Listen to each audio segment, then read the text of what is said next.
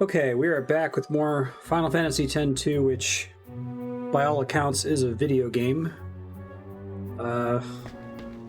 Let's keep going. Don't think it can top what happened at the end of last episode, so... Piece of cake! Oh, this area is extremely dark.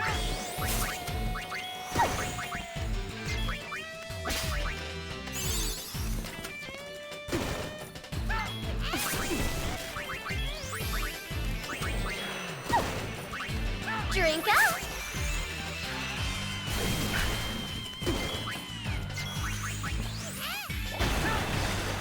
Give myself a resource that... or an ability that doesn't use any MP, that I can use on classes like Thief to level them up. Showers! Since you don't get XP for attacking.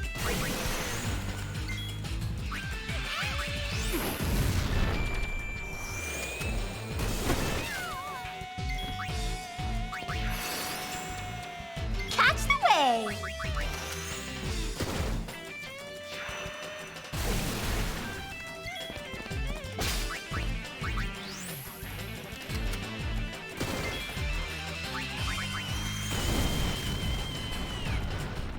Thank you. Come again!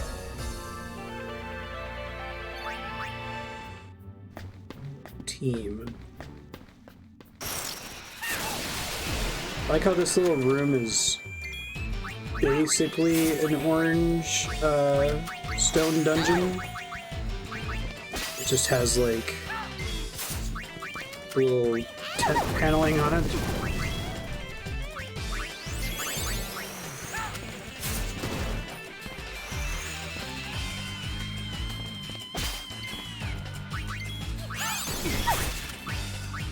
What do you think I'm after?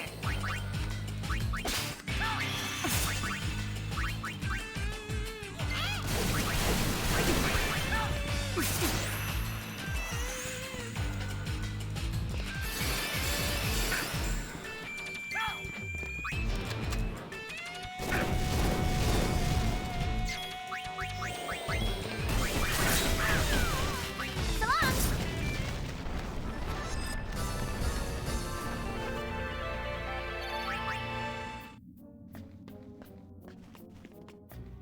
Yep, up that. Okay, I guess that makes sense.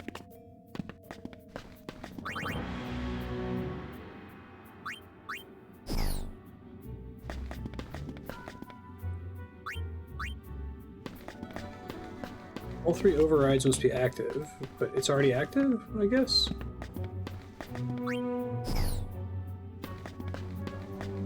Huh. Okay. Not super clear what they want from me in this section. Maybe I'll figure it out soon. Eat pickles! Eat pickles, you say?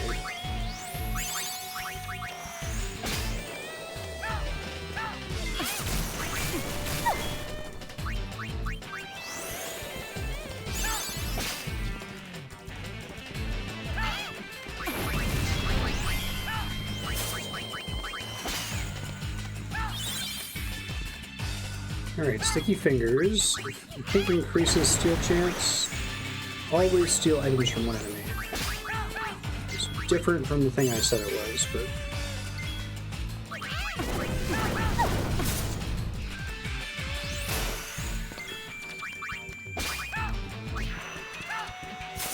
That's cool, it remembers your target all preference.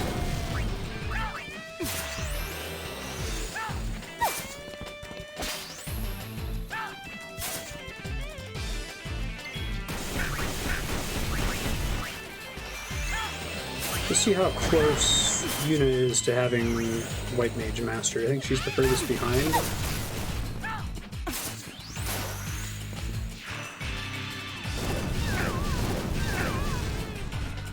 Ice, ice, baby.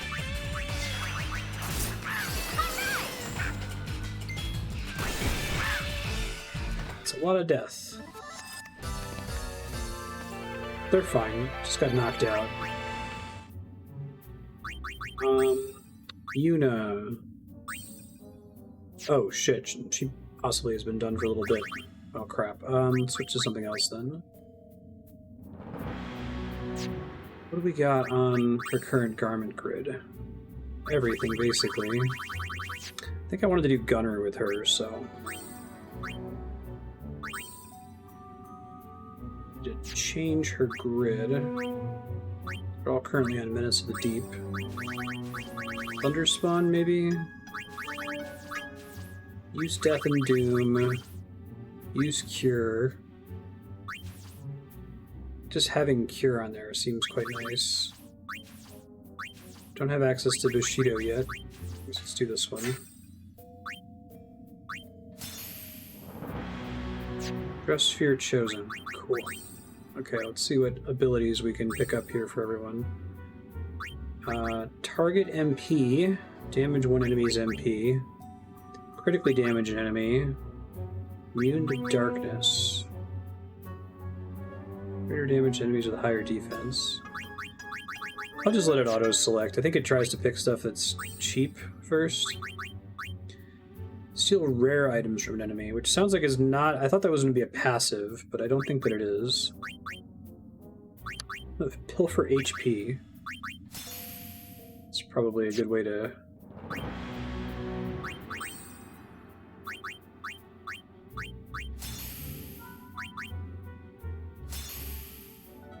I wonder if stop is a death mechanic in this game.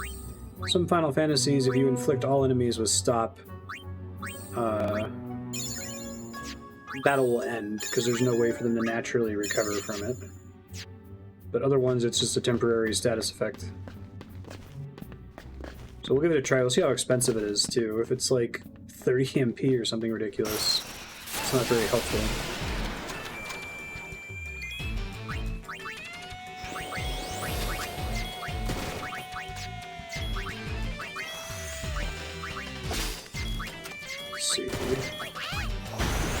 Trigger happy.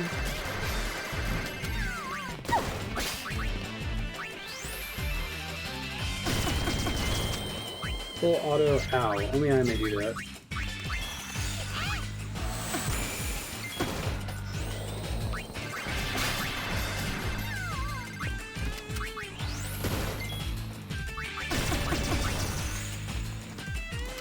Twin Flam is a great like ability category name for the thief. Big fan of that one.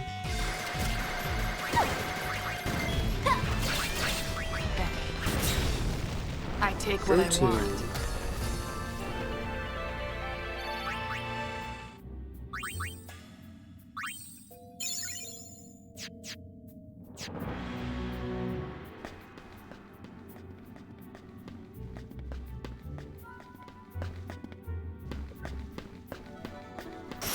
Map orientation is confusing.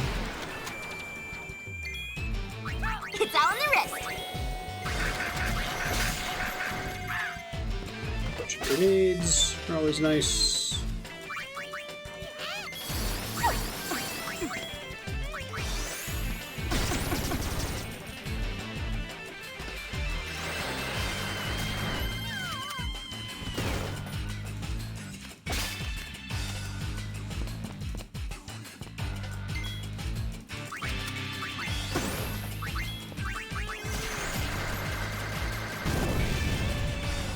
Trigger Happy's pretty strong now. You got it? I'll steal it.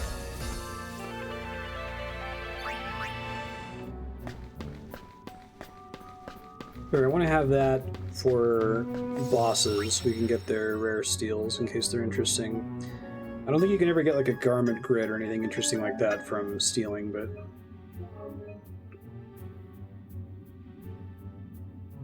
some pretty powerful accessories in this game, since they can give you abilities. I'm on a roll.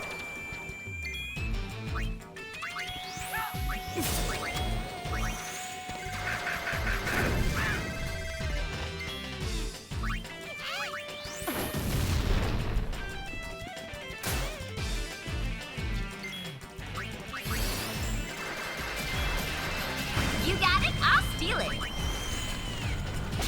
Oh, I'll waste a turn. Oh well.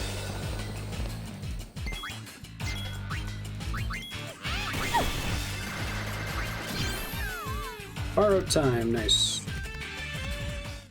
Allow me to lighten your load.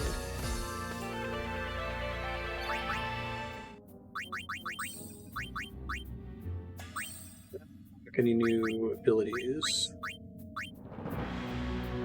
No. We'll do pill for HP though. I hope it's cheap.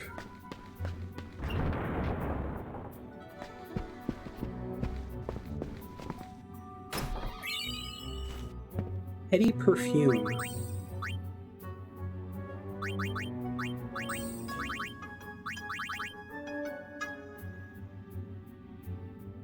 Secret weapon.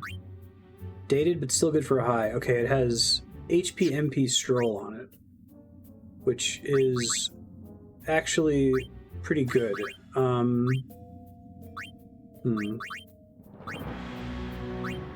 Assume MP Stroll is a function of...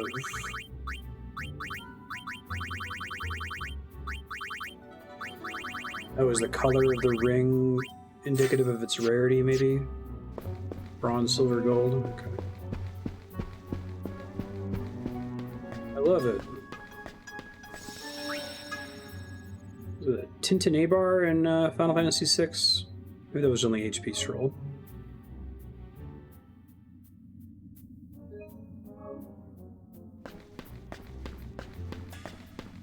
You missed the horrific massage scene.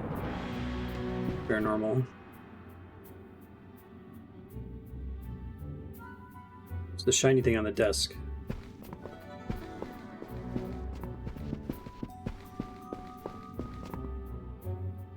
Hey, this isn't the sphere they stole, is it? Let's watch it. Does it also contain a job? Let's see. Total survivors of the final Crimson Squad selection exercise: 0, zilch, and zippo. Job done. You pinhead, did you even count? Yuna has to Look, give a there are sexual bodies massage to There should be LeBlanc 3 more candidates she and their moans. recorder. Your point? 3 plus 1 makes how many? budget 4 Alan still Rickman. live. Fix it. Figures. Did you say something? No, sir. Pay him no mind. Did you record that? Crimson Sphere. It's a dud. Only naughty girls would scrounge through other people's bedrooms. What about you? You're the ones who broke into our airship. The boss's orders are permission enough. These guys again.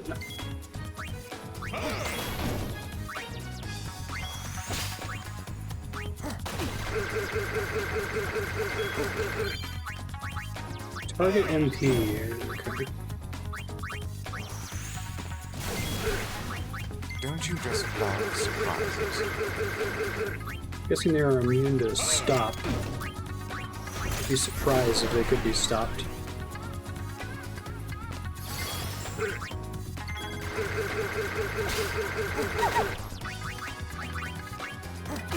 $16 MP to cast that.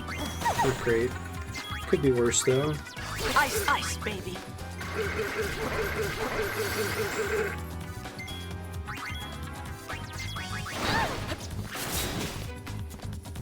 Attack continues to be quite nasty.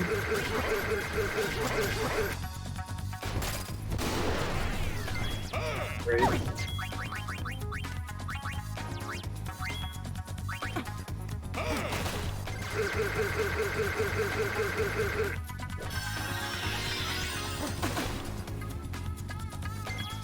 Nice baby indeed. Sir, chill.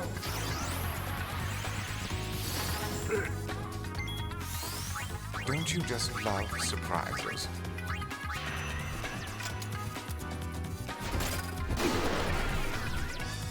Hit the showers. Please, Kiraga, go off and shit. Well, they didn't die. This'll So that's a help. plus. Nope, then she died. Spoke too soon. Catch the wave! Don't you just love surprises?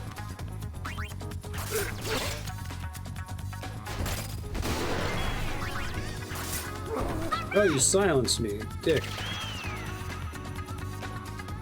Does the spell get to go off?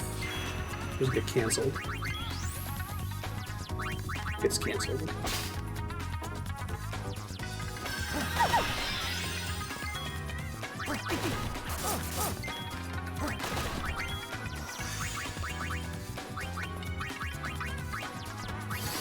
Echo screen. Feeling lucky, punk?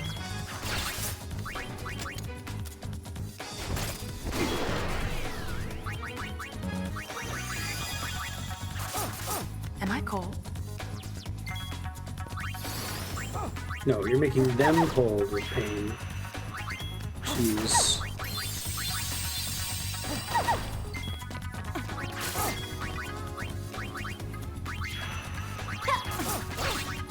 Feeling lucky, punk?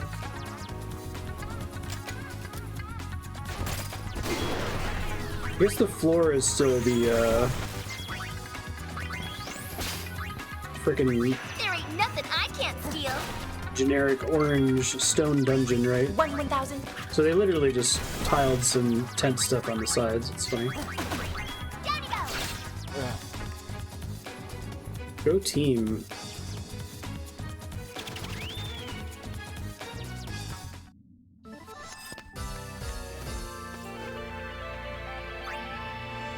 Defense Veil favorite outfit. Okay.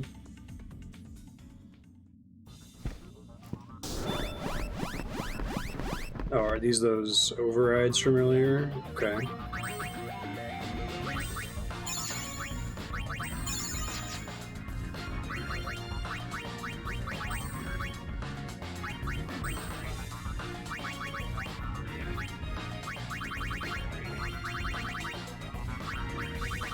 Did it get like sorted somewhere maybe? Oh, I already had a defense veil. Magic defense by 1. Eh. Favorite outfit. Guards against itchy. Okay.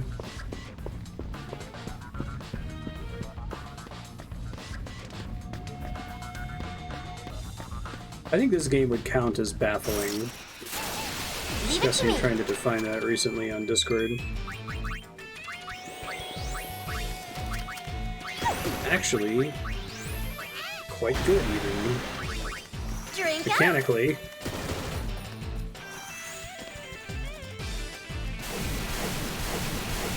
But I think it's like bad in interesting ways. Am I cold? Which I think is my key to my definition of what makes a baffling game.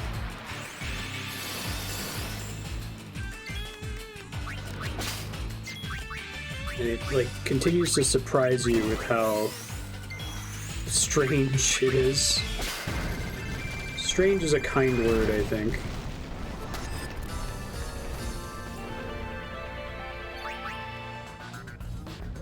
It's definitely significantly more strange than I remembered it being.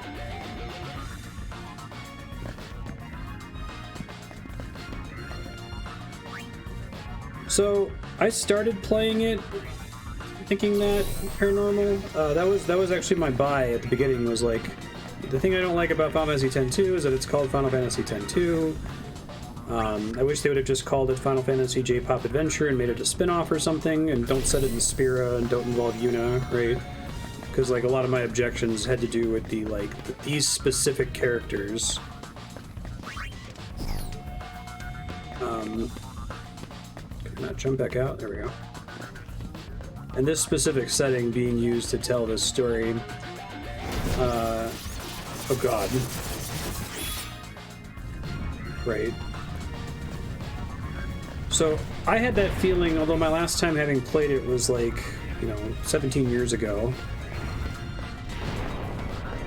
And then upon actually coming in and playing it, the part that's not like offensive in that it's set in the Final Fantasy X universe is also baffling. Like, I don't think you could make this as a non-Majora's Mask type asset reusing sequel, because the focus of the game seems to be on let's revisit the maps and enemies from Final Fantasy X and do our best to justify like putting fan mod content in that area, right?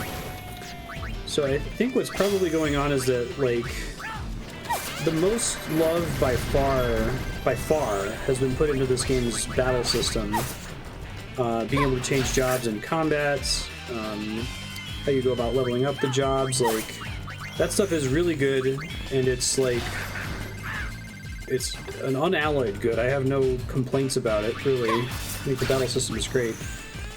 But I think we're remembering Final Fantasy X-2 as having a cool battle system and like crafting that onto the stuff that's not combat, which is it's actually terrible. Like I was shocked. I did not remember that the Thunder Plains is basically doing a Simon Says minigame by shooting a bunch of towers. It's just like, what? Why is this here? Like, Come get some. Pain gets all the good lines.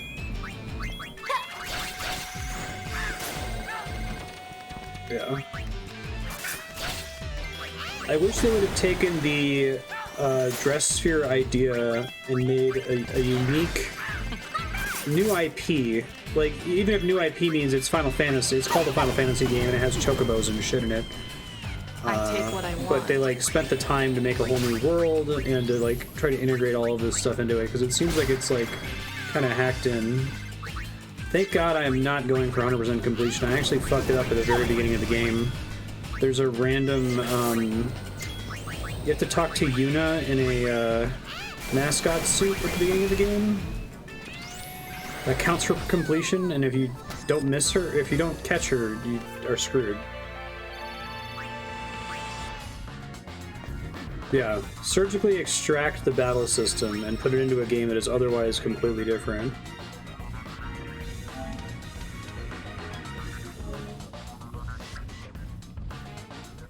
I hate this name. No, it's just fighting enemies in this kind of dull, retiled, generic orange dungeon. It's a generic orange dungeon, except there's like tent on the walls. Yuna, marimas. I was saying, if there was ever a door in the original Final Fantasy X that you couldn't go through, just like a cosmetic door, I guarantee you there was an orange dungeon behind it. Yeah, I would do it Bravely Default. That would be fine. I think this game shows to me that, like, non-linear... Show me your goods. This much of a non-linear story that begins as non-linear as this begins just doesn't work. Like, it works in Final Fantasy VI because the world opens up to you and you can go anywhere really late into the game after you've already been introduced to all these characters and you're already invested in finding out what happened to all of them. And each of the little places you visit is kind of like an episodic story about, oh, this is what happened. You know, Cyan is writing these letters to this woman whose husband died. Right? Okay, that's kind of cool. And it all feels pretty motivated, and it all feels like it's consistent with what we've learned about those characters in the World of Balance before the World of Ruin. But here it really feels like, shit, we gotta reuse the Thunder Plains, what the fuck do we put there, you know? You're in Makalania Forest. I guess the weird musicians are butterflies now, and you have to catch them, because that was a thing you did in the first game, and we have those assets. I think a couple people have mentioned that it feels like this game, they broke it up into teams, and they were like, okay, your job is to make content for the Calm Lands, so go. And they're like, a PR game where you have to like press square to every NPC in the game to and then pick an arbitrary answer out of 5 options. Like, yeah, it's great. Keep coming. Sounds like content to me.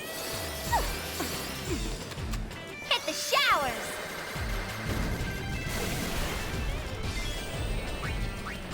Yeah, I think I could roll with the tone. Excuse me, in a different setting.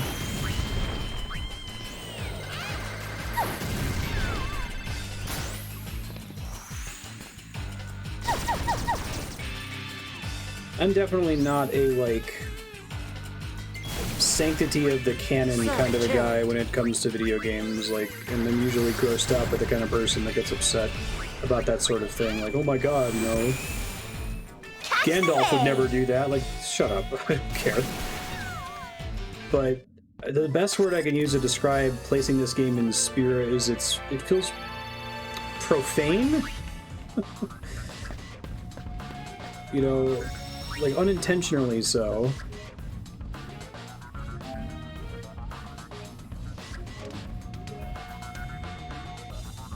Can't waste this battle system. What do we have?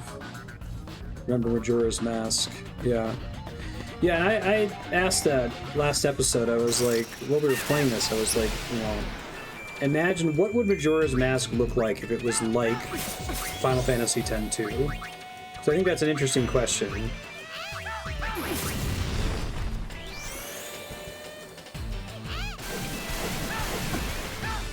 Drink up. Yeah, a slight moment of self-awareness in Xanarkin. 1,000. I guess they were self-aware enough not to put a fucking volleyball minigame in the far plane or something. That really seemed like the direction they were going. Well, bro.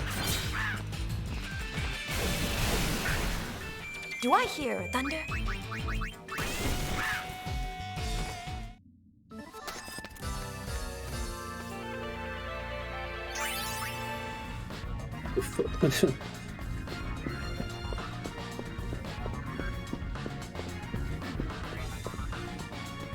The Firefly's representation of Yuna's dead father. Want the ball? Keep it away from him.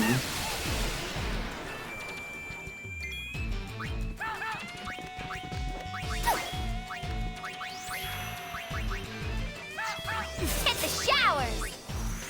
Got an ability that I want to check what it is and recognize the name of it. Nature's wrath, strike my foe. I've seen a few other games that have done the Majora's Mask thing, right? Like,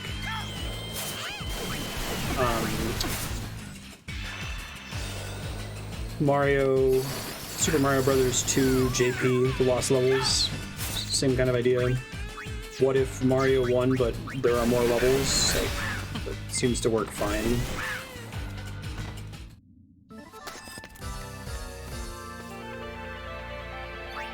I guess Majora's Mask reuses assets, but it, like, reconfigures the assets in interesting ways, right? Like, all of the dungeons are new, and all of the NPCs, while they look the same as NPCs we recognize, are technically new characters.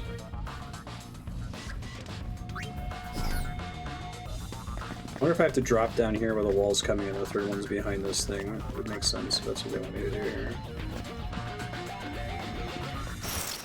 Yeah.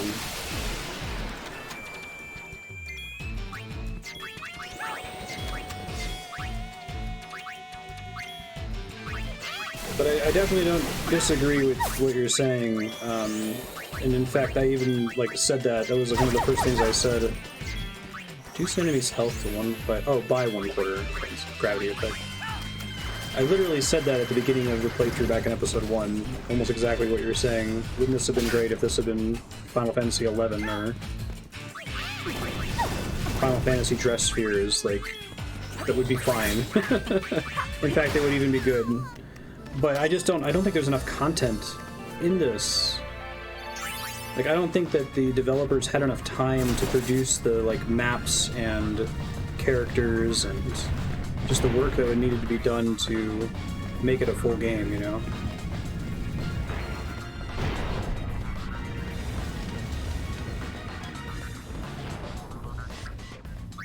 Well, 11's not. 11's a different product. It's, need to find... Is there, a third secret override somewhere? Let me try to find it. There's 2 in these gaps down here.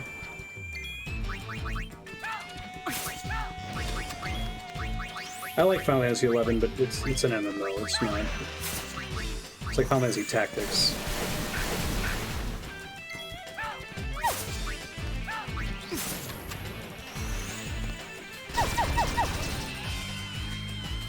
Oh no, I mean I think it's a great finished full product. Final Fantasy 11, but the fact that it's an MMO means that it's not a traditional Final Fantasy, right? They're not the same kind of game anymore. It was a little silly of them to call it Final Fantasy 11 instead of calling it Final Fantasy Online or something. And as much as I like 12, I kind of feel the same way about 12. Or 12, I mean 14.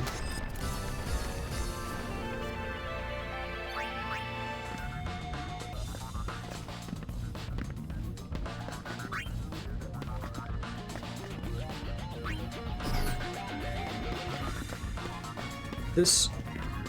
I might have to Google it. I've had to Google several things in this game.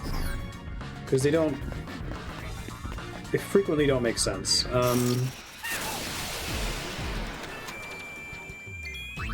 You see if it, like, pre-populates. That usually gives me a tell that I'm not a complete moron.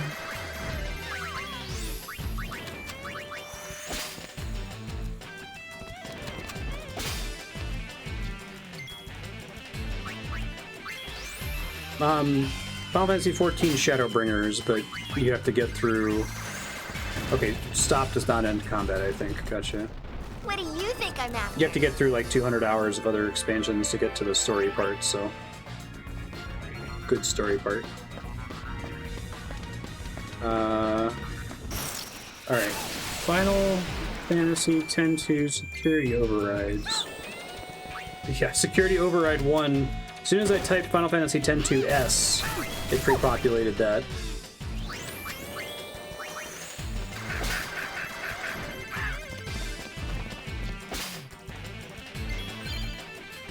First trigger is a lucky find. What the fuck does that mean?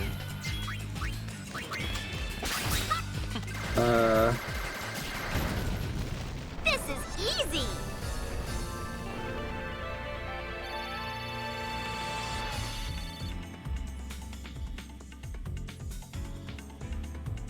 You're kidding. Oh my god, that's stupid. Okay, so the spiked wall comes down the hallway and you have to let it hit you to get to the last override.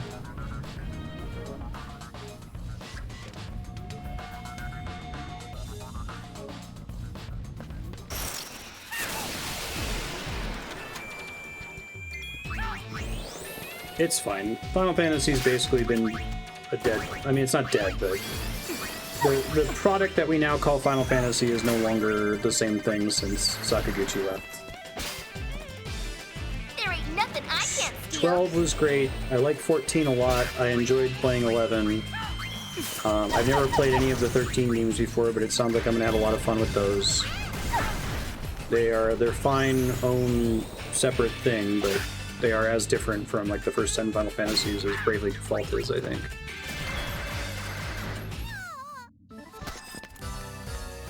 I'm actually, to be honest, I'm really excited for 16. It's the first time I've been excited for a Final Fantasy since 10, I think. Because Yoshi P is on, is he the director, main producer?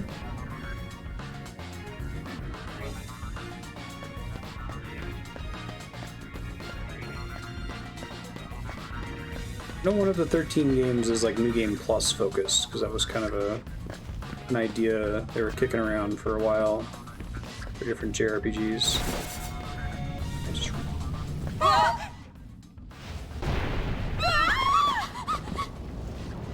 Okay, so...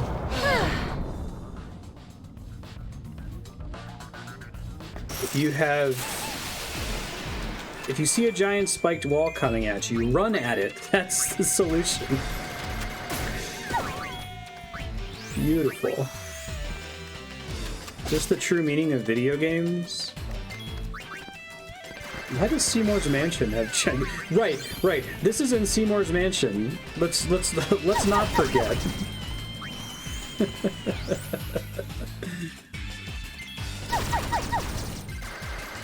Why are they here? Why do they still have all of the paintings up of Seymour's like ancestors? Oh my god. Because the budget for creating new areas was extremely low. Or That's it? I guess I shouldn't say non-existent. There was that, like, opening mission on top of the mountain where you did all the jumping around. That was mostly new content.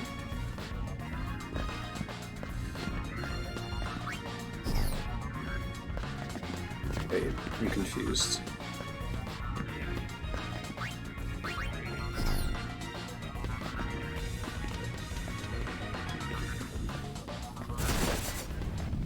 Yeah. It's the pain of everything you want to do is out of scope. Yeah, make it work.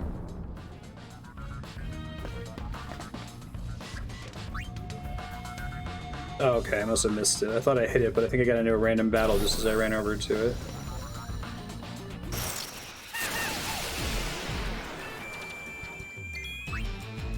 Flim Flam.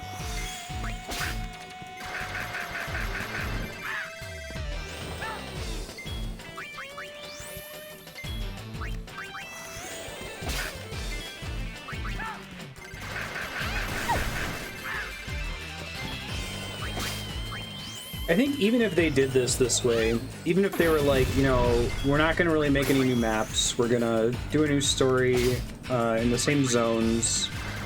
I've said this before, but like I don't think that the concept even of coming back to Spiro is rotten to the core.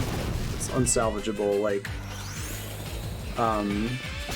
it's just in addition to it being reused content, it's very rare that you go to one of these zones and what you're asked to do there is motivated by the zone, right? Like, I guess Xanarkand is potentially the most offensive, but at least it's commented on in the text. Like, a character says, "Isn't it fucked up that Xanarkand is basically a tourist destination now?" It's like, okay, well, but then, you know, that part feels kind of motivated, but it doesn't seem like it's a tourist destination. There's a bunch of people there, but there's no, like, new builds on the grounds, right? It's literally the same areas with all the same destruction and ruins of the original game. And then you run into Isaru, and he does that weird prank thing in the room where you fought Unaleska. Why? Like, I didn't really play the first game and think of Isaru as a prankster. Like, is it just that they have a set list of named characters and like contracted voice actors who they brought back? And so, okay, we gotta have Isaru. What does Isaru do? Like, I don't know. Items aren't all that can be stolen. Trolls you in the Chamber of the Faith in Xanarkand? Beats me. That could be cool, yeah. It was exactly like, if it's about grief or something, it's for coping or whatever, like, it seems to want to co-opt that kind of language and presentation, but without actually, like, investing in it seriously at all. You have it? I'll steal it. Which, again, would be fine. Like, we don't have to have a grimdark romp through the human psyche. It would be fine if they just made a fun, lighthearted dress sphere game. Like, that sounds great. Don't set it in Spiro. Don't set it in the world that's literally named for the miserable cycle of death that everybody lives in. And if you do set it in Spiro, like, talk about it a little bit more, you know? I think these already count as activated from earlier, so maybe I can just leave now when I activate this thing.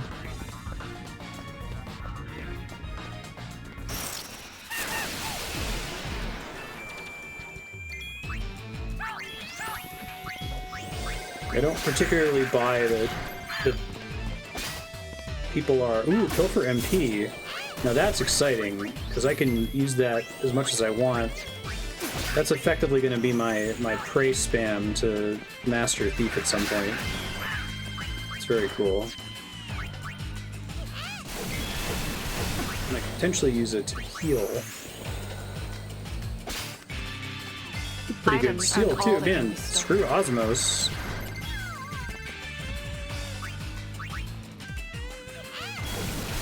Alright, Riku, you are officially my new healer.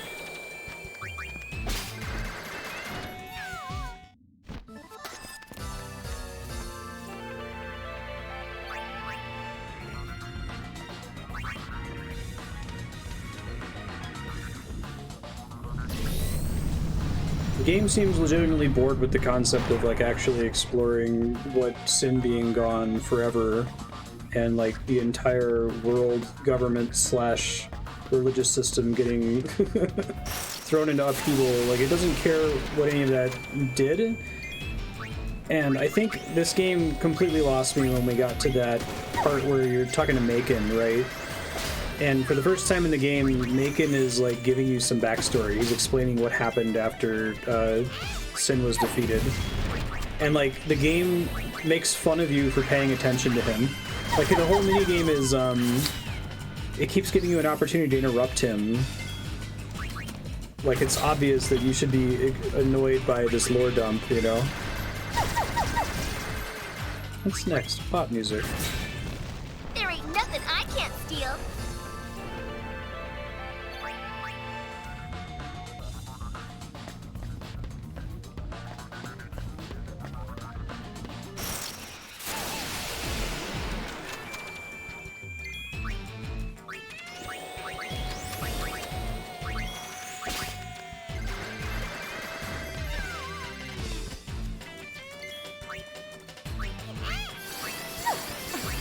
Said it about Pilfer MP. That's actually really, really cool.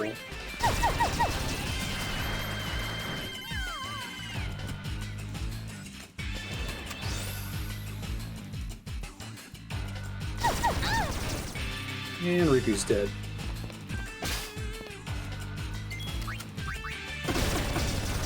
And Yun's dead. Shit. Goes south real fast.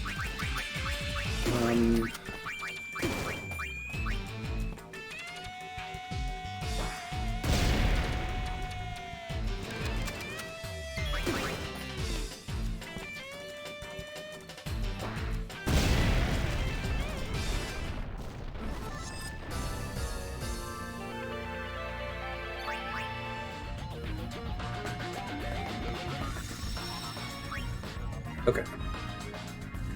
Progress. In this dungeon for 45 minutes. Oh yeah. I think that would actually have been cool. If this was like set in Xanarkand. Make it a prequel. Absolutely. Right? I mean, you already have the character, Let's right? split up and look. That's like the one thing I remember from this game is the pop music lady from Xanarkand and her BFF who looks like Titus. Like, make a story about her. Sure. Great. Found it! Because then you have Found like it. Sin is like on the horizon the whole time, and there's this kind of like Now I foreboding the get whole it. time, right? I was wondering why they'd bother stealing half a broken sphere. Of course! They already had the other half! Yeah, exactly. Paranormal. Very good, loves. This game diminishes and I went through a dilutes lot of Final trouble Fantasy gathering those X pieces, in a way all most for sequels noogie-woogie. don't really do. So don't you lay a finger on it. Let's get 'em, boys. Yes, boss. Time to clobber the robber. Did just save Clobber the Robber. It's actually pretty good.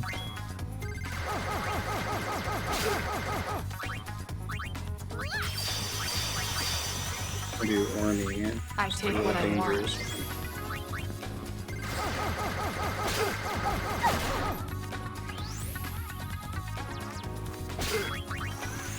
Goodbye, little girl. We fought these guys before? Let's get 'em, boys. Our practice is finally gonna pay off! Practice? What practice?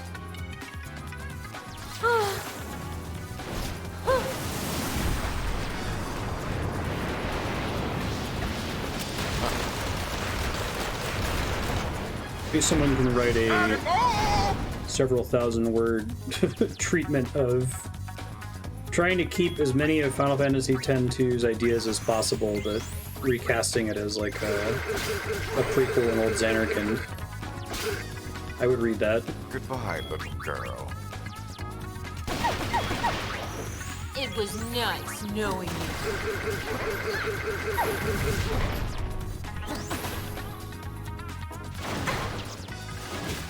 Ow, Jesus.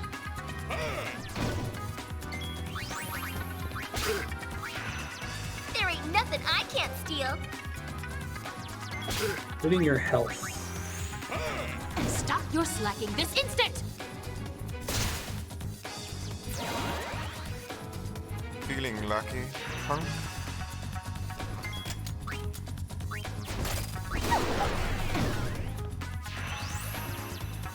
I assume Russian roulette is just like very high variance attack.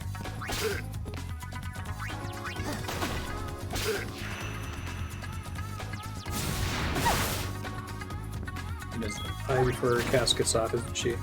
Yep, she sure is. Goodbye, little girl. Oh, Jesus.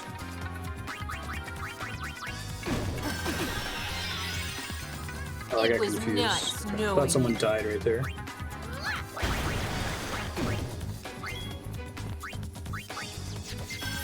Switch to, I think it's Stop Bikira. your slacking this instant!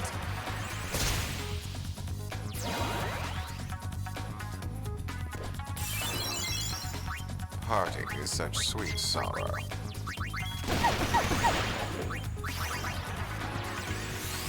I will be our shield.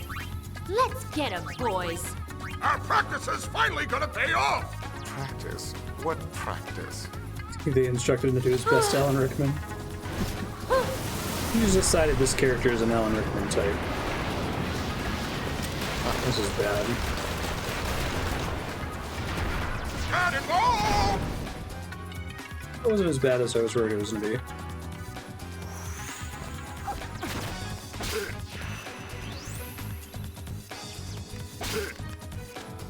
Feeling lucky, punk? Particularly, actually. Random damage. Random status effect. Got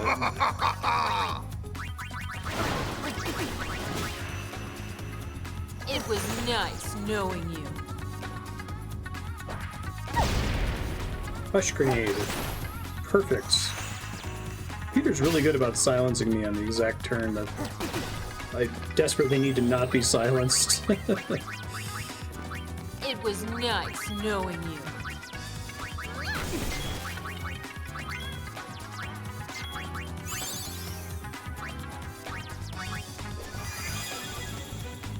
Parting is such sweet sorrow. Get your act together!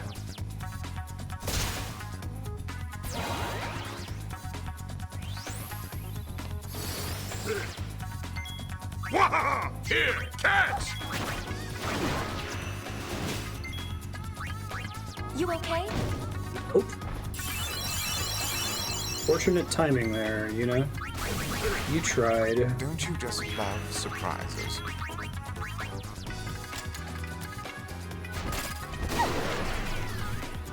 This is goodbye, love.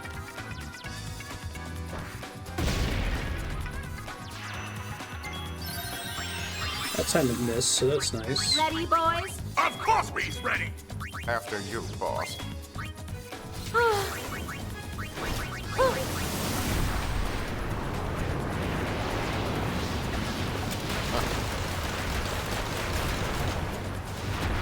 Cannonball!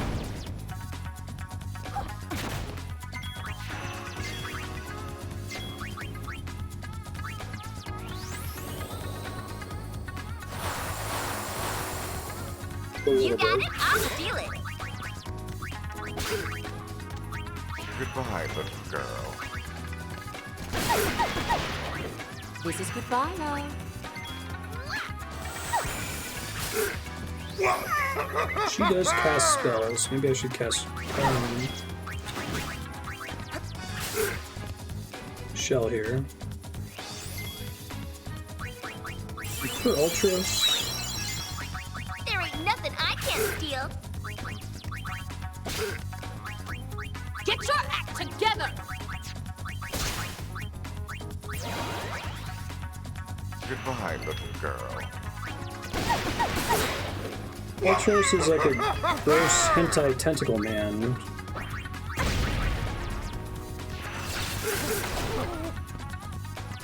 That's interesting because like we were just playing Wild Arms 3, which also kind of has the like This is goodbye, love.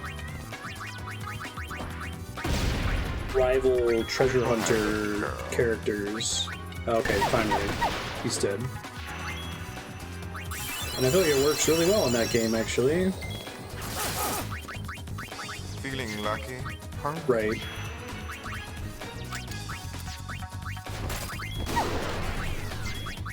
It was nice knowing you.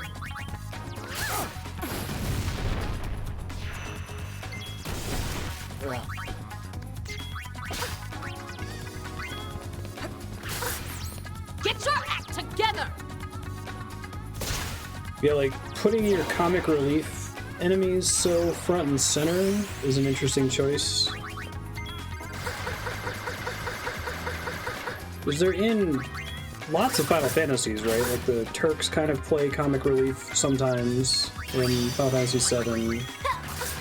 Fujin and Raijin are kind of goofy in Final Fantasy VIII. The gestures are pretty stupid in FF9.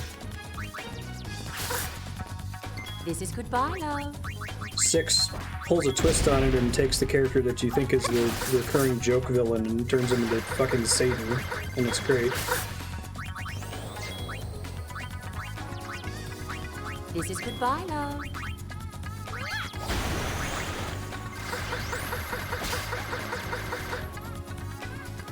Gilgamesh in 5 is like the best part about, well, there's a lot of good stuff in Final Fantasy 5, but I love Gilgamesh. He's definitely a joke enemy. There ain't nothing I can't steal. Ultra was your true comic relief. Well, want another helping of your just desserts? If they were like Gilgamesh, that would work, I think. No one's gonna hear you scream from down here. Wait a second. I'll let you see what's in the sphere. Let us?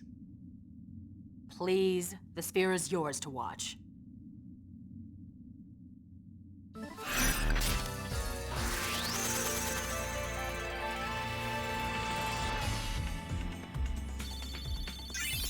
Assembled sphere.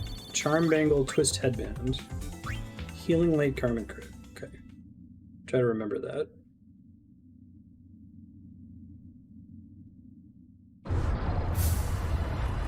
Oh, it's Vegnagun.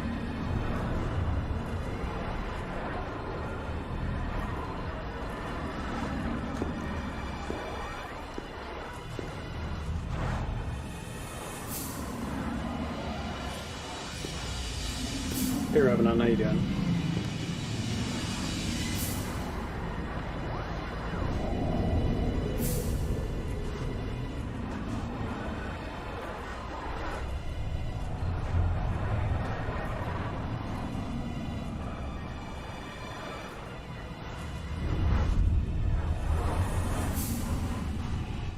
I love that, like, fucking LeBlanc just has that That is on the her. Colossus, Vegnagun. We finished our analysis of the sphere. It appears to have been recorded underneath Bavel. I see Bavel hasn't lost its old fondness for secrets. Don't you dare put a chest in this cutscene. Exactly. They cut away without letting me Those loot Yevon it. scum have been concealing that weapon all along. If anyone uses that thing, Spira is done for. So I did not remember that Vegnagun All we have to is do is shake our way up to it and take it apart. a world-spanning threat That's again. what Nucci's got in mind. And of course, whatever he's planning is what I'm planning. What about you? Me? The summoner who defeated Sin ought to stand up and defend Spira again. So, then I guess we're on the same side. We'll be waiting for you. Waiting where? Don't be silly, love. On your airship, of course. I've always wanted to take a spin on that thing. Ever heard of asking?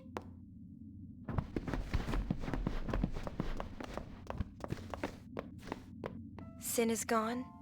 The calm is here.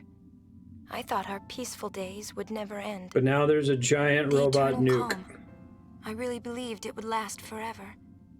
Until now. I've realized how fragile it can be. They're gonna teleport me out of that room without letting me loot that fucking chest. Oh my god. In addition to all the other stuff I was saying earlier, this game is like the most walkthrough bait game ever. Like, 100%ing it, or at least knowing what to do and what event flags to set.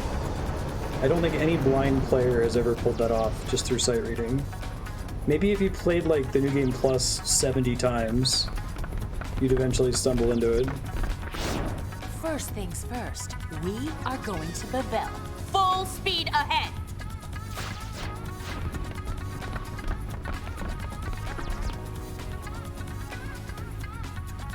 You just wait, Blondie. You know, what next? She's off to save Spira, of course. Right. Uni. Always getting herself dragged into trouble. We're going to Bavel. There should be lots of spheres there. So why don't we hunt for them on the side? Uh-huh. Just admit it, love. You're a goody-goody.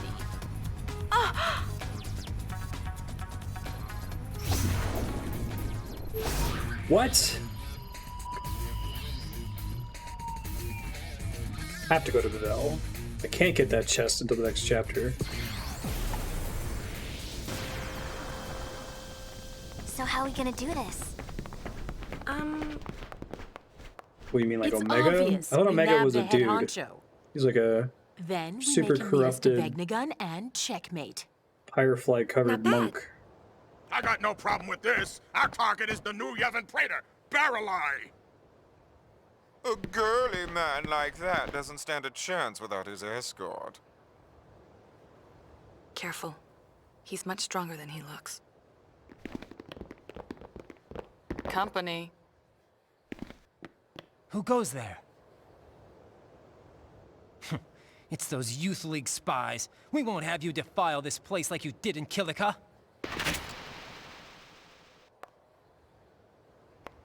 Well, good luck. Good luck.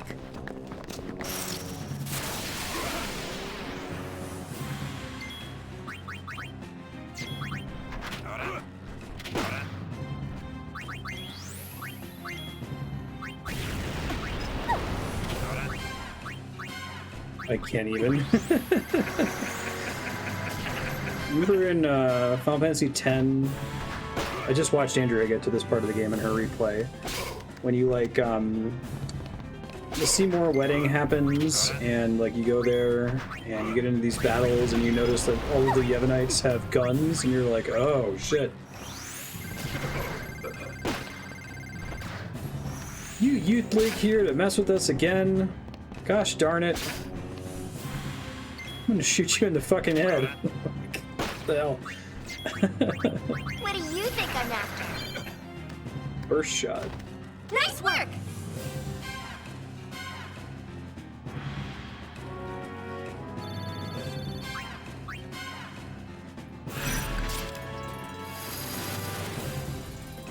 I guess they're inconsistent with whether, like, New Yevon's headquarters, Bavel. Does Vegnagun sleep beneath its streets? Take the lift down and see.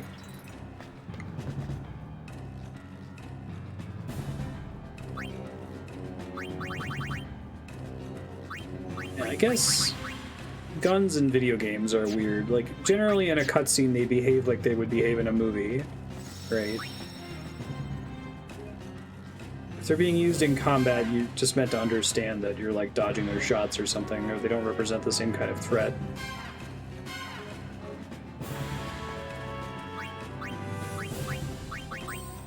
I can suspend my disbelief just fine when it comes to video game crap like that. Critically damage one enemy. Scatter shot. Oh, scatter shot. That sounds great. One thing I'm lacking with this class right now. This is fine. Let me make sure I'm picking up Pilfer MP. Oh, she just got it. Okay, cool. Soul Swipe is inflict berserk on enemy. I'm not clear why.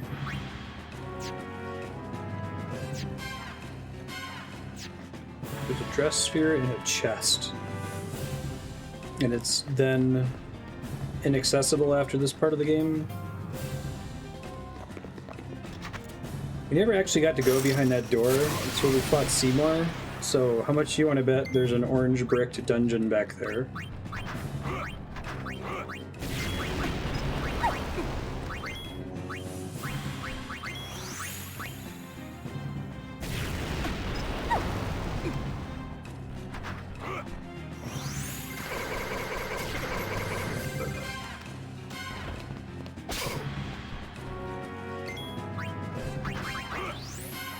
Blue bricked dungeon. Oh shit. I'm sorry we had to win. I'm not. Change it up.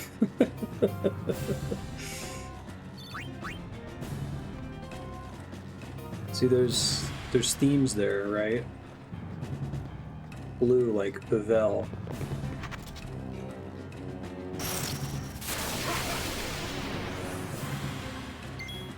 Pull up that overanalyzing Breaking Bad meme. The blue napkin represents the meth trade. I feel like it would be hard to mine those depths with Final Fantasy X too. Right.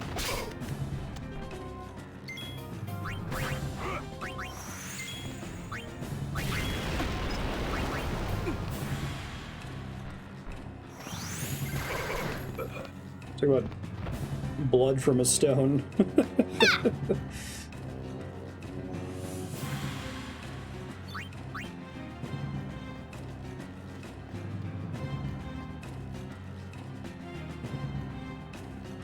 Yikes, it's the Gullwings.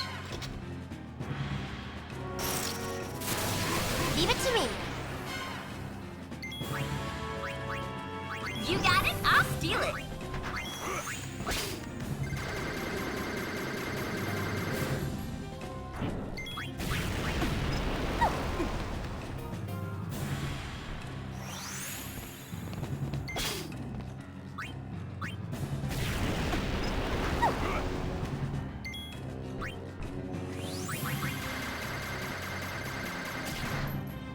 Why Final Fantasy X-2 is actually a treatise on the end of history and what happens when a civilization reaches its final form.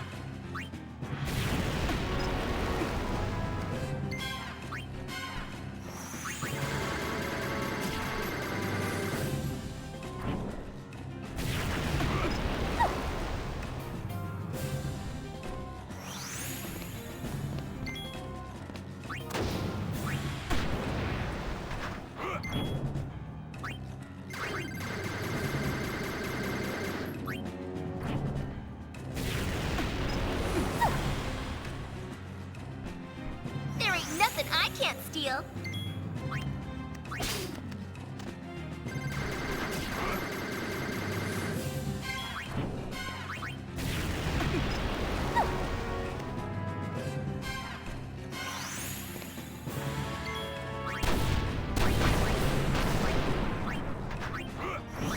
On the level, damage one enemy according to the user's XP level.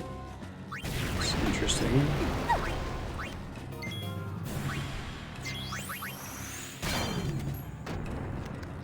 Just flee.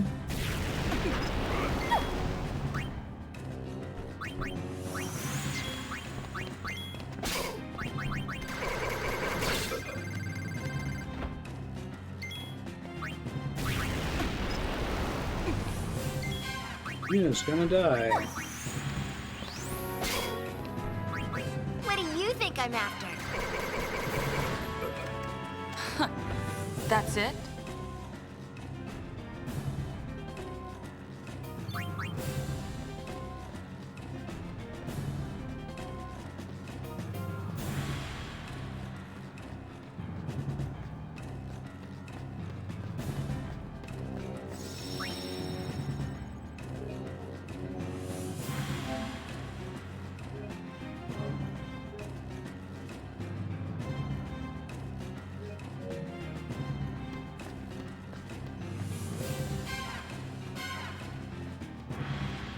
There's a bridge in the third Bill and Ted movie that looks just like this. I guess it's much more empty.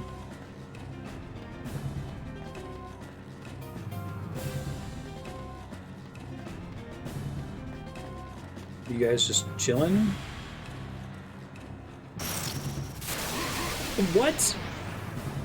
Is this urgent or not? Is this like stop intruders with flamethrowers urgent? Or is this look the other way and let you pass? Okay. It's fine. This is a video game. That part at least can't be debated. Too easy.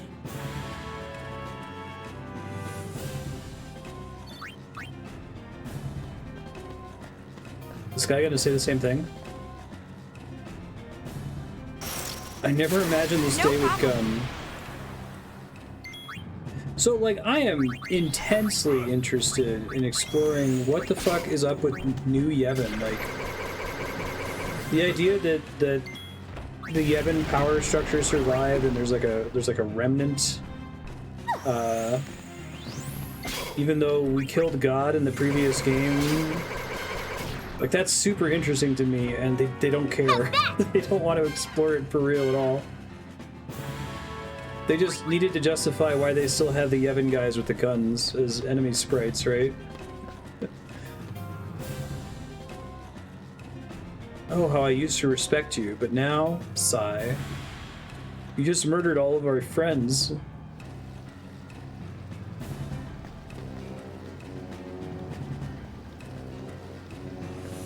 You are the High Summoner, I guess. What? Oh, this is an actual new map. This is actually surprising. This is not a blue-bricked dungeon. Props, Final Fantasy X-2. This also looks consistent with how Pavel was presented to us previously in cutscene.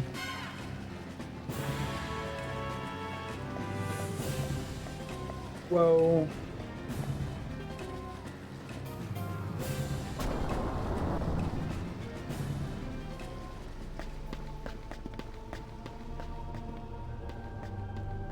Okay, this still kind of looks like it could conceivably be in Bavel. I know, right? Now this is a green bricked dungeon, but only that hallway. Let's see if if all the offshoots look like that.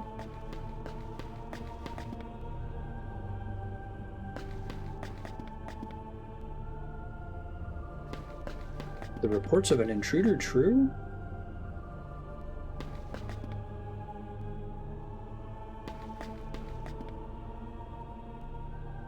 So, I guess I can see everyone like forgiving Yuna because she brought the eternal calm. But like if the church is still around, she gave a giant middle finger to the church, right? Okay, it's fine. Like, it's that scene from which Marvel movie is that, where it's got Hannibal Buress showing like a gym video about Captain America, and he's like, "Is this guy supposed to be a war criminal?" Like, I guess maybe Yuna's war crimes are absolved by the church because, you know, she like spared everyone from being horrifically murdered constantly by a giant whale monster.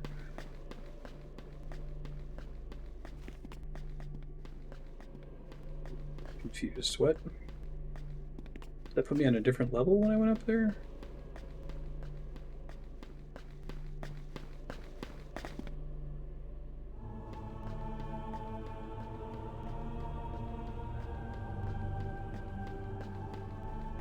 It is an Avenger confirmed.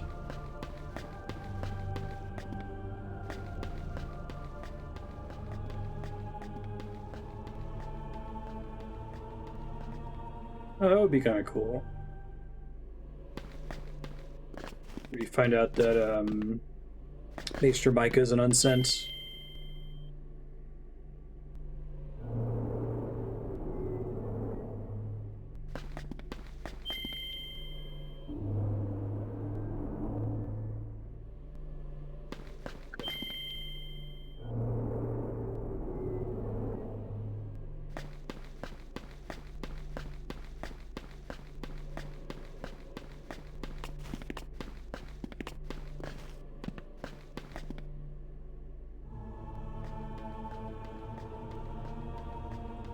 Here's the thing.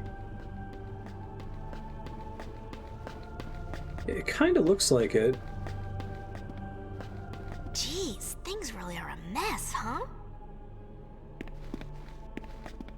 Yeah. Yeah.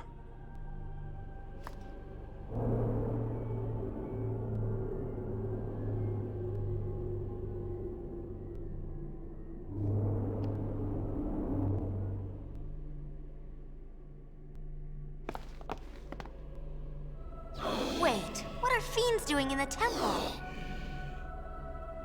The temples reek of secrets. Don't let a couple of fiends throw you. Just get to walk on this thing now. This is Andrea's least favorite Cloister of Trials. Of course there are fiends in the temple. Let's go, Wings! Yeah, let's do it! You can't have a dungeon without random battles. What do you think I'm after?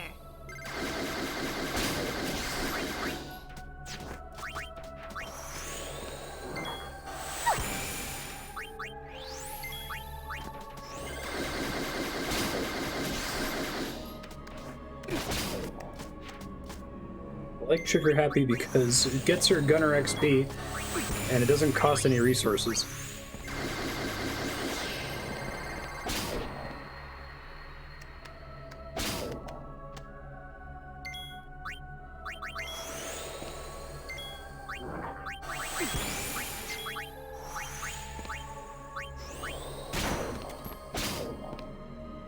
You got it, I'll steal it.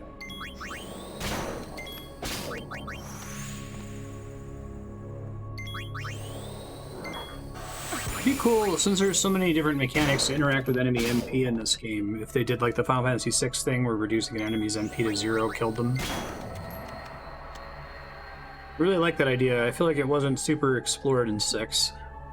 There's like one boss where the correct way to defeat them is to deplete their MP, right?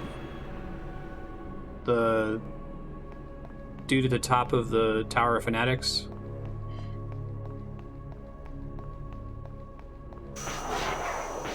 I'm actually kind of impressed that they were able to turn this cloister into a dungeon. Didn't need to build a new one.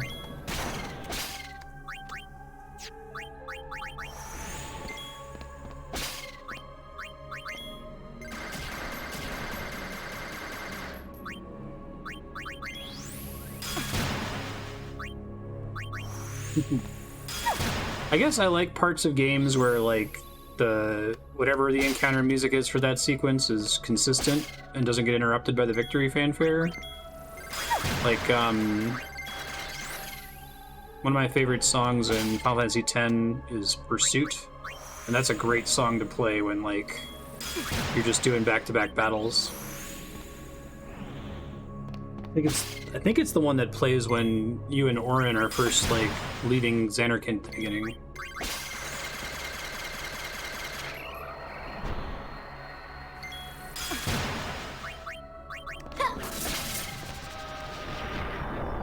This is a little confusing though, because I'm not super clear on like tarot card. What does that do? I take what I want.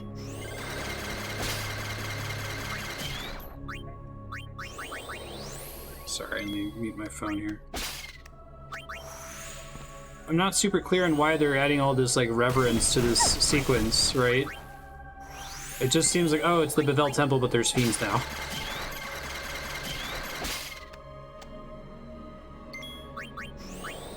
Like, they definitely haven't lent this whole sequence the urgency of, Bavel has a fucking super weapon that could destroy all of Spira, and you have to stop it. They're just kind of joking around about it, right?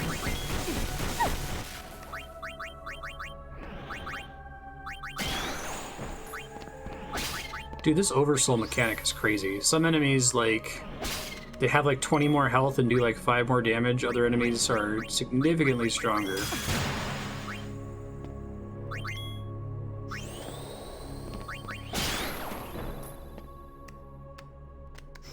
Okay, it's out of MP. Hey, it's out of MP! Is it fake pretend MP? Rude. You get a break from 10-2's bounties again. Right.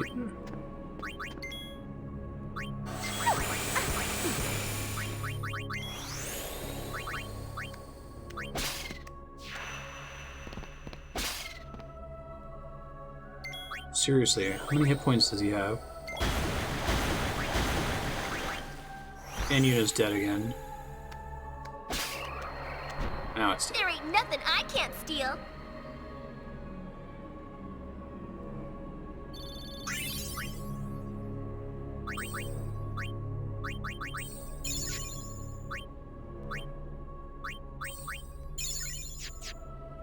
Oh, she has like an XP 0 status effect on her? Hold on.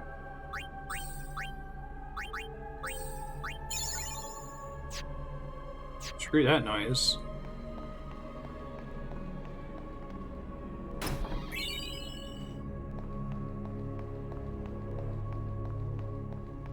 Oh, thank you, Ravenon.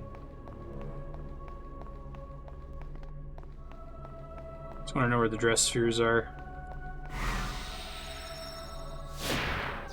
Karmic grids. Let's go, Gullwings! Yeah, let's do it!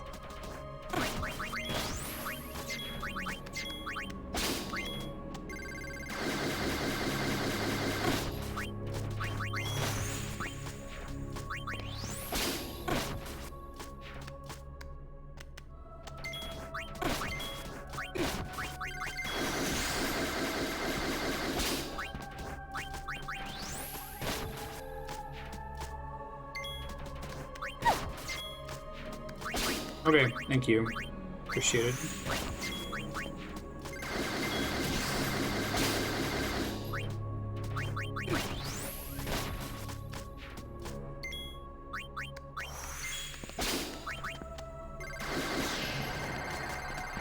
It's too bad that seems to whiff targets a dead enemy. It's a big MP loss. I think I still get the ability points for it, though.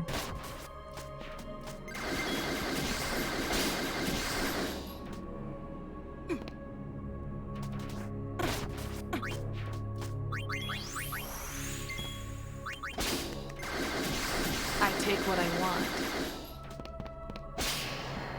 There we go.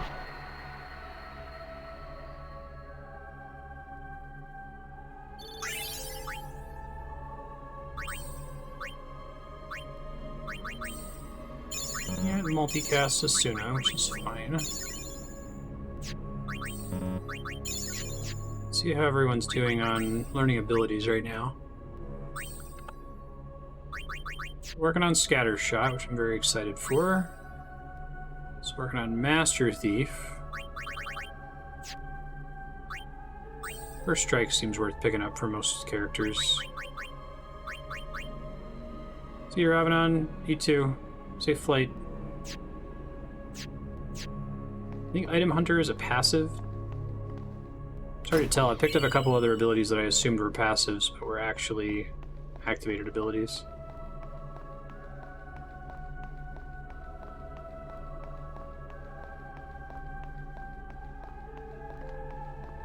I love that there are fiends here. Like, it makes no sense at all. And they like hand wave it so quickly. There's this great scene in Twin Peaks Season 3, so I think only Yukibo's gonna know what the hell I'm talking about, but you should totally watch it. There's a scene where there's this like really like violent sequence, and these two characters just look at each other, and Jim Belushi's just like, "What's going on?" And his brother's like, "People are really stressed."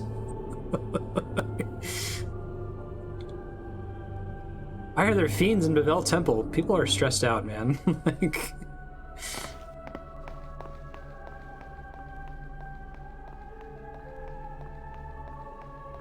it's hard. I tried to go back up to see if there was a save point. There was not.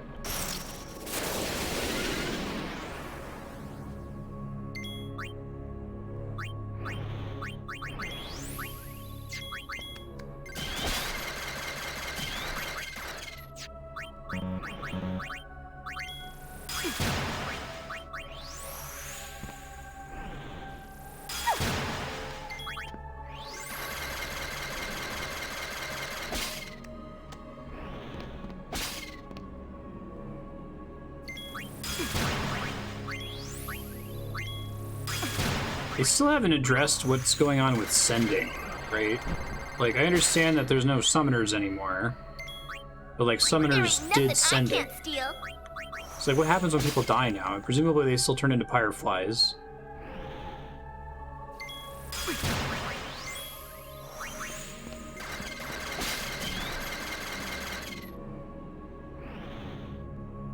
I just say what an awesome localization choice Fireflies is, too.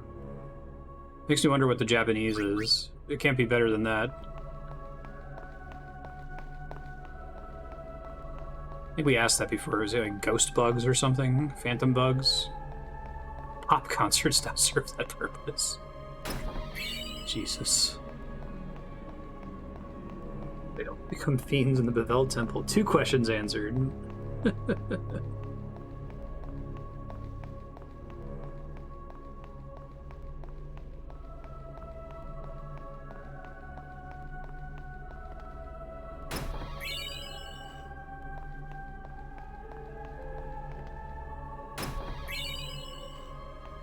Like, what is a less likely place for there to be fiends than the Bavel Temple?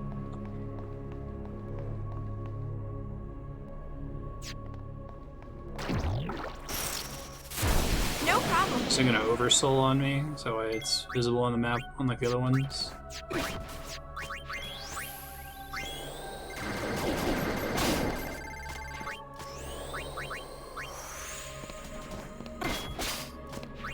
Borrowed time did work. I really like their ability design space for the different classes in this. Like, the idea of borrowed time being a thief ability is kind of fun, actually. And I think that's true for almost all of the classes. Like, I assume most of the abilities are not useful because it's a JRPG and, you know, when are you going to cast Doom on an enemy? Everything's immune to it, it costs too much MP. But I like that they put themselves in that situation where they decided that every class was going to get 16 abilities or something, so that solves itself with Black Mage, but it's a little bit harder with something like Thief. How do you make 16 Thief abilities? What do you think I'm after?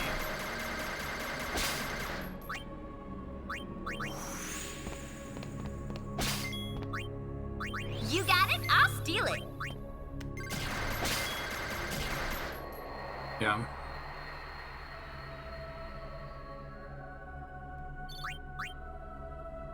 I kind of like their idea from Final Fantasy X of, like, let's make Thief more interesting by having you steal Thief-specific items that you can then use, like grenades. Like, I thought that was quite smart. As much as I like previous Final Fantasies with steal, like 9 and 6, that's kind of all there is to Locke and Zidane, you know? Abilities are passive and active, so you get a different mix depending on class. Mm-hmm.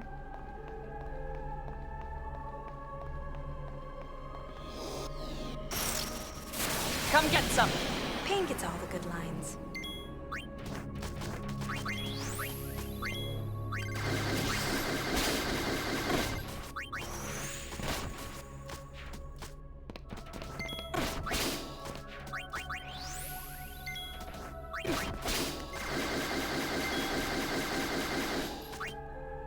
Items aren't all that can be stolen.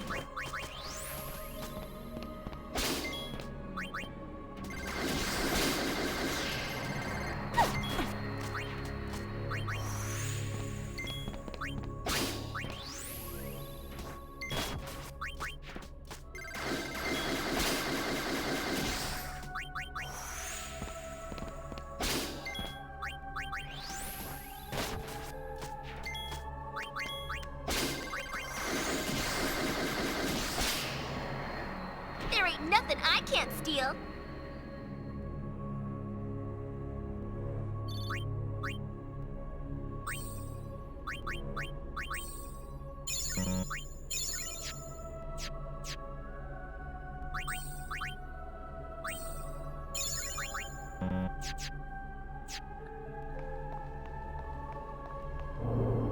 really like Bravely Default mechanically as well. I like the story of Bravely Default 1 a lot. Bravely 2nd was a Final Fantasy X-2-esque anime filler shit show. But also had really good mechanics.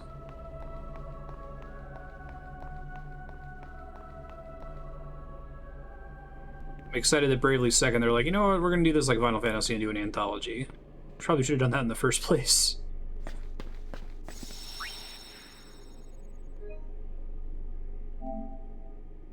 It's the Chamber of the Faith. I guess the Aeons can't show up because they all got destroyed at the end of the first game, so...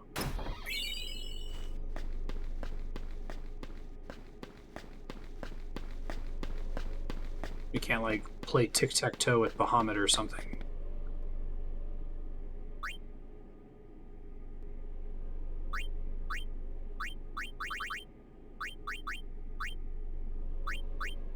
Holy water is cursed, itchy, and pointless, so there's no zombie status in this game. Oh man, you know, I wasn't really thinking about, are there going to be, palette swaps of, like, plot-critical bosses like Untitled from the first game? I feel like they probably know well enough to not do shit like that. I don't care if we fight the Chocobo Eater again, right? Like... Or even, like, Evere.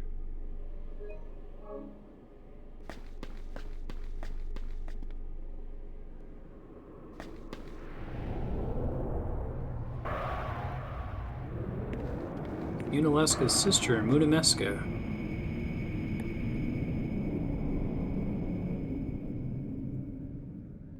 Pretty ominous. Let's go.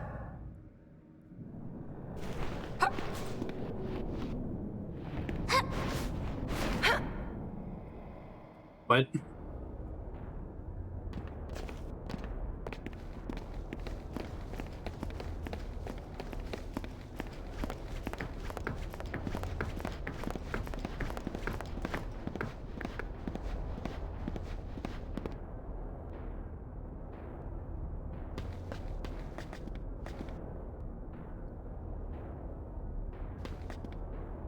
Well, it's a new area.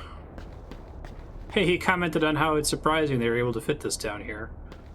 Underneath where Bahamut was. The giant robot gun monster. Turns out.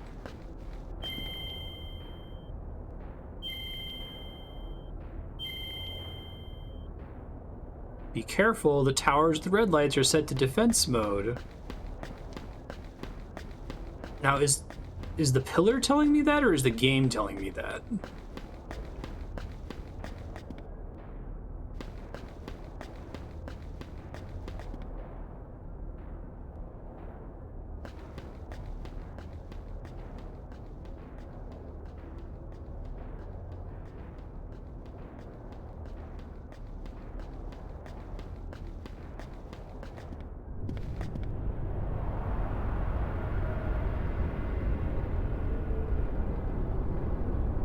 Hey, it's, there's an area in the Binding Coil of Bahamut in, Final Fantasy XIV. Pavel's electricity bill.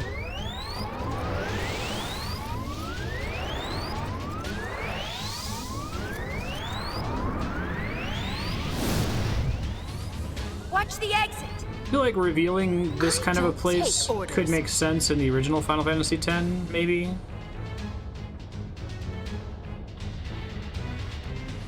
If it had all the gravitas of, like, being directly connected to their abuse of technology and Machina and, like...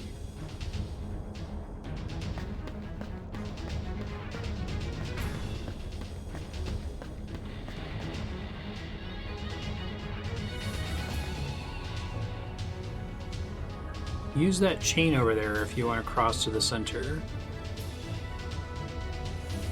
Well, I'm glad they added that dialogue, because no, I would have been walking around here and had to Google it. Oh, hey, it's the chain surfing animation from, first game.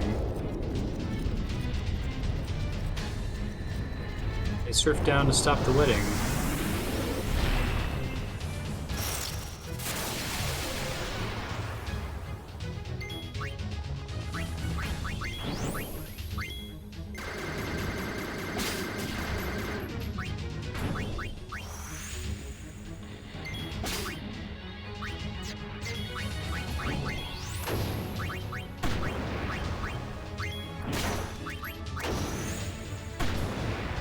Cheap shot's not great on these guys.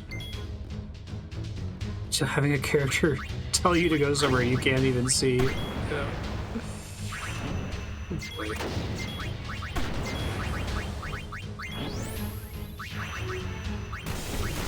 You cannot deny Final Fantasy X-2 is a video game.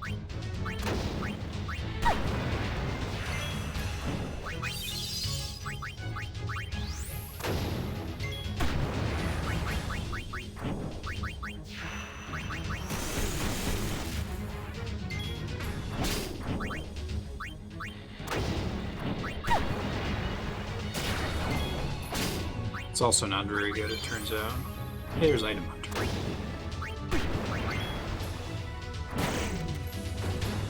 On the level is actually pretty good damage. Wonder what the calculation is for that. Oh, it's also extremely expensive MP-wise. Okay.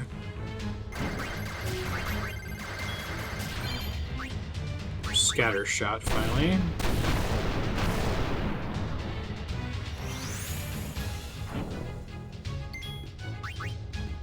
This thing has no MP.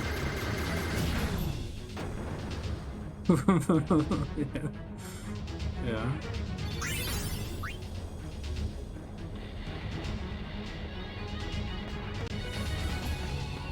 I have a love-hate relationship with Kingdom Hearts.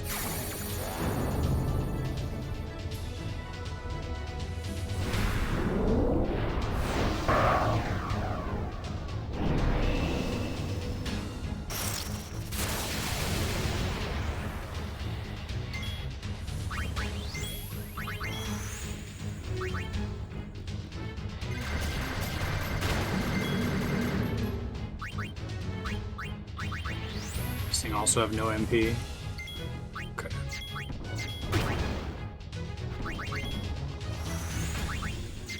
I think Nomura is good when he even has a little bit of pressure that someone might tell him no, you know? And I think that existed in Kingdom Hearts 1 because it was this like risky licensed Disney X Final Fantasy project. Oh, this is rough.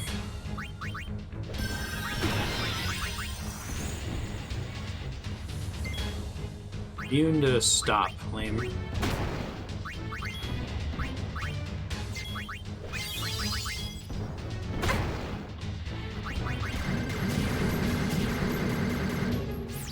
I think it's time we switch jobs.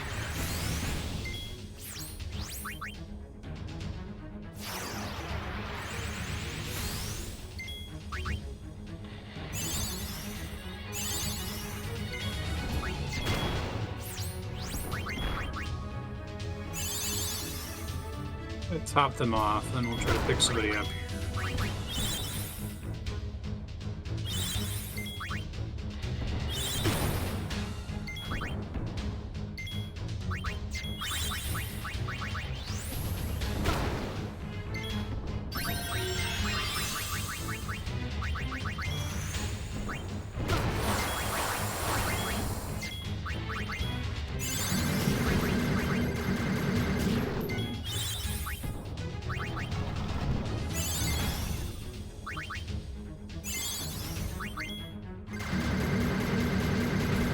He's about to do, it seems bad.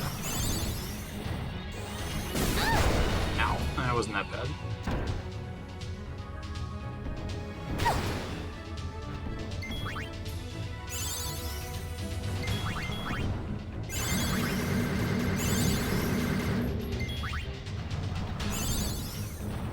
I guess it's weird to like enjoy something because of how little restraint it shows, and then like as it progresses and gets more ridiculous, to start to wish that it had more restraint.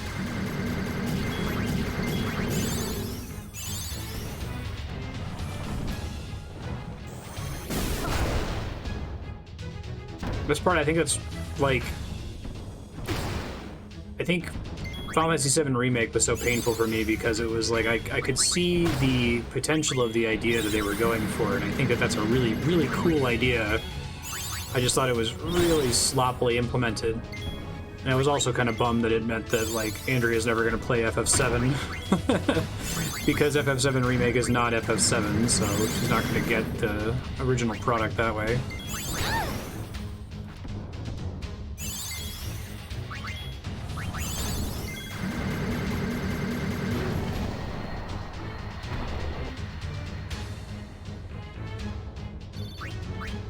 I wonder if they're gonna do that shit with the Knights of the Old Republic remake.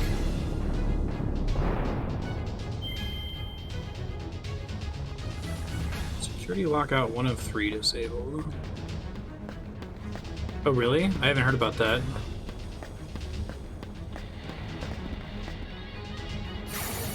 The word mobile has me nervous, but...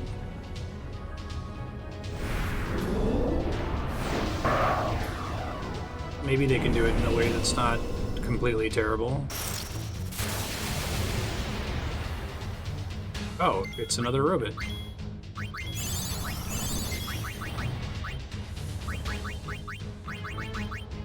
Yeah, ethers, not very many.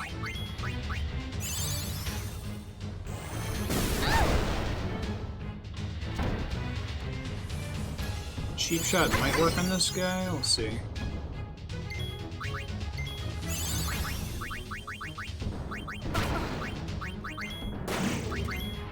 Pretty good. Too expensive though.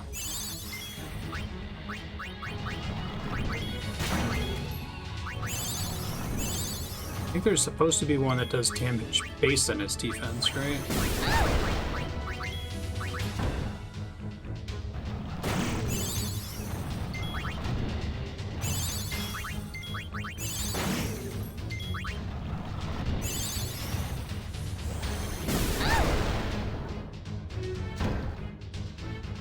Turn delay when it does that too. Yikes.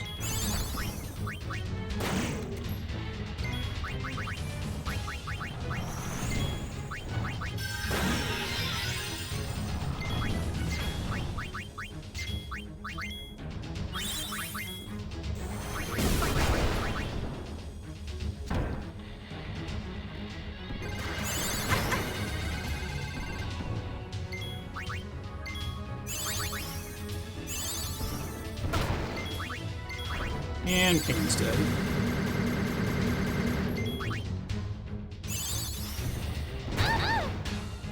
Maybe it won't be completely terrible.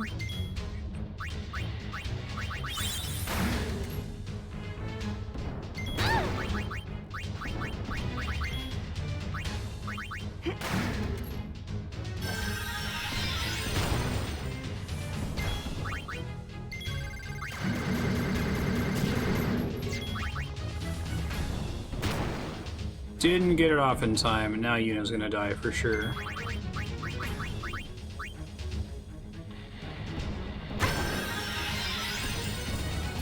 What a tough fight.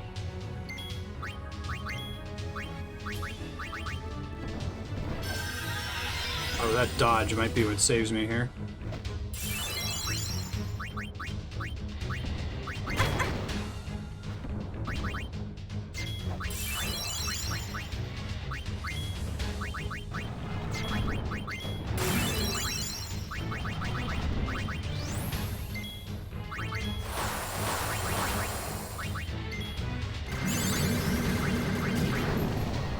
Hey, I didn't realize we were that close to winning. Stamina tablet.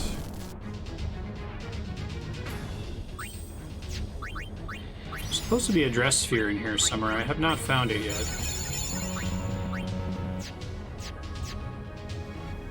Get Pilfer MP for Yuna. Give her the garment grid that has Osmos on it, I guess.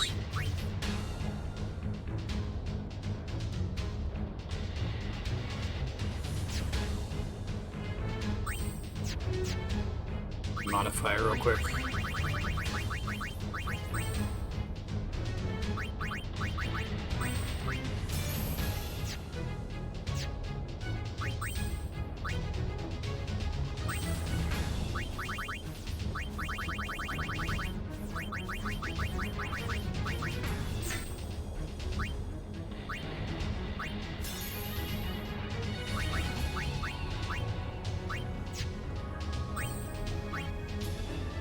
Maybe me to do significantly more damage, because that would be nice.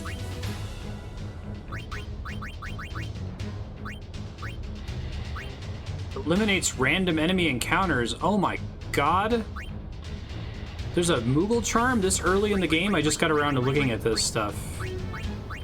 That's so exciting. There are no random battles in this section. They're all scripted battles, but... Shit, that's really exciting. Let me put a note in my text file. Charm Bangle drop enemy encounters. The earliest you can get something like that in a game like this?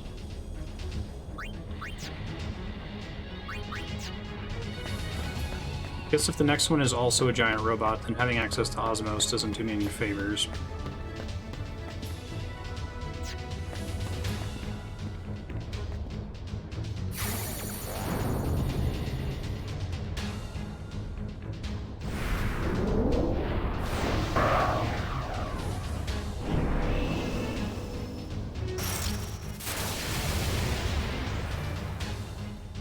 Cool, thanks, Yukubo.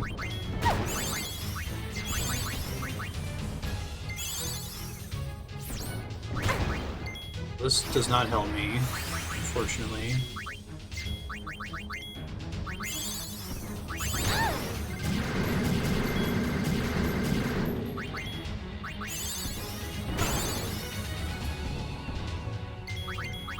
I don't really have the ethers to keep this going, I don't think.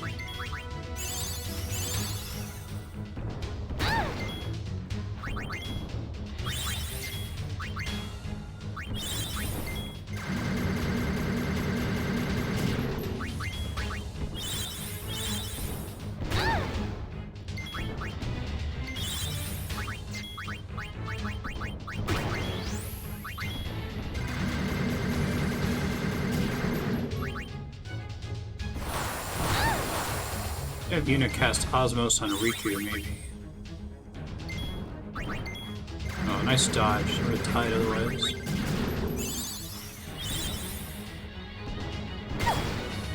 Ow.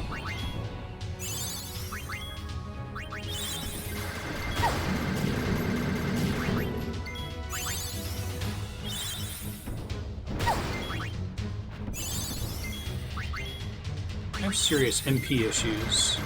I guess I've been solving them by using Pilfer MP and Osmos. Here, I can't do that.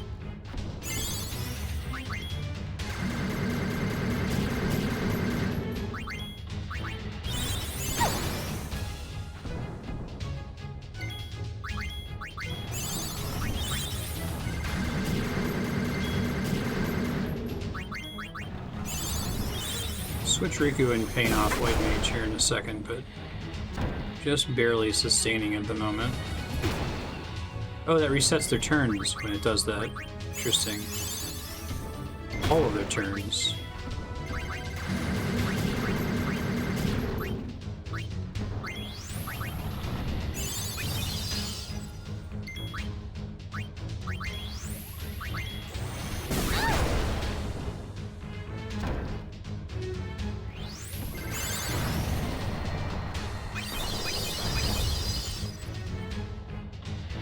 Save point would be really cool. I don't think they're gonna give me one.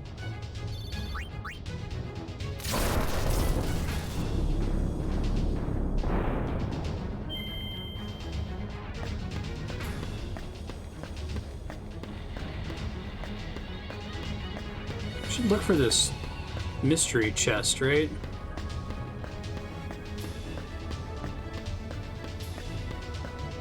Let me look it up really quick. Dress Sphere, Chapter 2. Dress Spheres.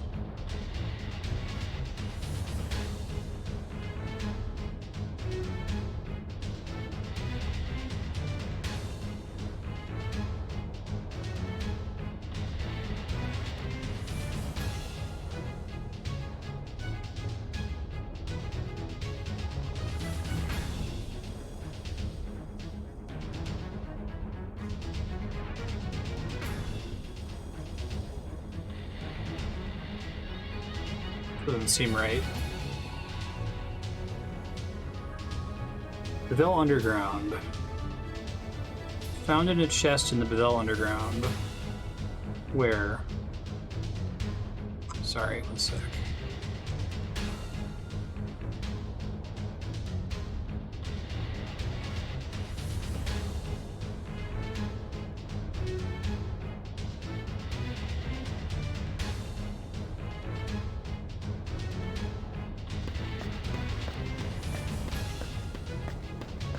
There's a series of pillars on it when we get to it. Okay, thanks, Haki.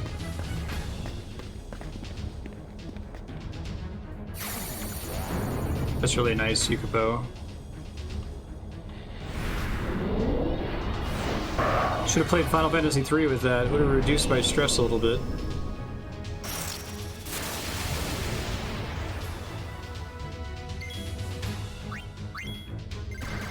This is extremely brutal.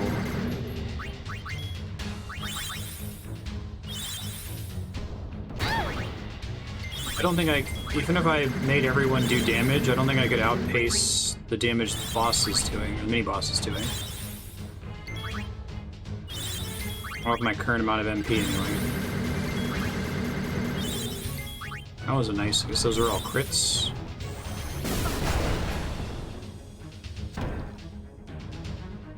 This just resets everyone's turn.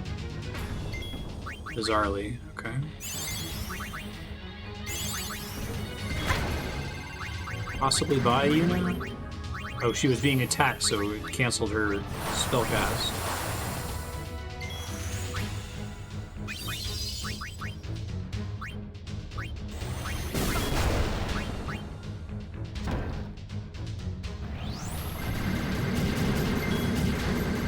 Did you get a cursed ring finally? Right, because I got one. Not really realizing why it mattered.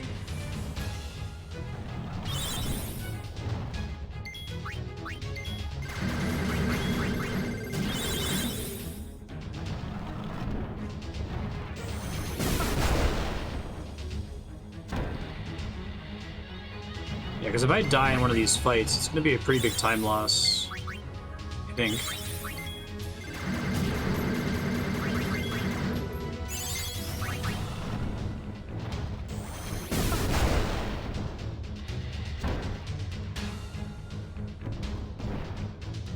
Nice dodge.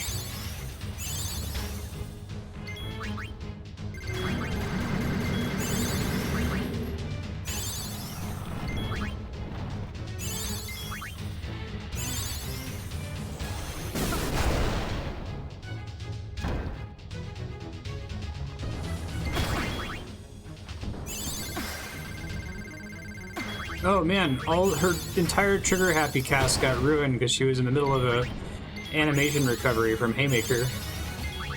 Incredible. Wait, is it still happening?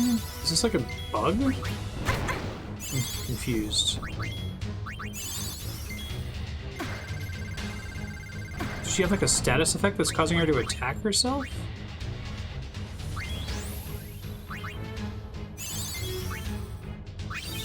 Oh, she... Okay. I don't know what caused that to happen, but... I must have, like, slipped on a D-pad or something and it was cursor remembering that she was shooting herself with Trigger Happy.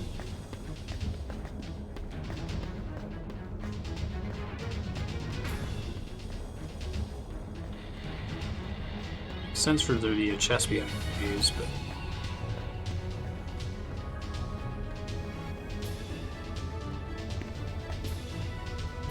Thought it was Persona. Great. Oh yeah, this thing from Xanarkand.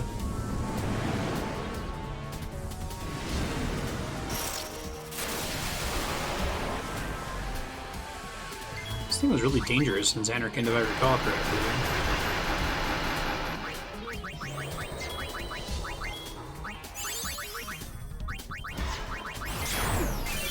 Rude.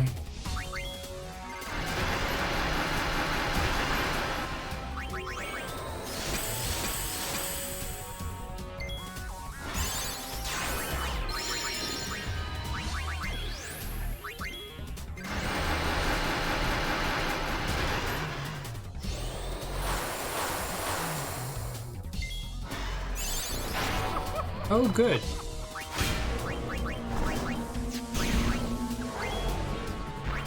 Perfect.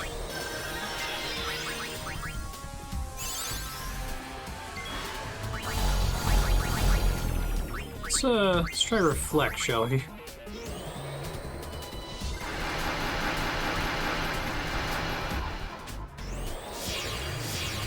Have to use pray then. So all my other spells are gonna be bad.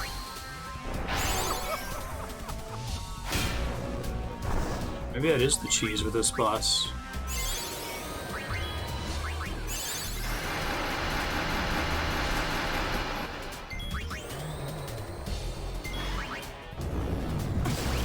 Demi can still penetrate. Reflect, I guess. Fair enough.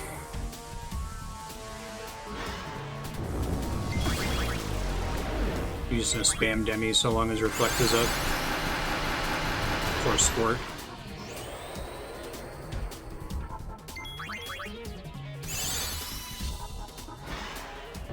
Guns and prayer. Yeah. Loaded 6-string on my back.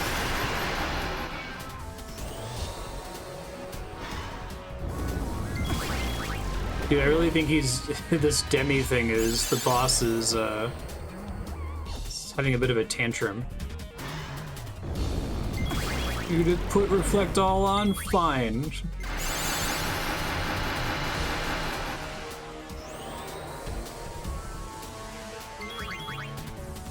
In that case, I could probably swap them off of... Oh no, he's still doing shit to himself. So swap them off White Mage, but... just in case he has some kind of, like, sweep attack that'll kill everyone if they're at 1 hit point from Demi, you know? So I could probably swap one of them off. Let's see.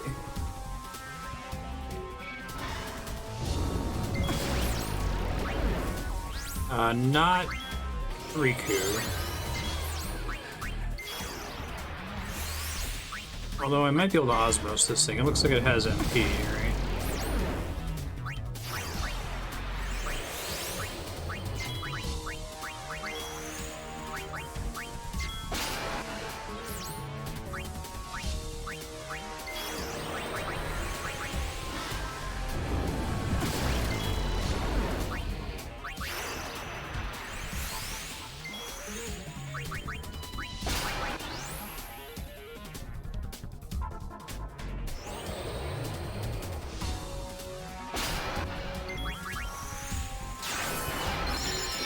Nice.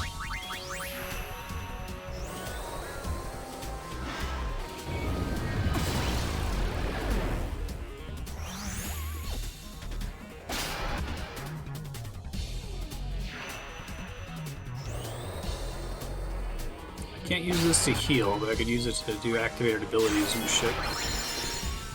It's potentially nice.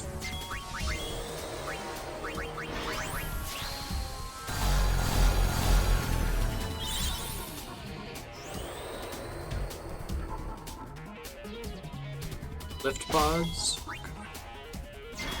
I don't think I missed it, so I hope I didn't miss it.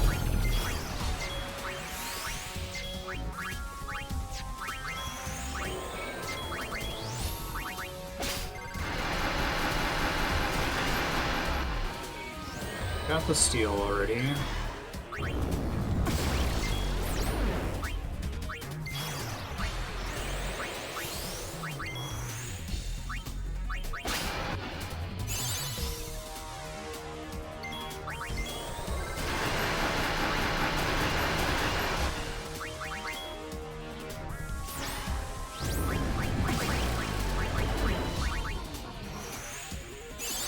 Probably have them do Pilfer HP, just Yuna's gonna fall low after a while if I'm not careful.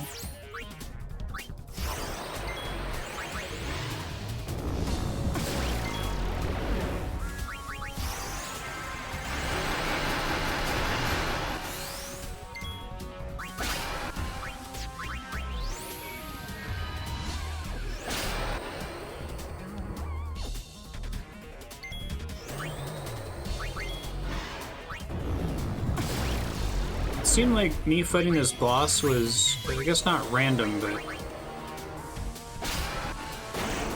Like, certain statues would trigger some of them would trigger the robot fights. This one triggered this boss. Some of them just caused a little platform to raise, but it wasn't clear which one was going to do which thing.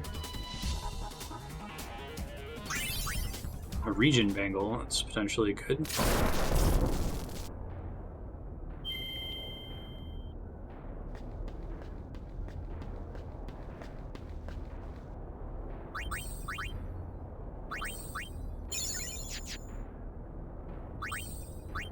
Region is this what it sounds like? This region when HP is low. Oh, it's less interesting.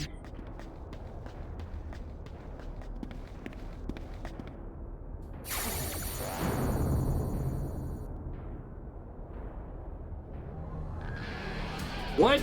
This thing? This thing was in the water. God, if I game over in one of these, I'm gonna be so sad after all this.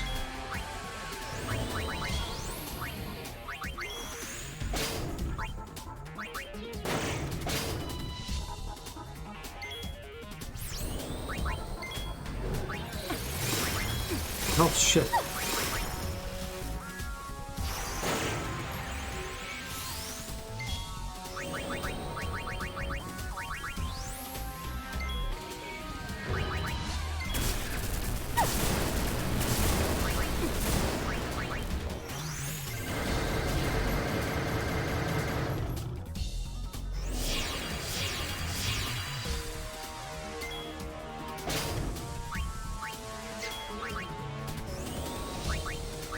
You do that shenanigan where you like cast it all on yourself to get multiple casts.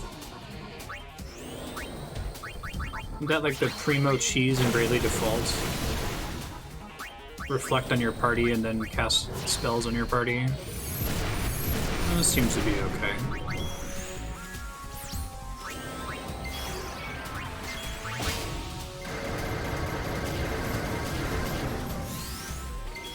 Just want everyone else to be able to get resources here.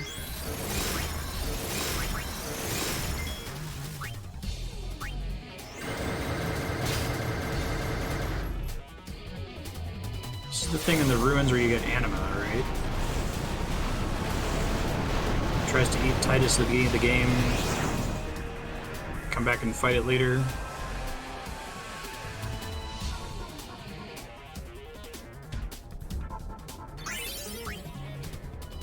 Hey, Nulltide Ring gives Watera. So I'll throw that on somebody.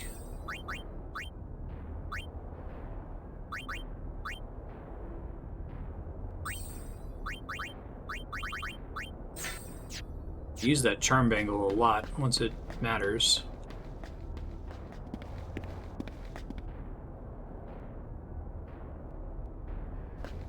Okay.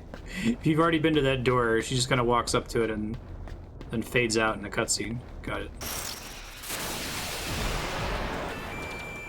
What? You're kidding. What?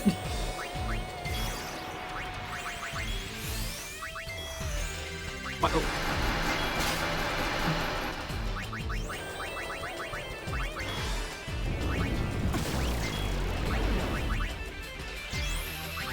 This is just the boss from before, right? Why is it letting me fight it again? As a regular enemy?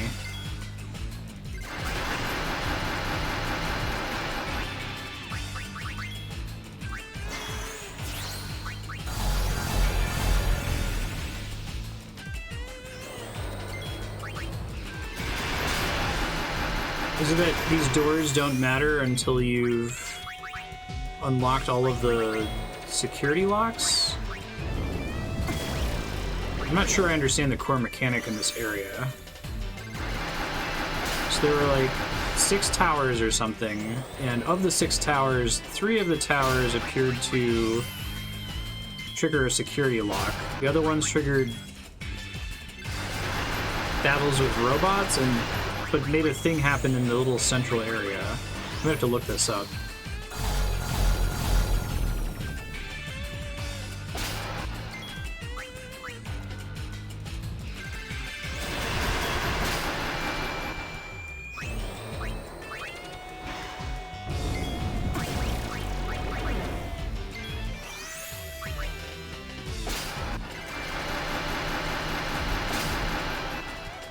kind of, it's like a puzzle.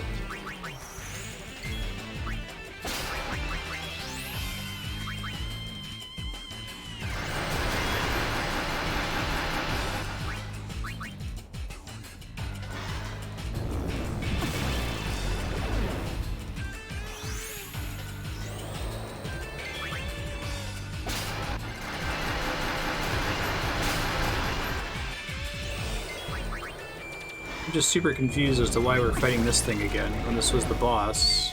Why why the boss from the beginning of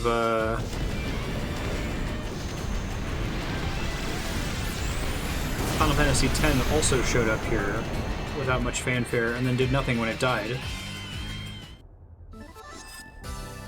Pavel Underground. Oh, another region bangle, that's cool. Wait, that did something? But it was just the same...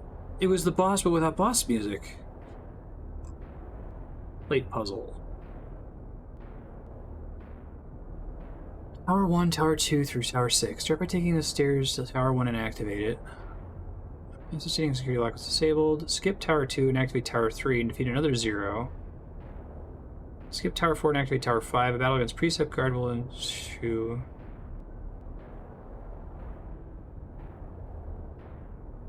Defeat Tower 6 is defeated. Go ISLS 99. Defeat the 4th plate.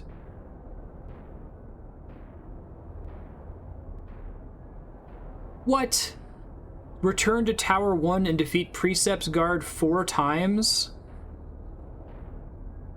You're kidding.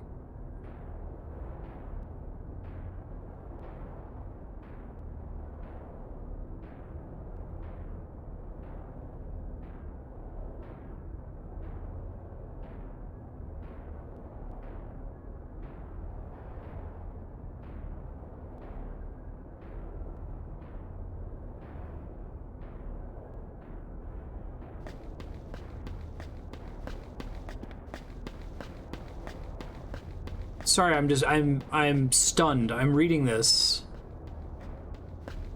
It wants me to fight the bosses multiple times. What the fuck? Okay, so let me try to describe with words what I'm reading, if I understand it correctly. There are 6 towers. If you're not interested in 100%ing the game and getting a ribbon, which I am interested in getting a ribbon, but if you're not interested in getting a ribbon, a blind player would come in here and just hit the towers until it says the security locks are disabled, and then I guess leave the room to progress. Okay, cool. A person who's trying to 100% it is going to need to maneuver all of these little plates such that they create a staircase going down. And when you interact with the tower multiple times, it causes an arbitrary plate to move an arbitrary amount, okay? So, like, for example, you have to pick... Once you disable the security locks, you have to go to specific towers and fight that Precepts Guard thing that I just fought that takes like 5 minutes to kill. And each time you kill it, it causes one of these little platforms to rotate. But each of the bosses has to be fought multiple times.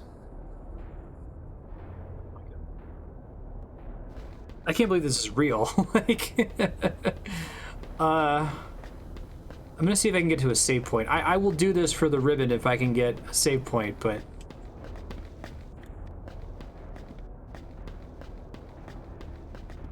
Wait, is this different from where I just was?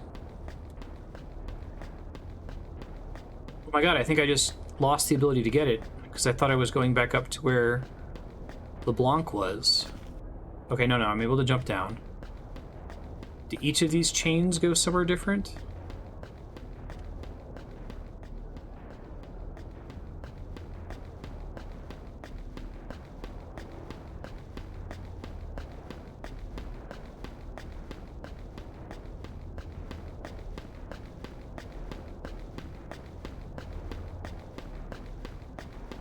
Okay, that's an inactive chain. I should just skip the ribbon, I think, but...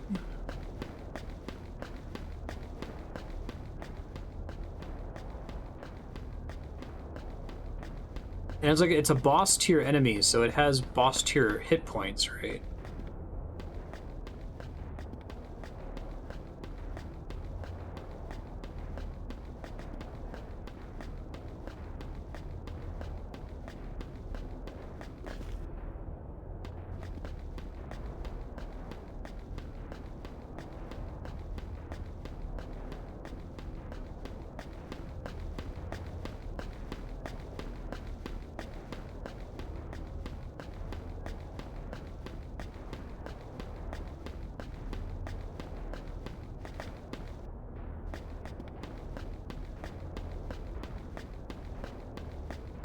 What is with these areas up here?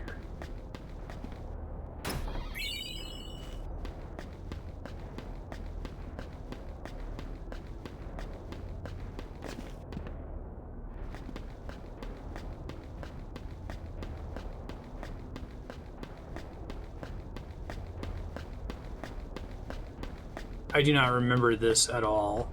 Like, you think this would have stuck with me?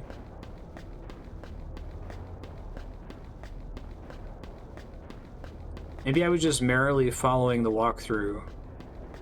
It's also really likely I was still really into grinding when I played this game as a kid, or as a teenager, so I almost certainly would have already had all of the jobs mastered by this point, Vigester style, and would have like one-shot those bosses every time. So like, yeah, whatever, you know, kill them each 4 times, that's fine.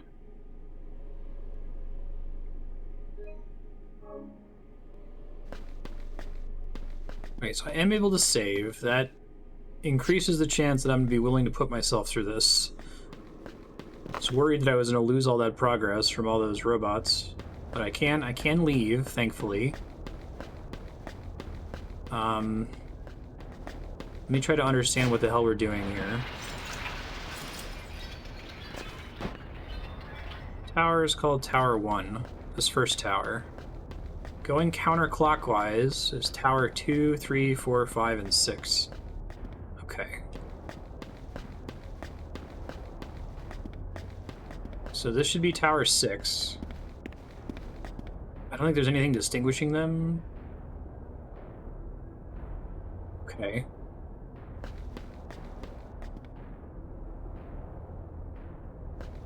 Turn to Tower 1 and defeat the Precepts Guard 4 times. Well, I defeated it once. I technically defeated it twice, but I defeated it once after I beat it the first time. It wants me to do a total of 5 fights. I don't think I fucked this up yet. Let's see. I may have fought the one thing a little too early.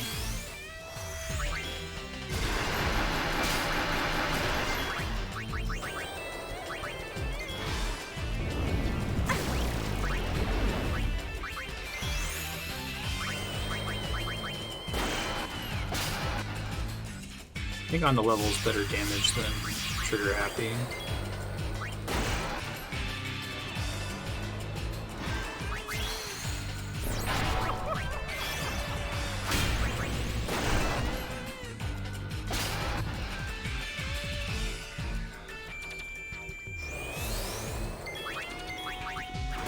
I must have played this game with a walkthrough as a kid too, because like this is like unsight readable in a lot of sequences. Remember earlier where we had to like run into the spiked wall?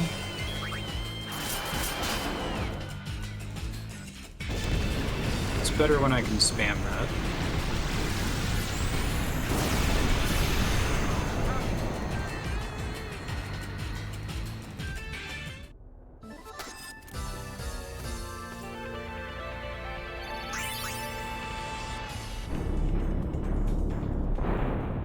It's 2 of, I think, 4.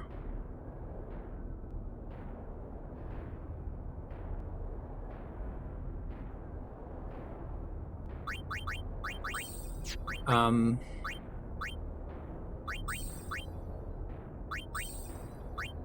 to pick up Osmos here.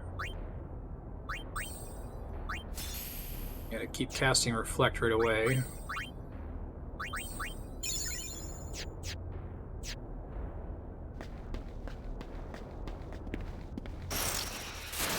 This is fight 3 of 4, I think. I don't know if the order that I do this in actually matters. Oh shit, I put her on the wrong job, didn't I?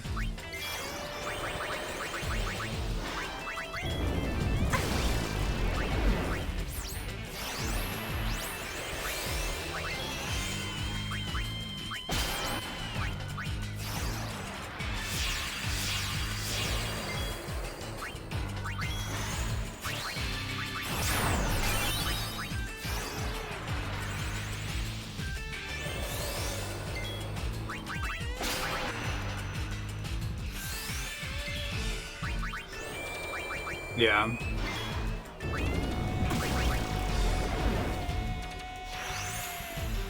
So Tips and Tricks magazine, 100% checklist. Nice. Just had a list of everything that affected percentage, I assume.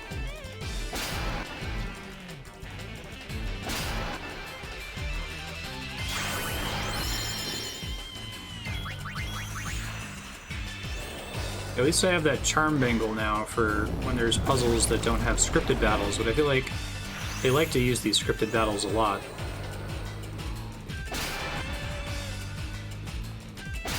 Let's see. Let me try to read ahead on this.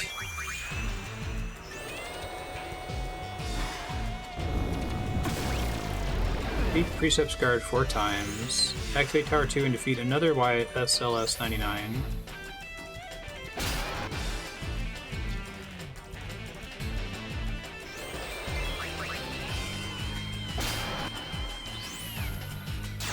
Turn to Tower 1 and defeat Precepts Guards 2 times.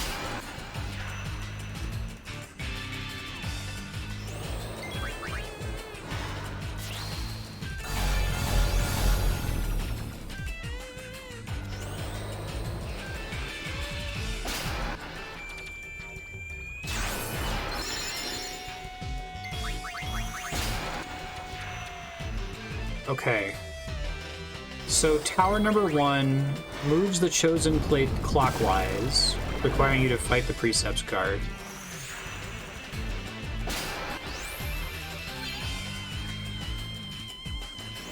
Taking this opportunity to get some free top-offs here.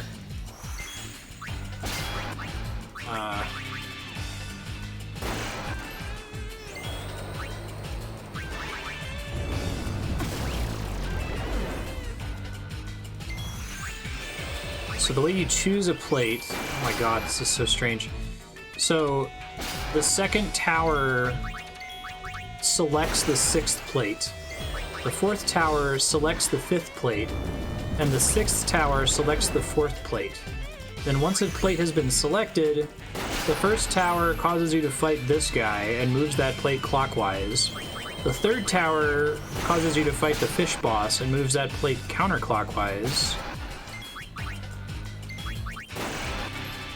The 5th tower moves the chosen plate to the opposite side with no battles.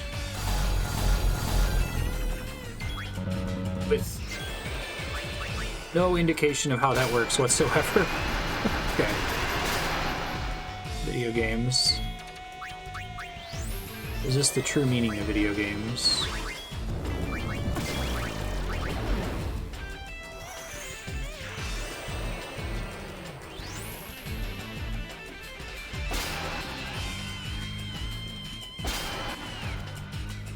Yeah, I guess my brain deleted stuff like this completely when remembering Final Fantasy X-2.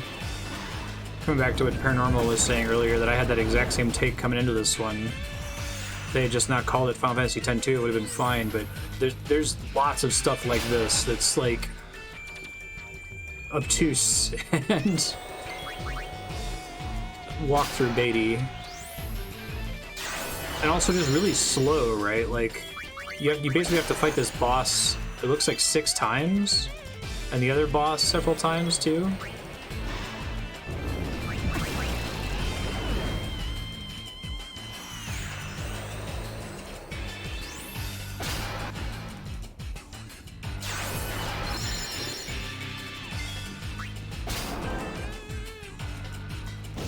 At least I kind of understand what's happening now.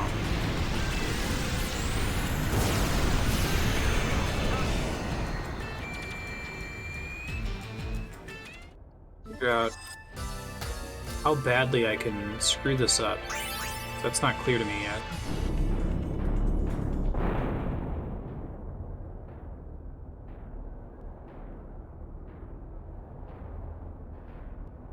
I guess I'll have to do this one more time. Although I might be moving the wrong plate because I started off not following a guide. Oh my god. It's fine. It's fine. Don't think about it.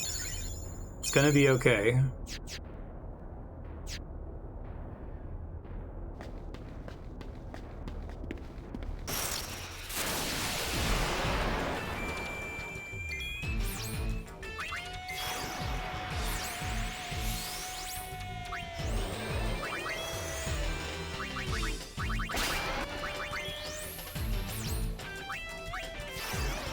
No, wrong job again.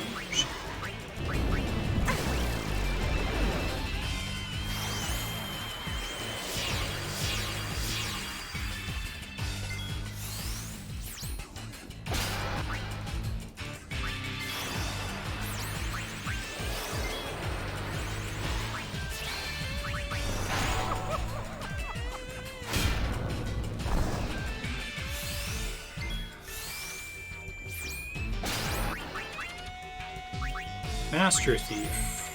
What's your rare item?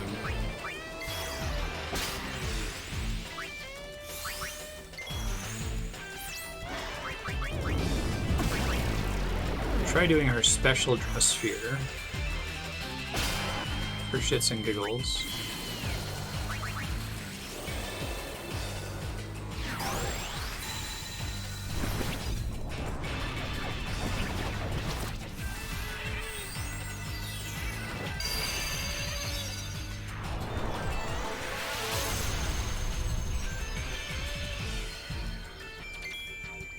Oh god, okay.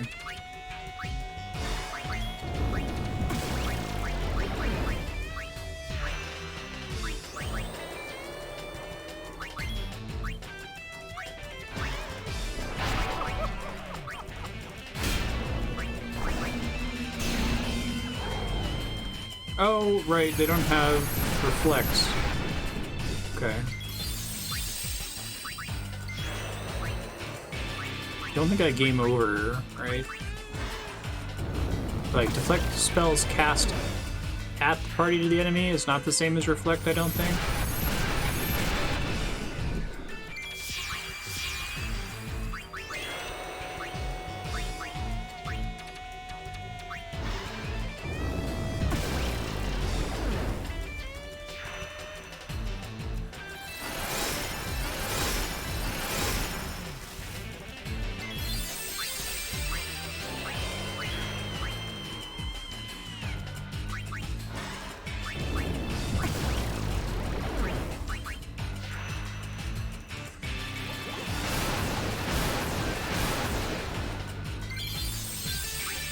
Learned Libra.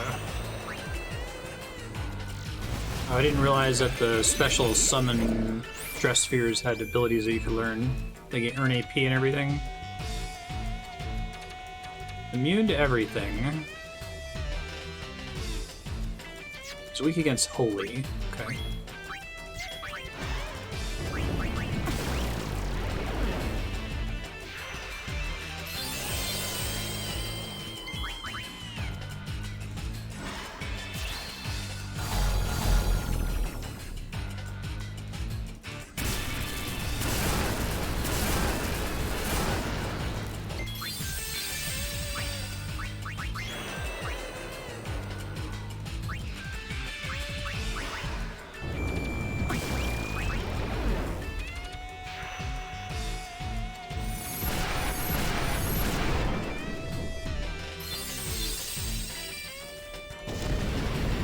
Hooray! So, I think this is the right kill, but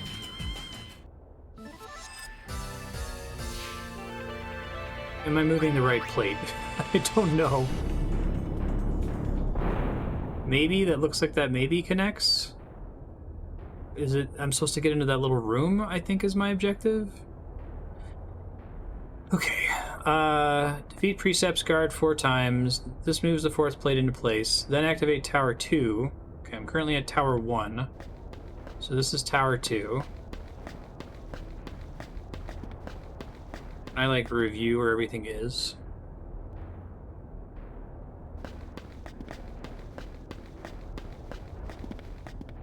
I'm gonna have to fight another one of these fucking robots.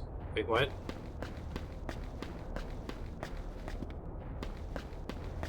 Do I not have to fight it? Oh, I'm so confused.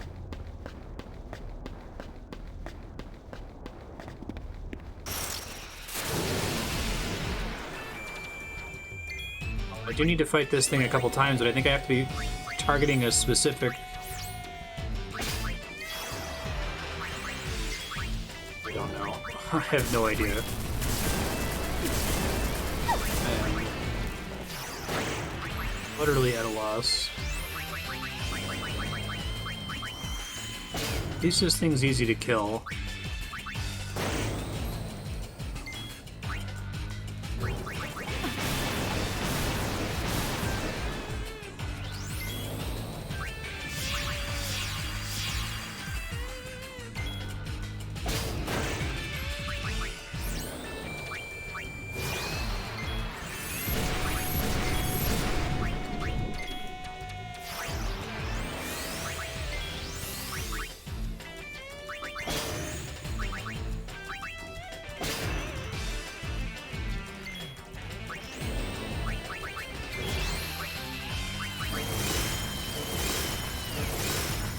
Kill itself off Reflect. This makes me glad that I mastered White Mage so early. I would be really screwed here if I did not do that.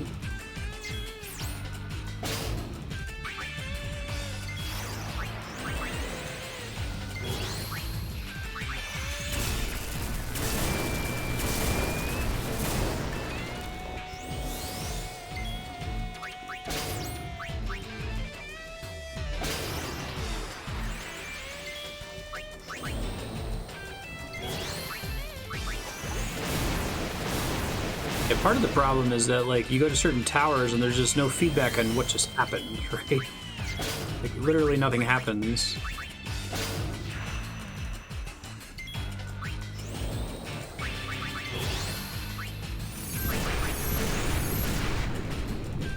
I get it if they're trying to do this, like, fun plate moving puzzle, but it's gotta show you what you did.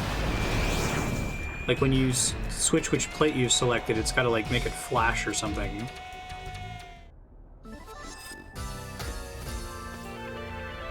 Dude, if that just moves the plate I already had backwards, I bet it's going to. Wait, is that correct? It's gotta be plate 6, because it's all the way on the bottom, right?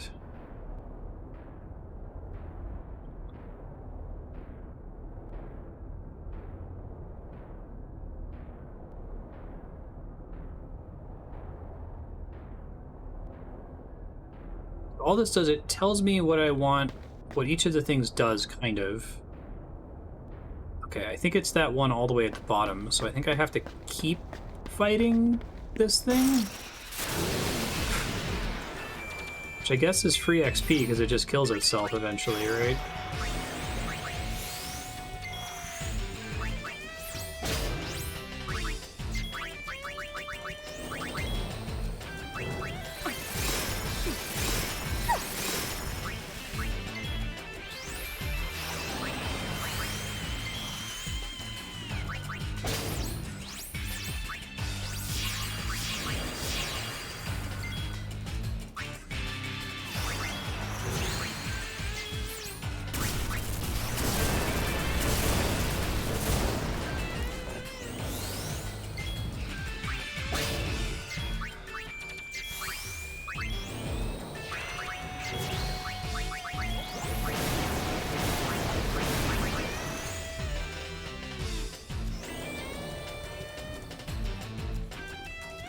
Didn't steal anything, bummer.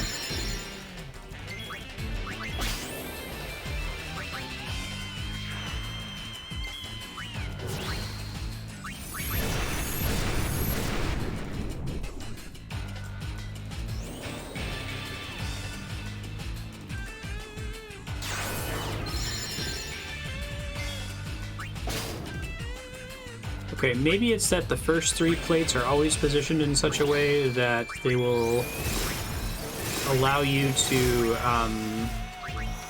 get out of here. The 1, 2, and 3, after you defeat the security locks, are always in the right spot. So you just have to move 4, 5, and 6 so that you can jump further down to the little room that's supposed to have a ribbon in it, I guess.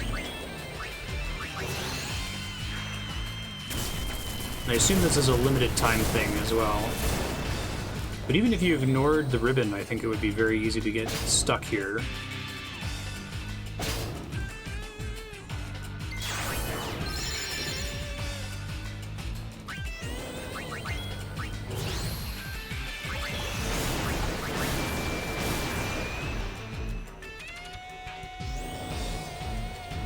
Check how everyone's abilities are doing here shortly.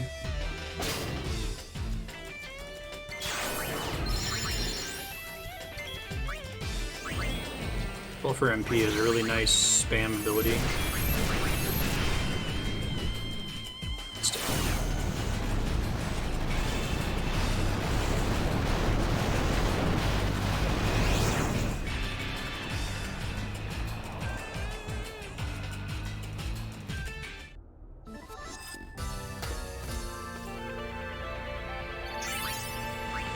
Null-Tide Ring, so everyone could have a level 2 water spell, basically for free.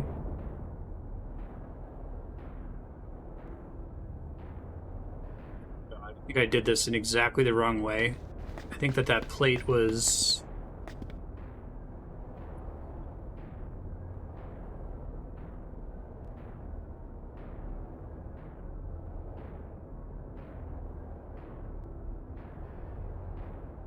I have to fight that fish boss 4 more times. Can't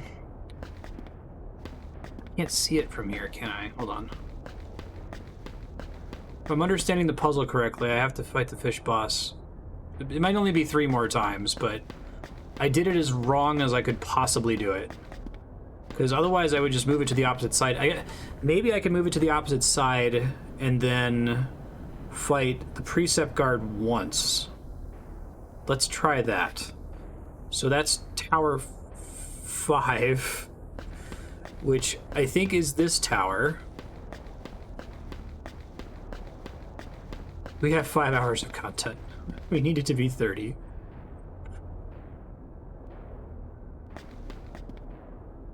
You see how it just no-sells me when I go to interact with it? Like, I think the...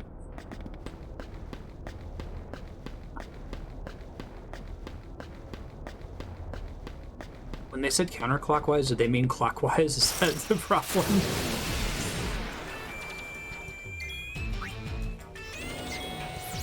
Sweet Jesus.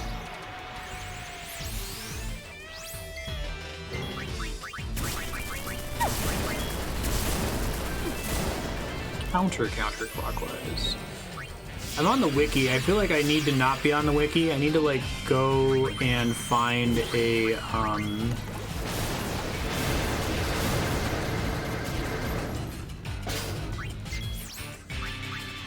I need to, like, go and find a diagram. Great.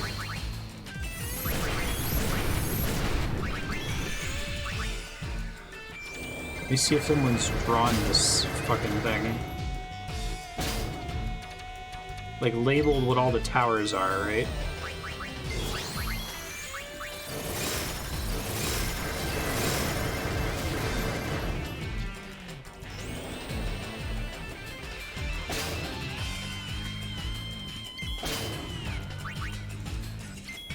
No, there aren't any images for it. Does like IGN have a guide, maybe?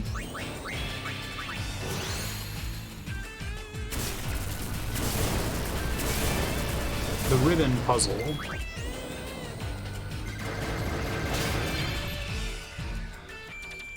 Hey, Scatterburst learned.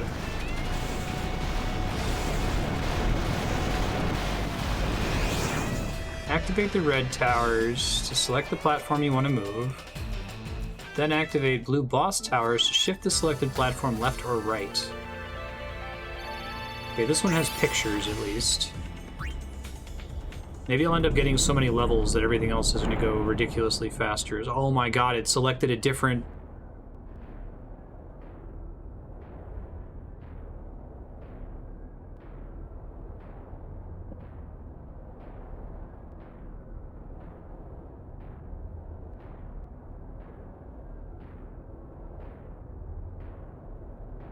Game's gonna kill me. So let me try to state what's happening here. When I go to a tower that has red lights in the front of it, and I click on the door, it fades out as if nothing happened, right? But what's actually happening is it's selecting a plate secretly. It's not like showing me in cutscene that plate and then making it flash or something to show me that I've selected it. I just need to know that it selected the plate. Right? So I changed plates.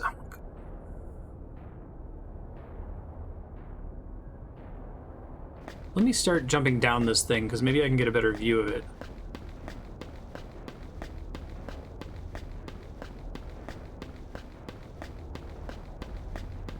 I'm assuming I'm able to jump back up, and maybe that's a fool's assumption. Okay, I can't, thank God. So, this is the exit if I wanted to say fuck the ribbon, this is too stupid, right? Now, okay, plate 4 is done. No matter what I do, I should not fuck with plate 4. Can I see where plate 5 is relative? Plate 5 needs to go... I mean, because the camera keeps flipping, which direction is which, you know? It needs to go left 1, 2, 3, which presumably means there's an option that I can go to that will cause it to just go to the right side instantly, I think. Now, let me see if this guide specifies that.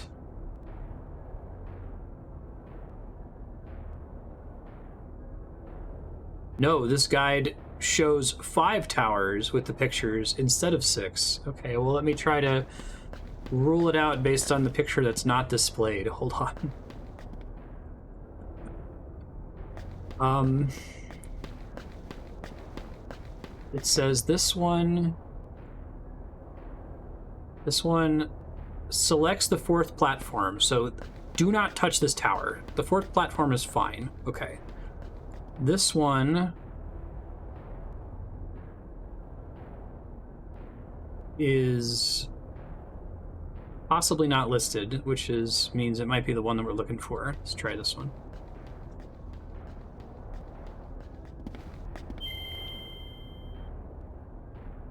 I can't tell how much it moves because of... Did it move right there?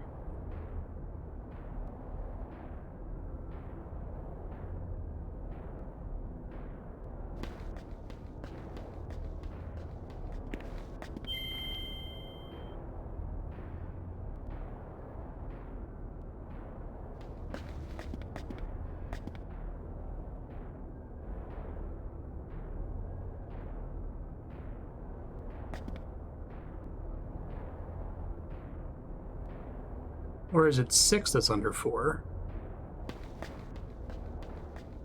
Yeah, this one's supposed to move it to the complete opposite side so that you don't have to fight a boss 5 times in a row, I think is the purpose. It's a nice little convenience element. Hold on. So, if that's 5, then 1 will move it directly under it, and 2 will move it to the right position. Okay. Now, the problem is, what... It's got to go counterclockwise. So if it's got to go counterclockwise, that means we have to fight Fish Boss twice. Fish Boss is...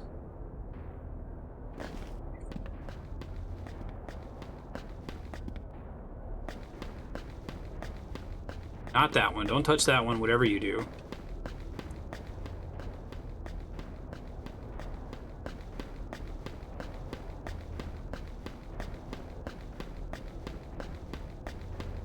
This should be Fish Boss, I think.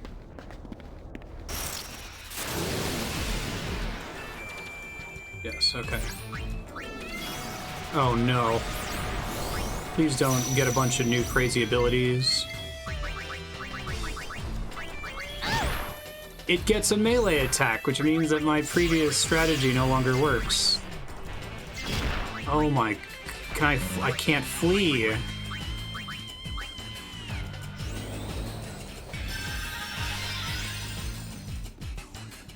Okay, but it still casts spells, which is maybe the saving grace here. If I can get... Oh, Jesus Christ.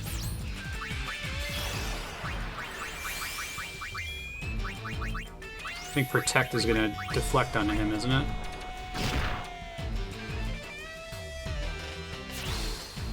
Totally did, okay. Well, I'm not gonna be physically attacking him anyway, I don't think.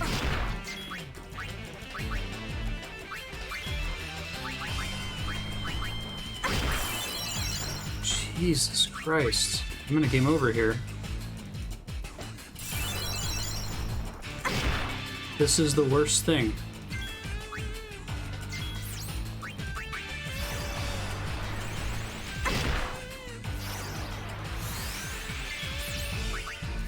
Try to rush a summon, maybe?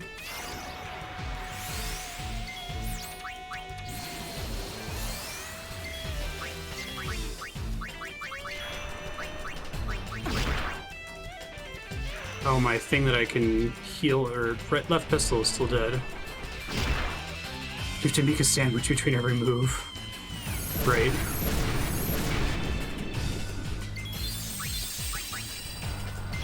Heat Pollen is...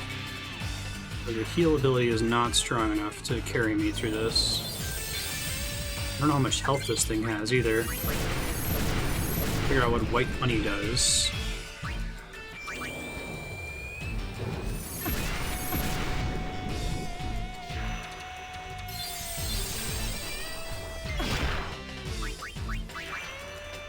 Gradually restores the party's HP over time. Hopefully it doesn't hit me too hard here in a second. Don't hit Yuna, please.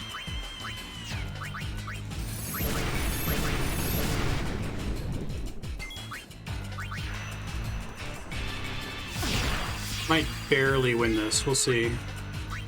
This is really... I mean, my nerves are racked.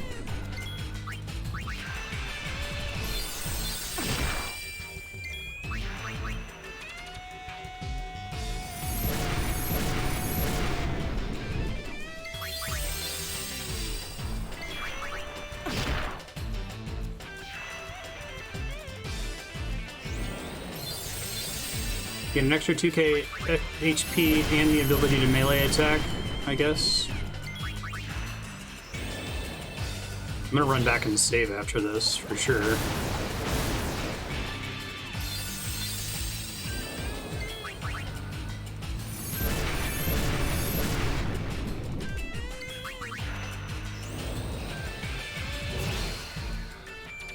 They're both dead, so I think it's game over.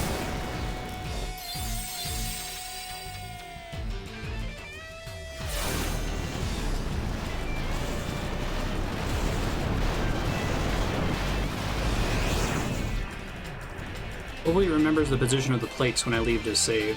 Can't imagine why I wouldn't, but, well, I can imagine.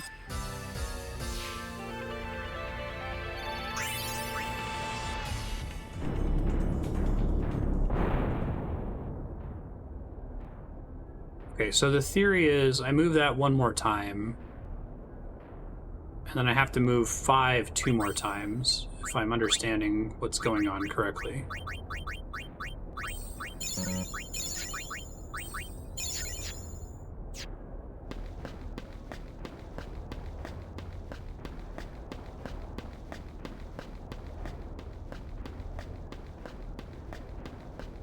Don't know which one is technically Tower 1. I'll try to remember the symbol this time. I think this is Tower 6.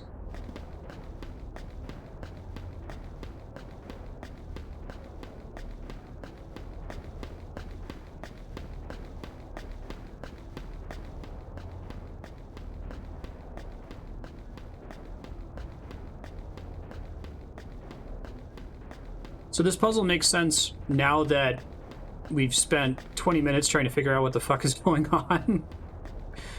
I love how when it moves, like the one that sends it to the opposite side, like it technically has a little cutscene that shows it phasing in, but there's not actually an animation of it rotating to the opposite side. It just teleports to the other side. So unless you're paying really close attention from that camera angle, you might not know that it switched sides when you activated it. And also there's this like blue hologram thing on the top while it's zooming in that previously triggered a random battle when it would zoom into it, right?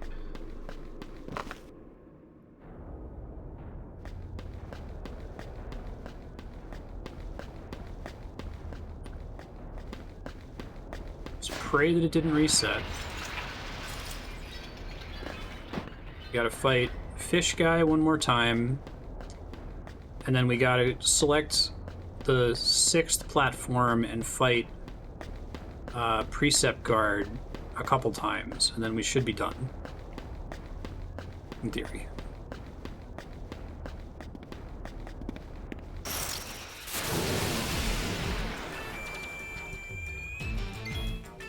Don't you dare.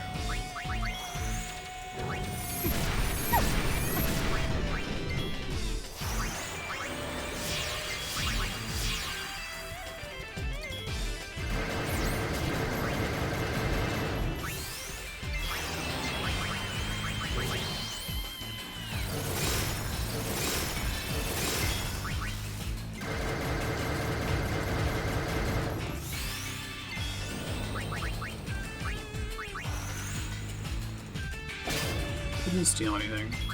What's the rare steel when it's oversold, Aki? It looks like the drop was the same thing as its rare steel. Not that I'm gonna farm this thing for its drop, but...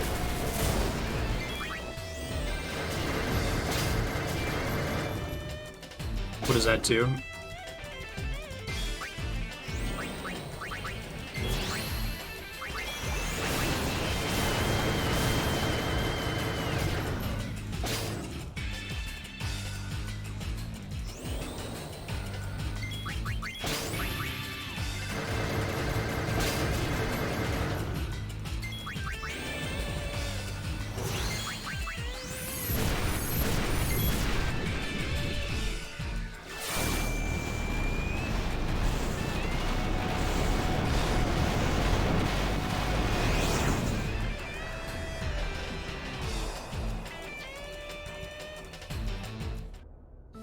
Seems pretty good. It's too bad. I would not have been able to steal it because I was going to die. Okay, 6 has to go... Actually, it's Fish Boss twice more, which is good because the Fish Boss is easier than the other boss. So I have to select the 6th platform, which is like... this doohickey, I think? Let me watch this. Yeah, there's no cutscene. You just have to know that you just selected the 6th platform.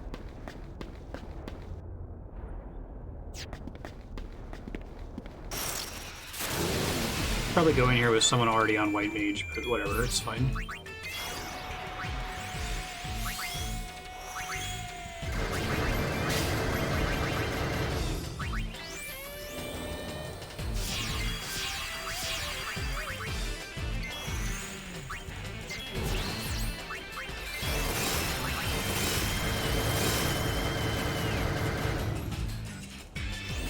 If single enemies are gonna oversoul, they'll do it immediately at the start of battle, right? They don't just have a chance to oversoul at any time.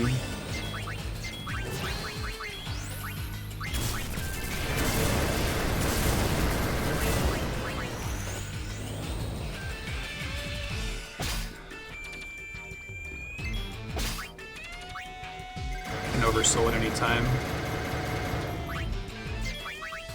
No.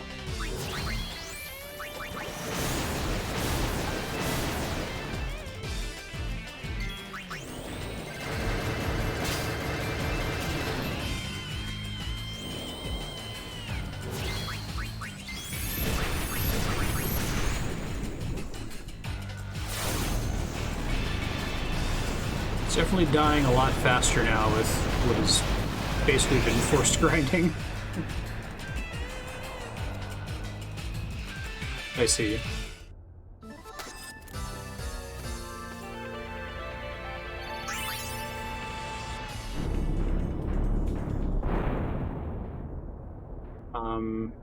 Okay, I think that was correct. But yeah, like the angle of the camera makes it so you can't see. Like I think the camera was rotating with it so that you exactly couldn't see that it was rotating unless if you were paying attention to exactly what one had been selected already.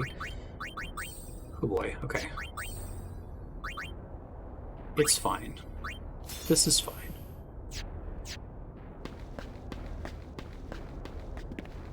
This is an infamous JRPG puzzle. Like, this is probably not going to leave my brain for a very long time. All I can think is that when I was a kid, I just did it in a walkthrough and didn't really think about how I was supposed to know to do it, right? I think that probably part of came with the territory of using a walkthrough as a kid, that, like, I would never stop and think, how am I supposed to know to do that? Because, well, the walkthrough told me that's how I'm supposed to know.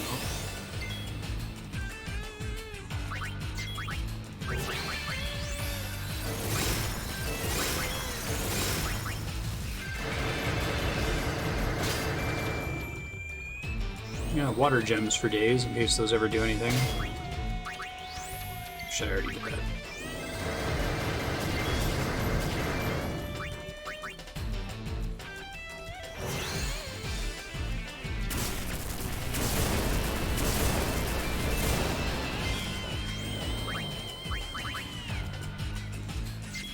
I could damage all enemies.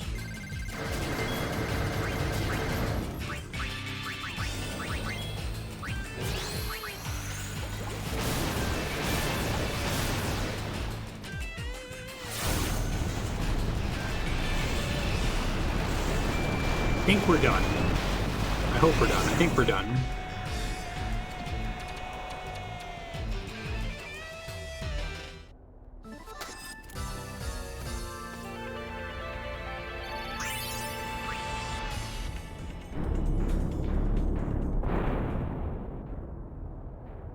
And those platforms are just like far enough away from each other that you might not know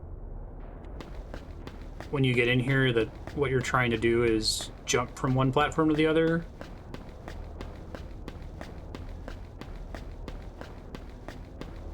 I'm surprised they even had that line from LeBlanc earlier where she's like, you know, ride down that chain that's off screen.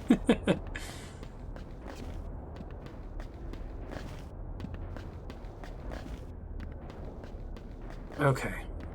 It's over. I'm gonna back up and save just in case there's not a save point ahead of me here.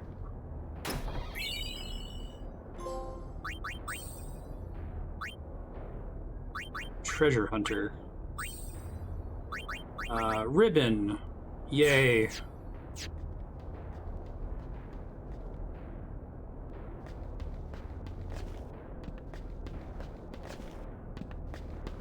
No, I haven't found the dress sphere.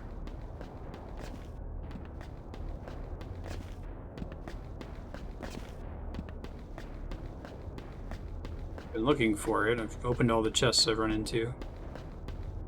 Shit, I was just tracking this. I assume it's behind this one.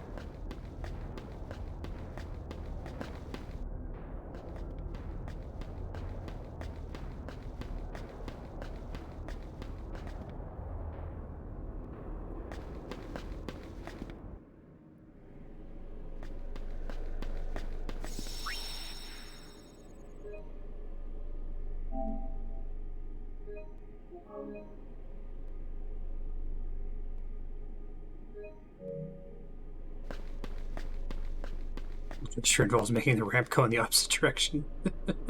Just fight the fish boss another 17 times. It's fine.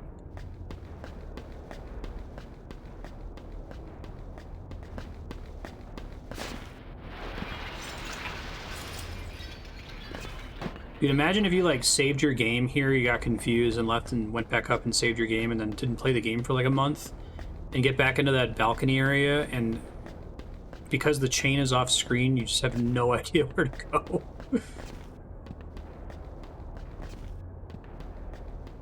Okay, thank you, Ravenant.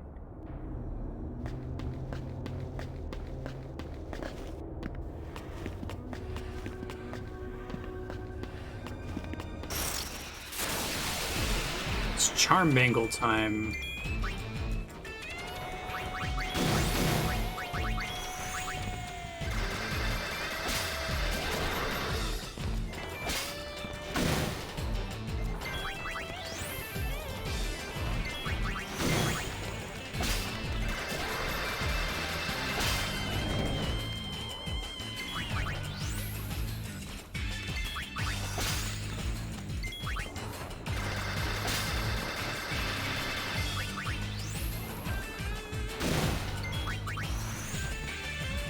Check their ability progress after this battle, if I remember.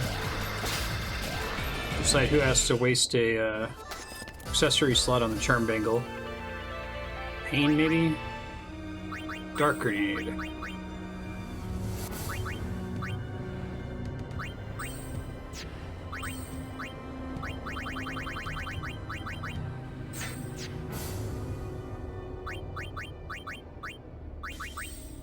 Alright, how are we doing?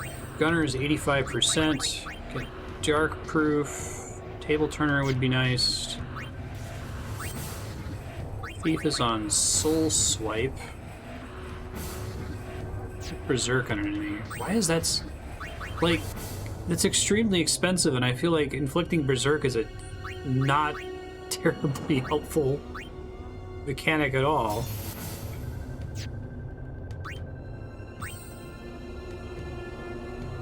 She's about to get initiative.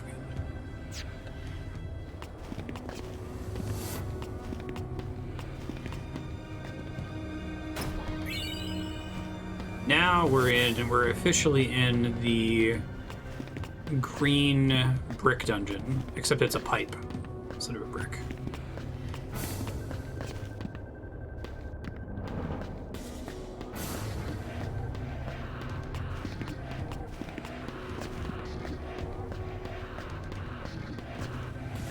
So close.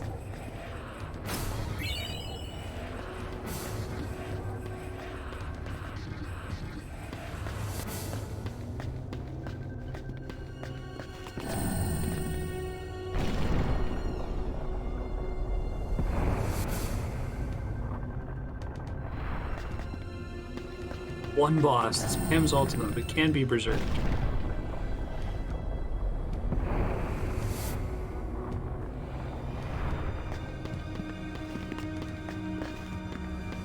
Okay, that looks like that might be progress. I don't have a map anymore, so...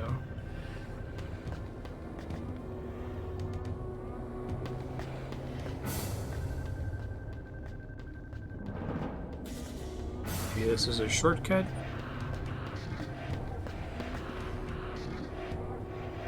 Assume there are... maybe it's the only way to inflict Berserk on an enemy in the game? Makes a little bit more sense.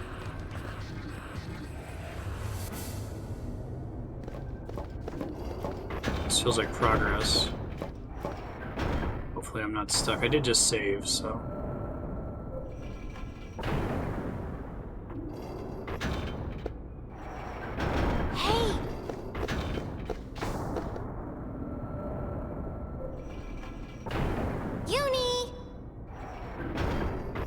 with you-know-who in it. Wasn't it recorded here? You-know-who. Titus is fucking Voldemort. Just give him a canonical name. Out of the clouds and move it!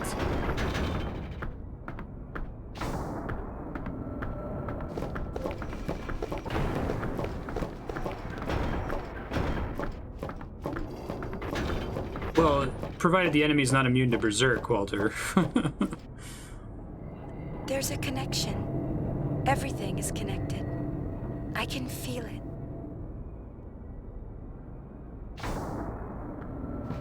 Okay.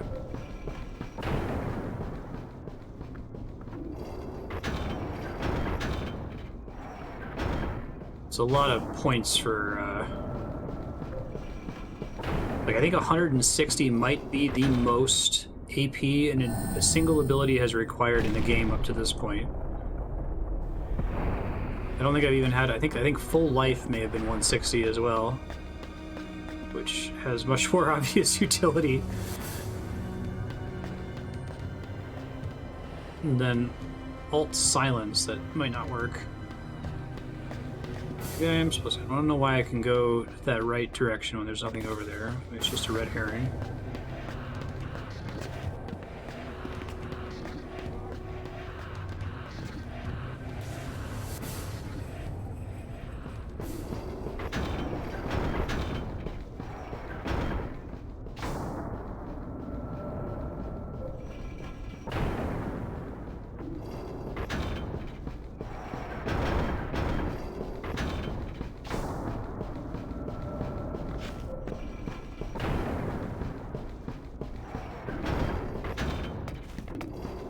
Oh, since I left the room, LeBlanc is gone. Okay.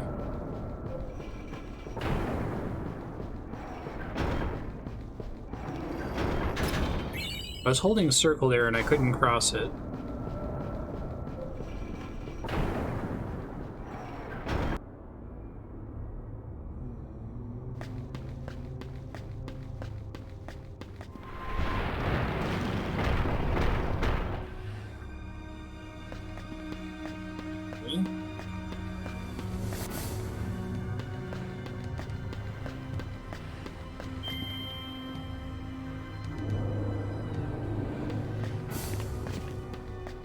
What the fuck?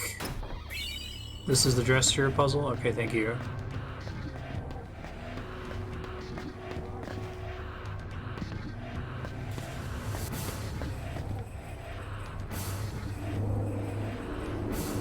What?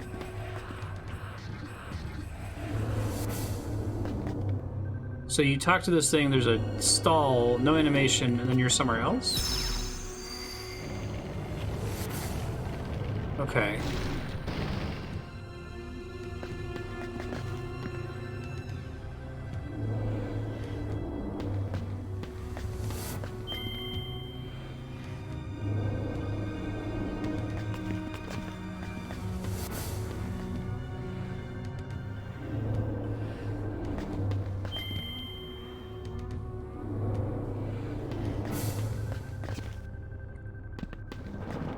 Summon them back. No, it just pushes me up here now. Okay.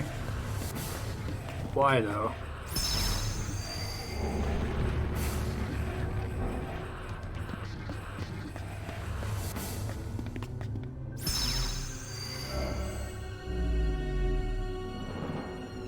I think I will never talk shit about the Cloisters of Trials ever again. They also struggle a bit with, like, puzzle conveyance, you know? Okay, I guess you put a glyph sphere there and that solves the puzzle, right? At least there's a save point here. So this is a pretty easily missable... I guess the chest is right there, so maybe you don't miss it because you don't want to run past that chest. Now, I assume the entire solution to get that thing is before this room?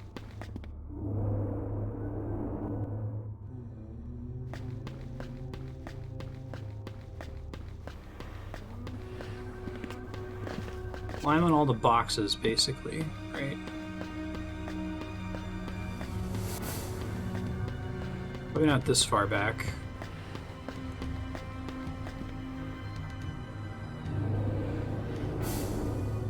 This just straight up goes to a different place when the other two are down?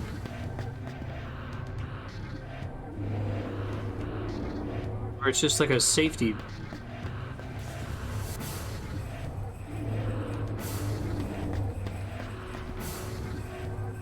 Let's go somewhere else now? Why? What and why? What?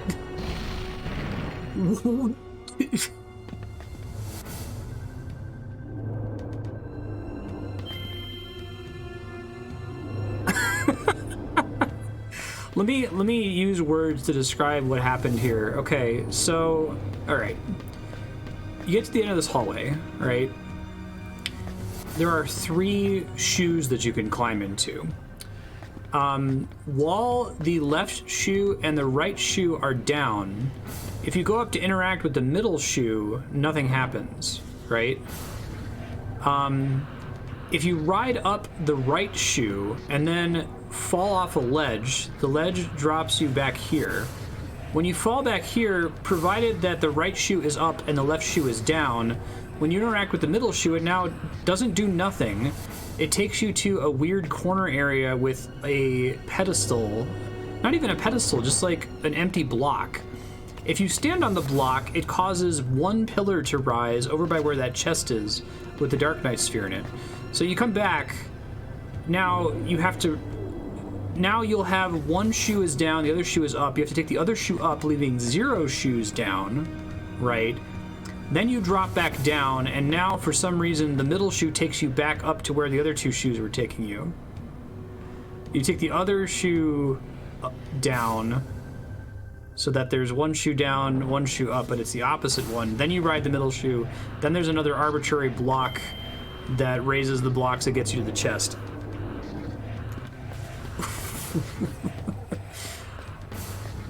I can't even. Oh, and also the last one that you raises 2 pillars. It gets you all the way to the chest. It's the 3 seashells. You scored the Dark Knight dress sphere, just like that. I see what the deal is with Dark Knight. Steal HP with Drain. Use your own HP to attack with Darkness. Say nighty-night to those pesky fiends. Okay. Easy. Simple. Not at all confusing.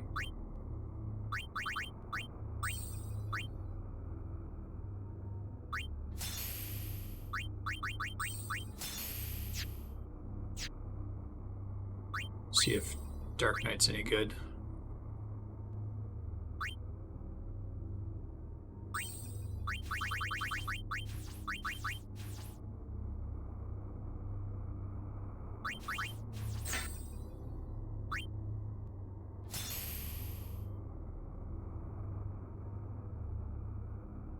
I love the little, like, armor on her head there in the portrait. It's great. Switch back to this one because I just want to finish up Thief while we're here as well. Though I might go ahead and throw on Menace of the Deep, I think. Yeah. Change Dark Knight from Black Mage. Why not?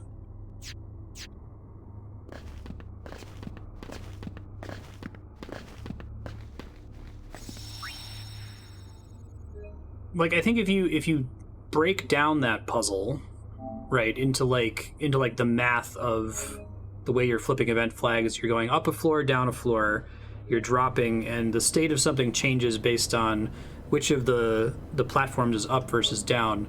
Like, again, that puzzle is fine. It's actually potentially even an interesting puzzle, but like, why does the shoe behave? Okay, it's fine. Just don't think about it. Because it's fine. Like, I could see a Zelda puzzle that's structured the same way mathematically. High Summoner Yuna? I was wondering who was there. And you are? Baralai, the praetor of New Yevon. Wait. The other so hot you guy were other the than bad guy? Nuge. Harsh words. You don't have to tell me. I know why you've come. You're here to destroy the weapon that threatens all Spira, Vegnagun. Am I right? If it could be destroyed, we would have done so long ago. But Vegnagun must not be touched. Neither you nor Nuge seem to understand that. You Right. talked to Nuge? There'd be something to indicate what's happening and why they're cannot interacting be in that trusted. way. And you can be? Touche. Yes, I suppose Yevon has brought that distrust upon itself. I thought for a second his lips were moving, but he just had like a At any rate, you Final need Fantasy not X. interfere. Leave Vegnagun to me. What are you planning to do? flat face texture. The only thing I can do. Keep those who would seek to harm Vegnagun away. Please leave. Yuna. Riku. I'm going. Pain. What are you doing?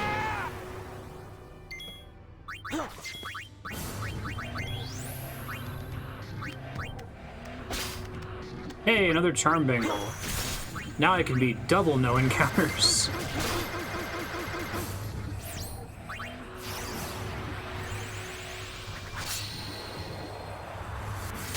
See the Dark Knight transformation for the first time. Oh my god, she's so clothed.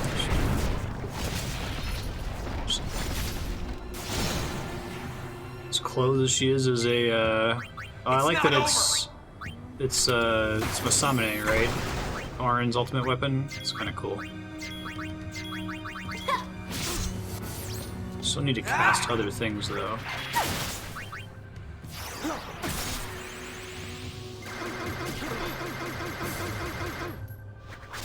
Wow, the wait time to act again is extremely long on Dark Knight.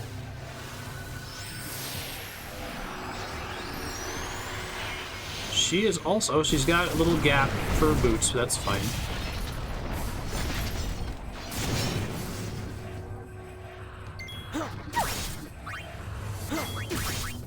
Doesn't have a lot of health. It's not over! Do they even have any way to gain AP with the default, I guess, darkness, but that's the only choice? Right.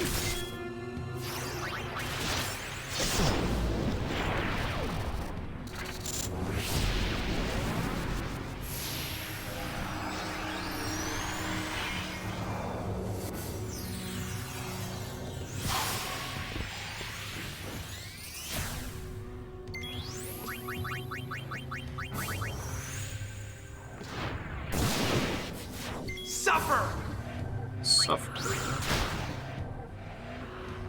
Just stop, Riku.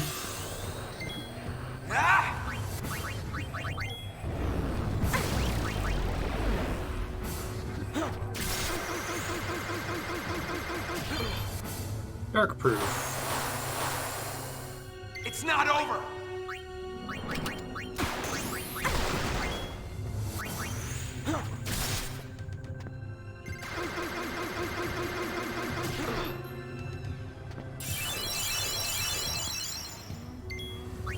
It's not over!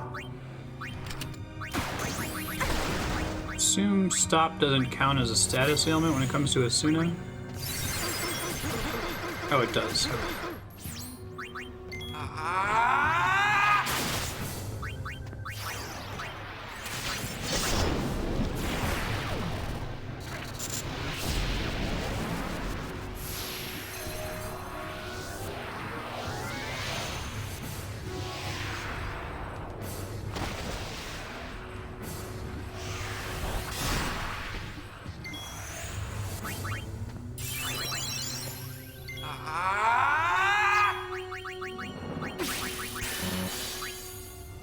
Oh, rude.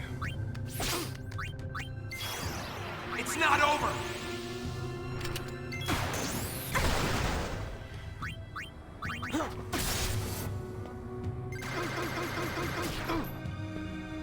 Now it's over. Just shot you in the head like 100 times. Sorry. I'm going ahead. You have your reasons. Fill us in later, okay? Much later. Wait up! With so many things woven together, what could be waiting where the threads meet? You have your reasons.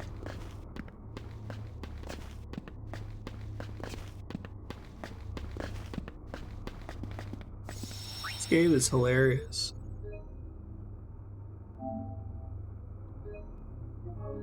But she doesn't go ahead. We just go right with her, right? At least was my understanding of what just happened.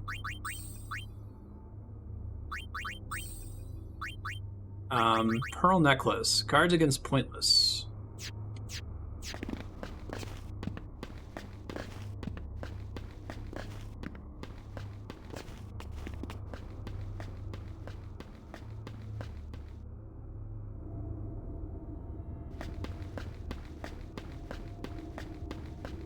Pretty cool little room here. This is neat. It's new. This is under Pavel, but, you know, that's okay. I mean, Pavel is pretty mysterious. At least it's not, like, under Besaid or something.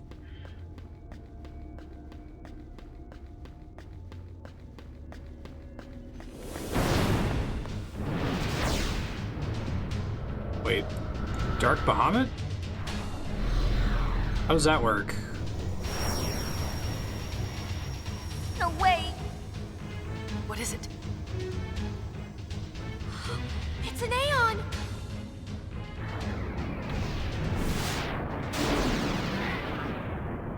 Is that basically the Final Fantasy International Dark Bahamut An Aeon. texture?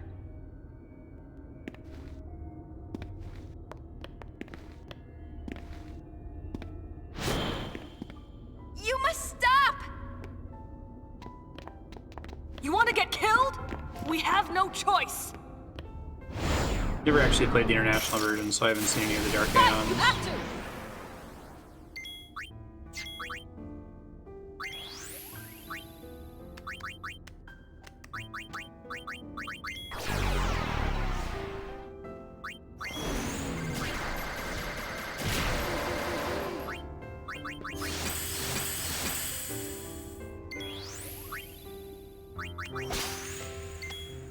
Mute shock. Curious how they make this make sense.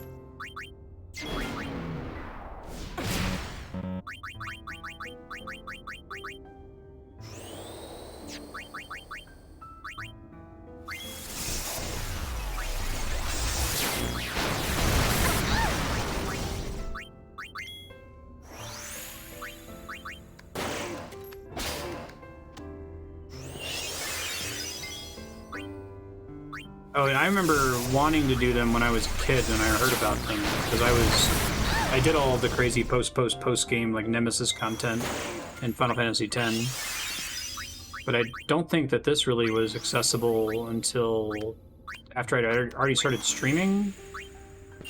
Definitely not the sort of thing I would do while streaming at all. So she has something that prevents her from job swapping? Is that what's happening?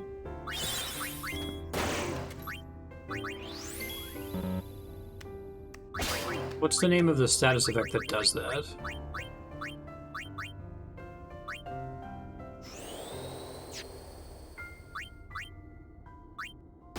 Pointless, maybe? Itchy? Because that would make sense, because she can't switch clothes. Oh, I'm incredibly dead, aren't I?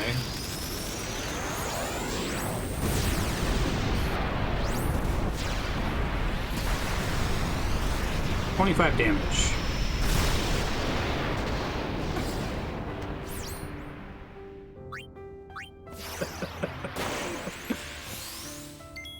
Video games.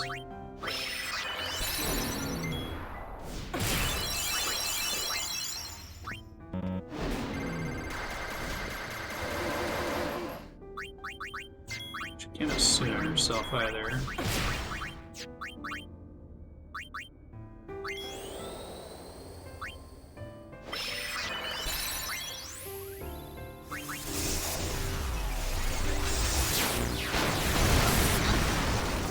Yeah, Impulse does significantly more damage than Mega Flare.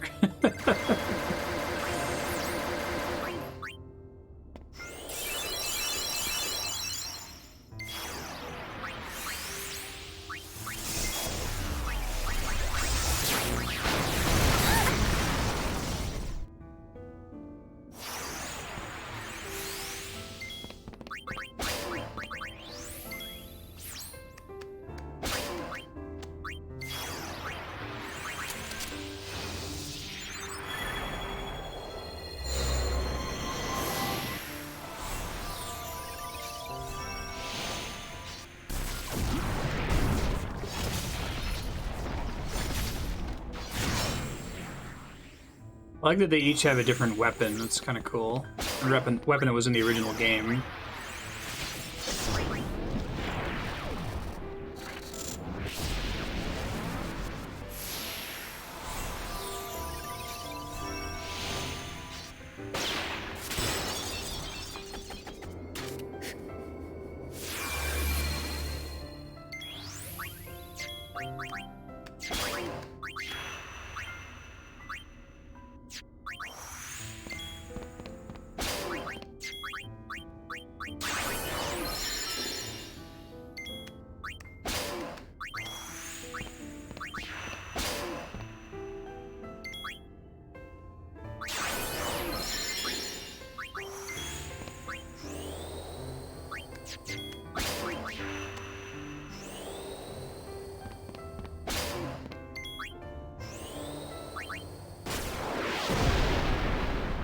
go again.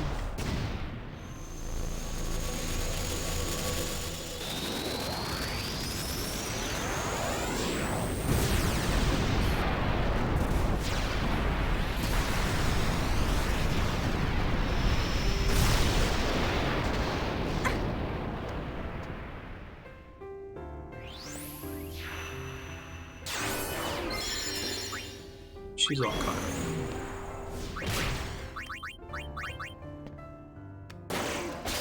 Not as powerful as Final Fantasy X struck Bahamut.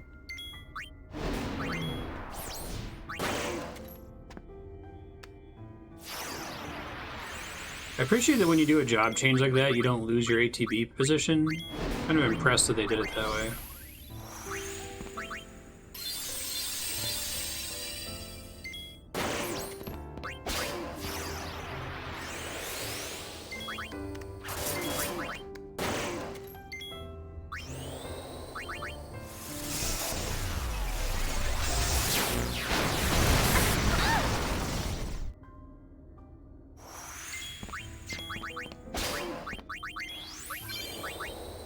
Earn initiative. Earn sleep proof.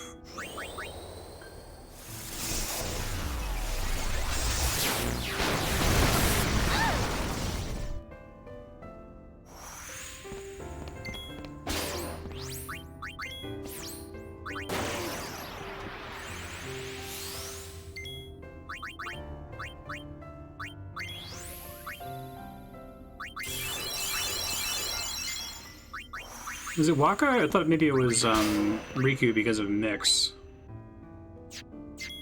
And Mix can also hit multiple times.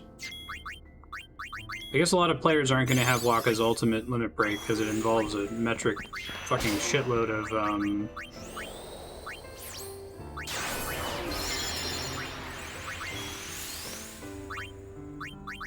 blitzball games, right?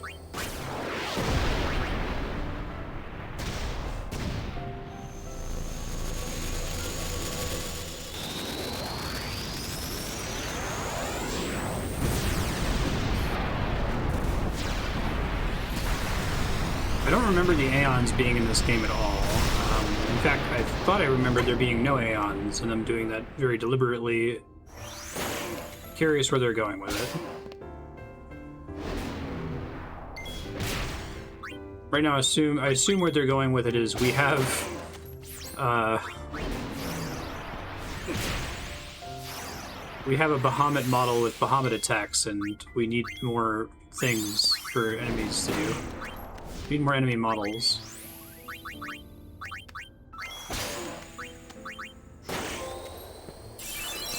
Defeating an old friend. Yeah, the weird kid that called Titus a crybaby. Also a dragon man with a cool wheel behind his back.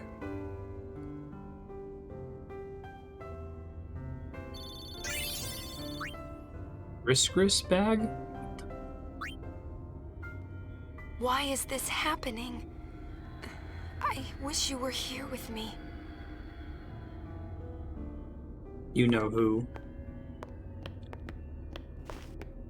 Thank you, Pain. You were right. We had to fight it, didn't we? Did you?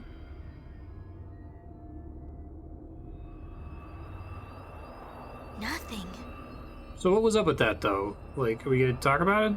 This hole was made recently. You think it was Vegnagun? What makes you say that, Detective Yuta? Unreal. How deep do you think it goes? What? Where's Vegnagun? Not here. It must have fled in terror, knowing I was coming. I don't think so. I must report to Nuji Wuji at once. Boys, record this. Don't miss a single detail. Yes, boss. Vegnagun. Was it really here? This isn't how it was supposed to be. The eternal calm. I can feel it crumbling, falling away from beneath our feet. Fiona! We are in Super Toto! Focus on the devil!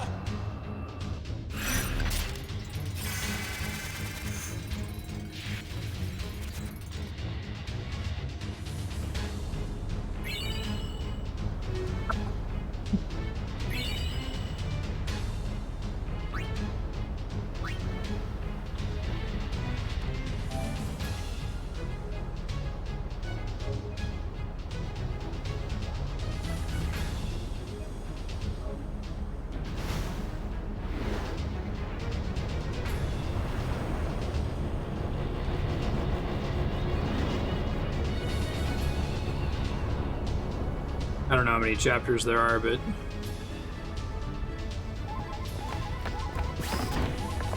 Trouble, and I mean big time. Fiends are pouring out of the temples. Which ones? Only all of them?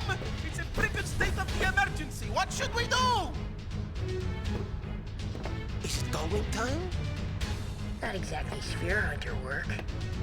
True. But seeing you now there could calm people down. They'll expect her to do the dirty work. Yeah, but Uni wants to help, don't you? Oh.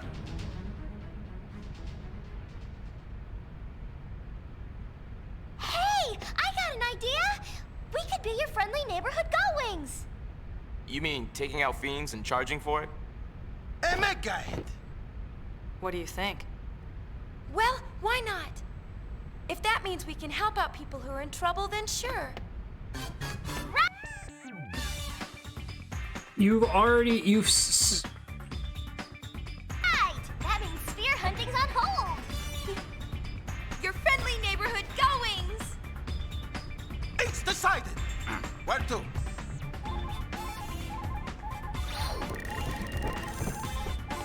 Wait a sec. I don't know how to say. Okay.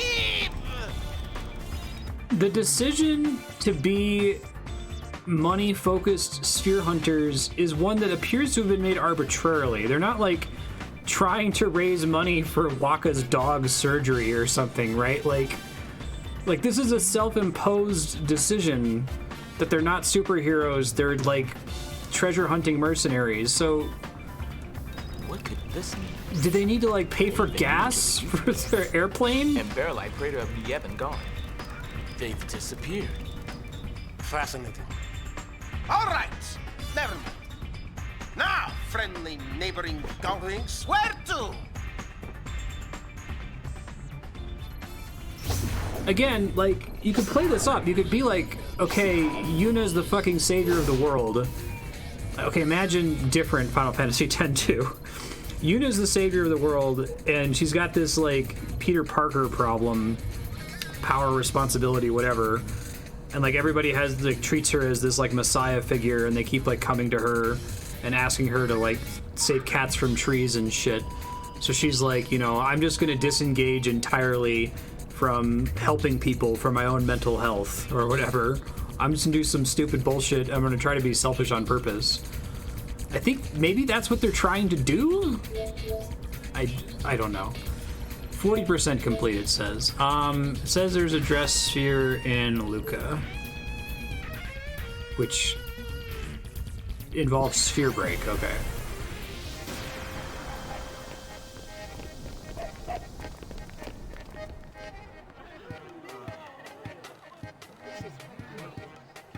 If that was what they were going for, though, they've never said that. Why Yuna has to justify helping people if it'll make us money or earn us spheres. Everyone's worked up about some kind of sphere breaking contest. That's sphere break. You should enter. The grand prize is a dress sphere. Great! I've been practicing! Well, let's go take a look.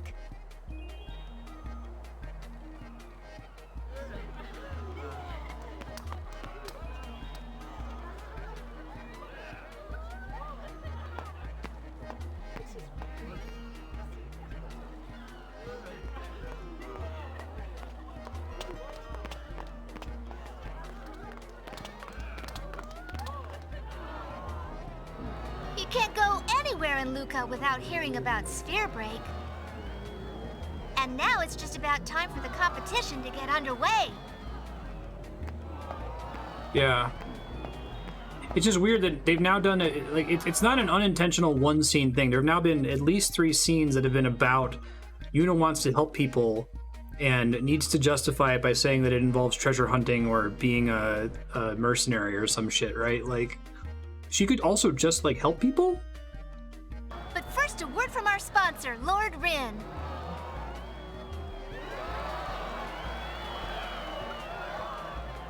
Like, if you're gonna do it, like, do it, I guess is what I'm saying.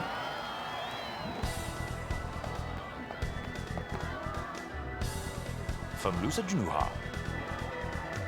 Welcome, everyone. I am looking forward to a fair competition. May That should be the best man plot, win. that she has to pay her mortgage, Six God. I would love that. No time. Final Fantasy X 2.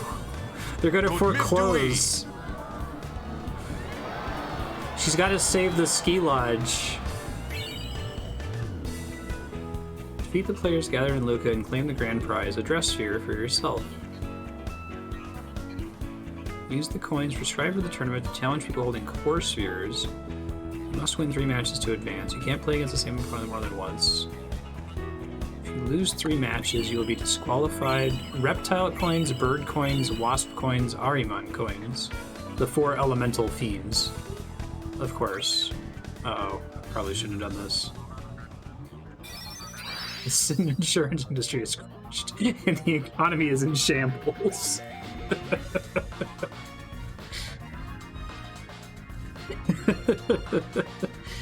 Sphere Break is a race against the clock to create multiples of the core sphere's core number by combining the numbers of the 16 coins on the board. I don't remember this at all. I should just start putting this game as blind.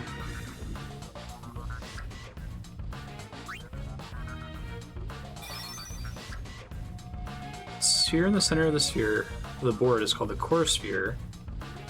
It's any number from 1 to 9. Okay. 4 coins surrounding the core sphere are entry coins. Okay.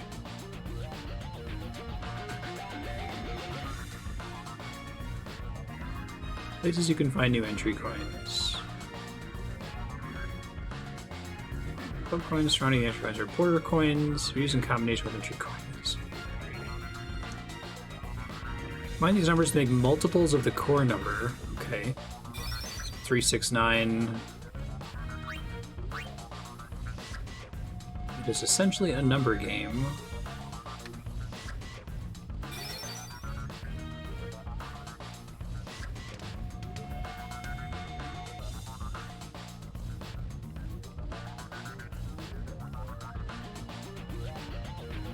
Okay.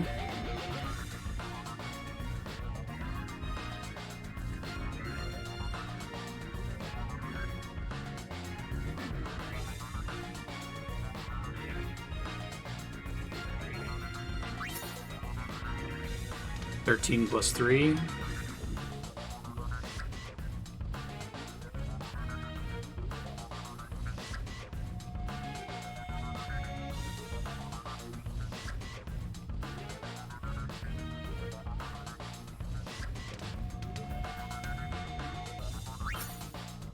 Thought it was meant to be adjacent to the entry coin. Or a break.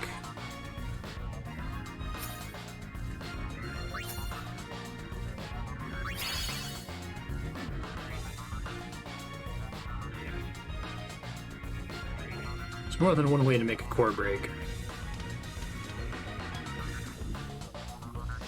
Okay, why is it important later on?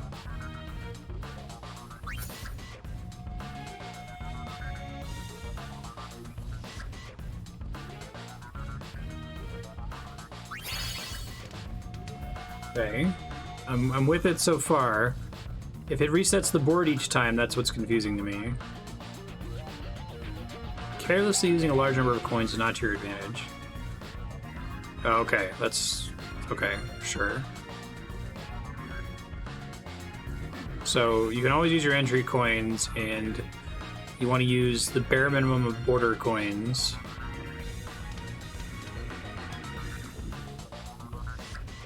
So I wonder if then mathematically you always want your entry, like, do you want 1, 2, 3, and 4? Each turn, the numbers increase by 1. Okay. It's an interesting mechanic. They count up, and when they go past 9, they disappear. Coin traits? Special powers inherent to border coins. Oh no. Plus 50 gil.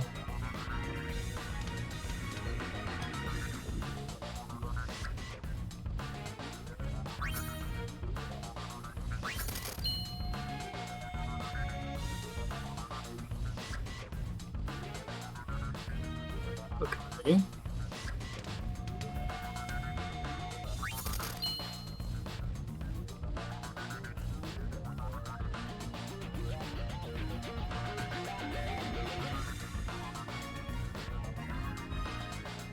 Did you need to fight a boss after every move? God, I hope not. Hope there's a save point that I can go to before I start failing this. Yeah, what's with Ahriman Wasp? Maybe that's just random. It doesn't actually mean anything.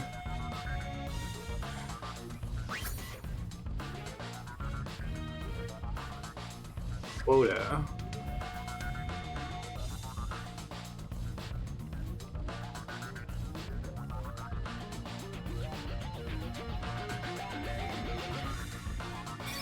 Saint Your Mama's Shuffle and Boogie. What the fuck are echoes?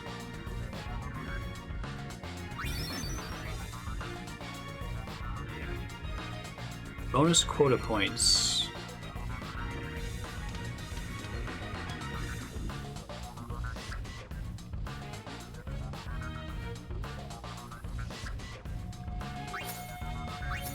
Okay, 9. Sure. Use 3 coins.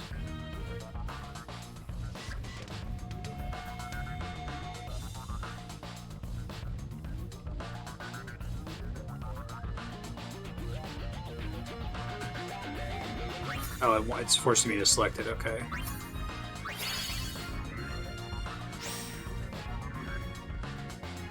Echo bonus.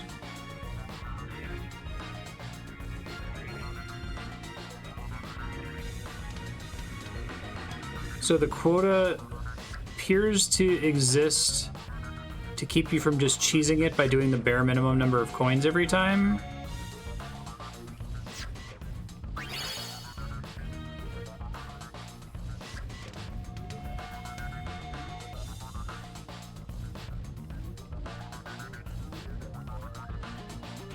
Why, I figured.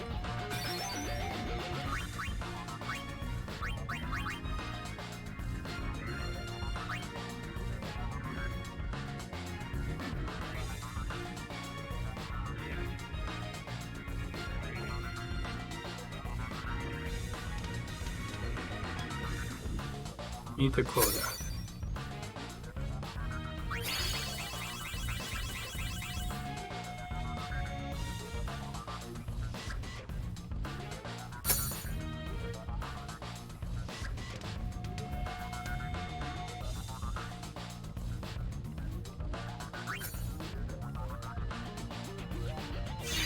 Immediately lose the game.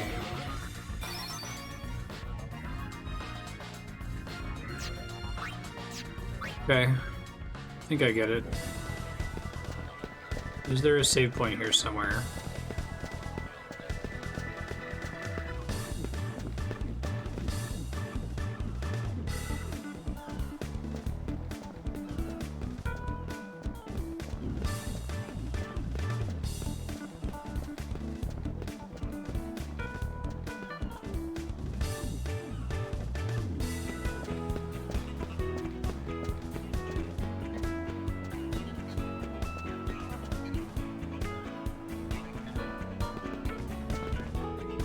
For a place to save.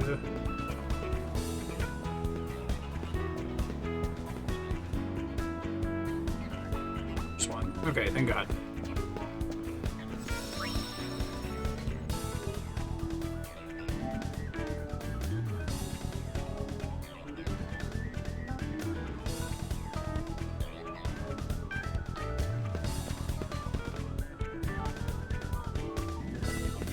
do PR with anyone here? Possibly not. Couldn't learn the rules in time for the tournament.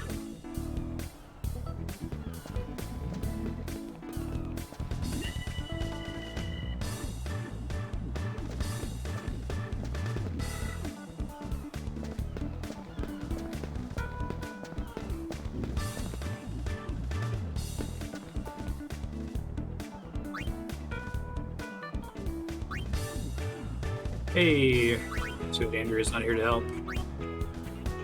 You couldn't have offended her more if you tried.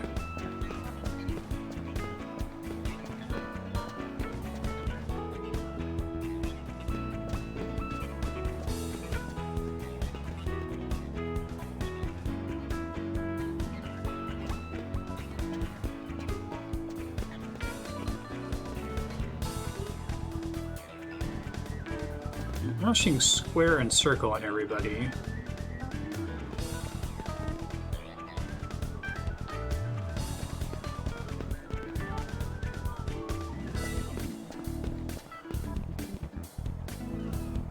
Seems like the correct first thing to do immediately after Vegnagun is released, the Eternal Calm is over, and fiends are pouring out of all of Yevon's temples.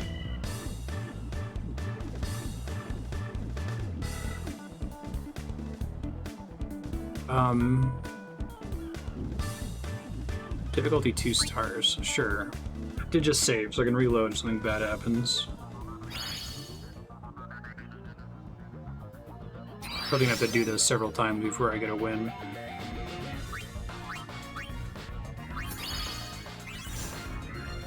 One's a great start, okay.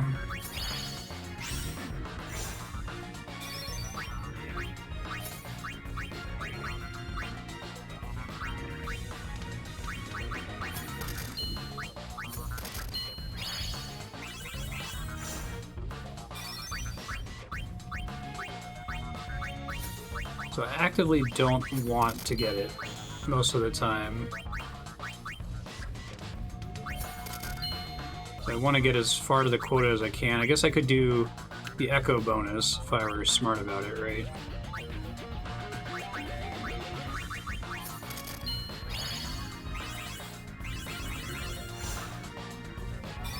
Did 4 coins last time.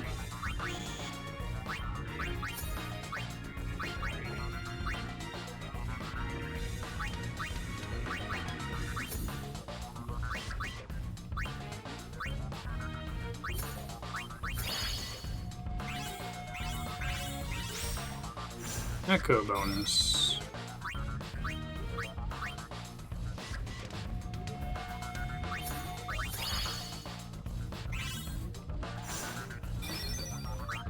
I wonder how I did this as a kid. Probably would have been frustrated by this. You get it in 2 as many times as possible, I guess. See if the echo bonus is enough for that.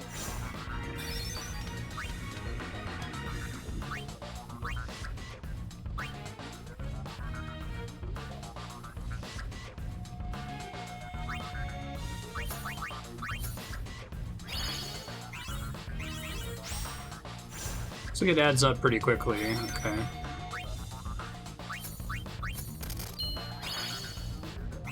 Echo is better than trying to do a bunch of coins. Got it.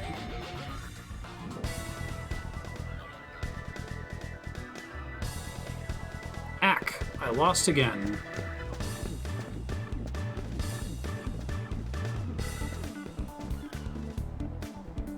So going for Echo seems to be smarter than going for big combos. Like, I guess if you break the Echo combo, you get in trouble.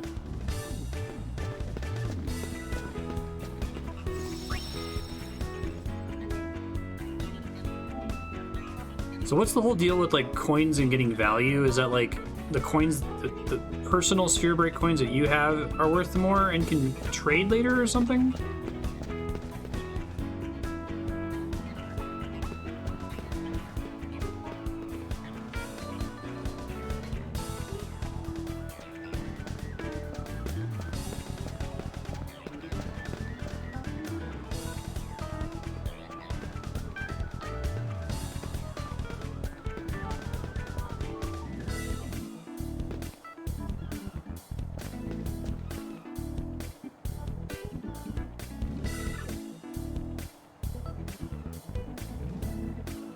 So this is the same as the other one.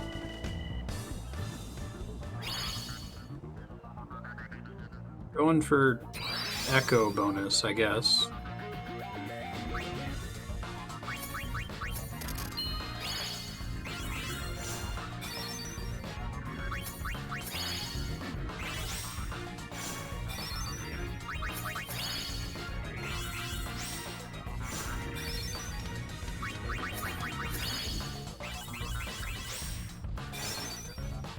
Wait, why is my quota not going up despite my giant echo bonus? Did I misunderstand something? Must have.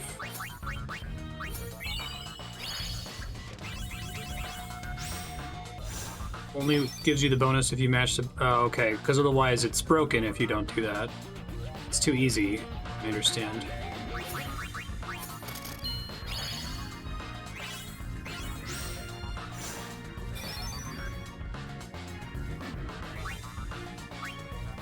Six. Oh shit, I got confused.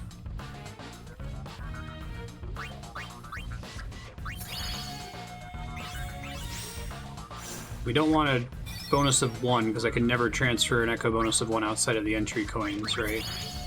So getting a 1 here is kind of kicking my ass. Alright, so I'm fucking this up. Okay.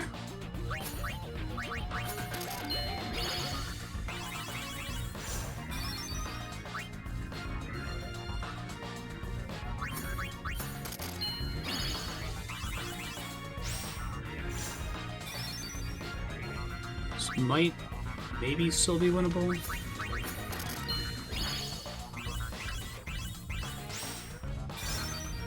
Yeah.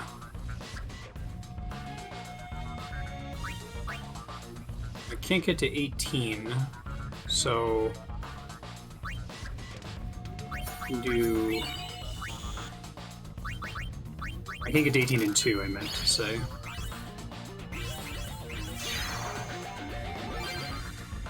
Good enough, apparently. Now I've learned how to not fuck it up, at least, so that's good. Don't just use the entry coins. This is an interesting game. It feels like they, like, started out with the really simple version of it. Of just, hey, there's a number in the center.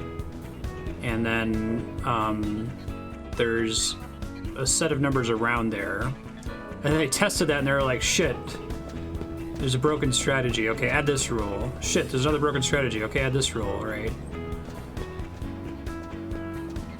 I guess maybe the center coins are, maybe that was the most interesting original idea, that you would pick 4 different numbers to be your entry coin numbers. But I have to wonder if even the original game distinguished between entry and border coins at all. 3 stars. 30 coin quota. Maybe do that one.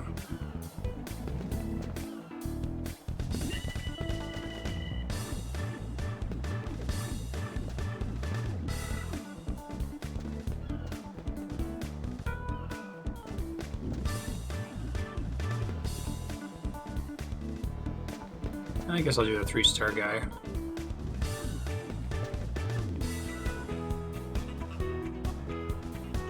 On a roll here. Fear is that you get 9 and don't have any way to make 9. That's the problem.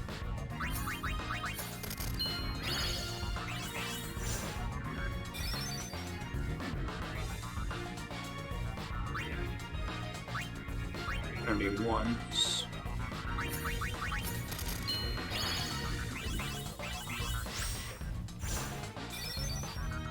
Six again.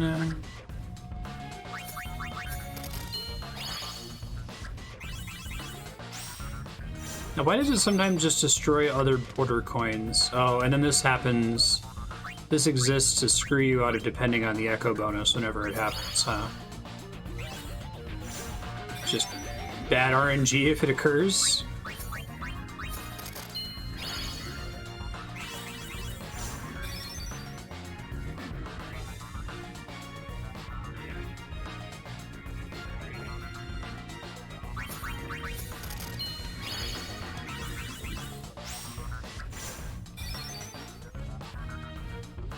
I guess it rolling a 1 as the core sphere screws you no matter what, doesn't it?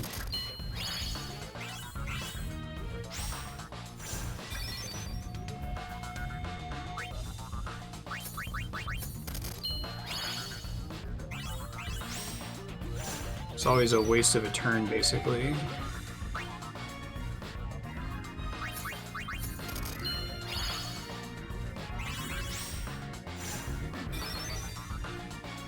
Seven.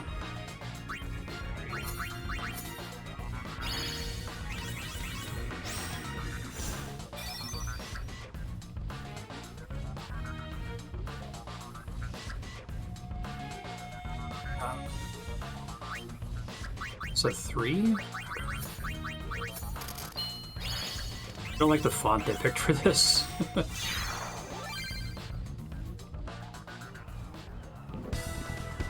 Hey. Oh yeah, it's Rob Paulson. The little guy with the weird mask. That was so close. Who beat you?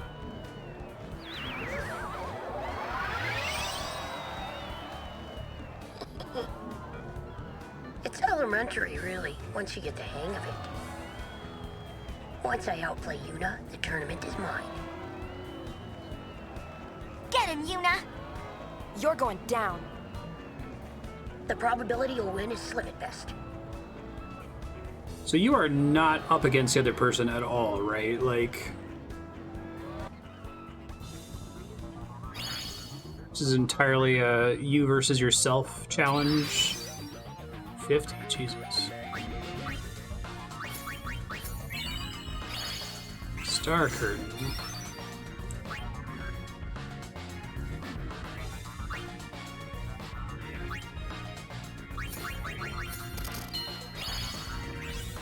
The hardest one in the game is the one you need for a dress sphere?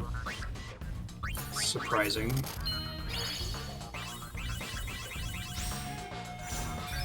I think it would be like an optional thing later on. Well, they just fucked me out of winning, I think. Seriously? Can you just lose to RNG from one appearing repeatedly? And you have to do a round before this one, don't you?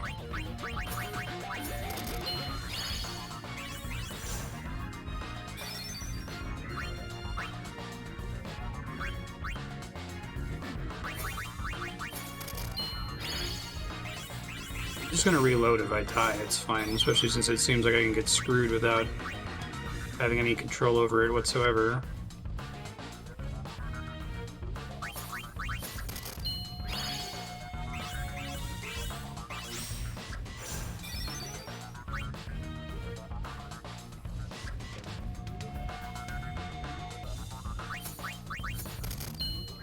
I don't understand what causes random quarter coins to be destroyed every round.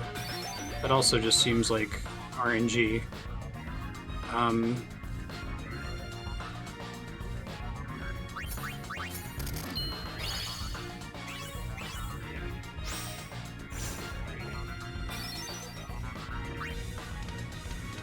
Sounds awful, Aki.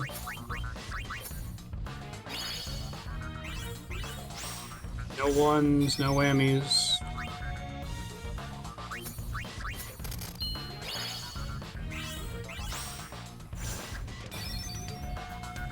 It might be impossible to win. Yeah, I literally cannot win because of those ones that rolled early on. So, hold on.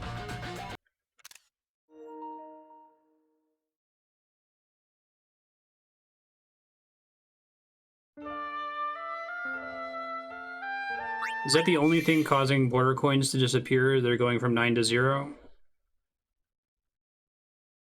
So use your large numbers early.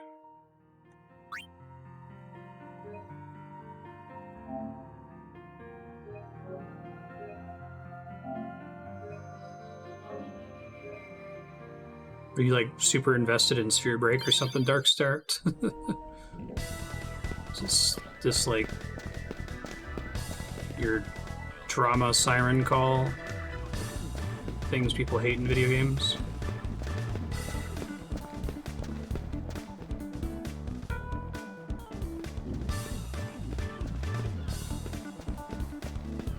So we gotta do 2 in a row. Let's see.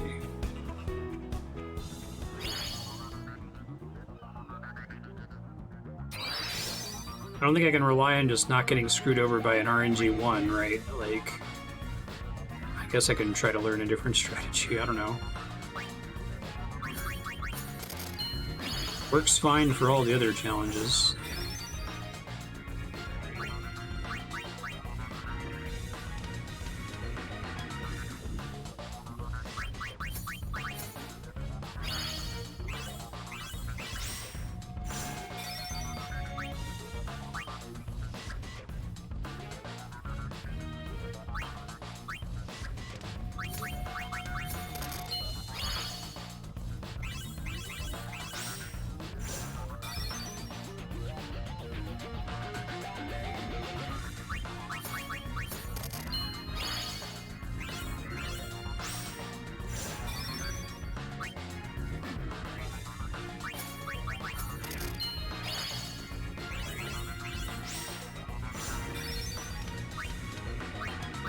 I think the one part being RNG is pretty frustrating. It removes interesting strategies from the board.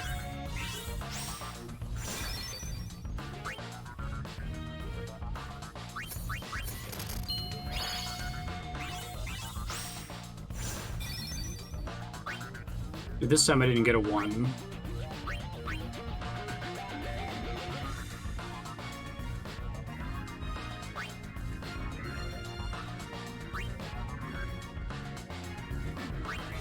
Get to 9, yeah.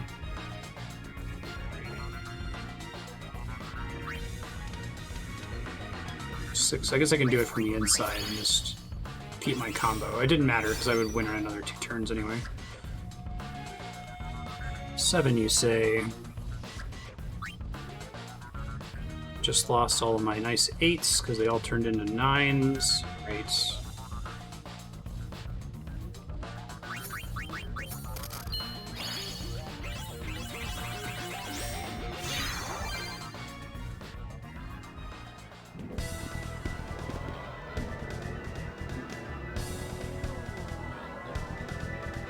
It's cool. It's like, you're suddenly super active in chat for Final Fantasy X too. It's like, did somebody mention Wildstar?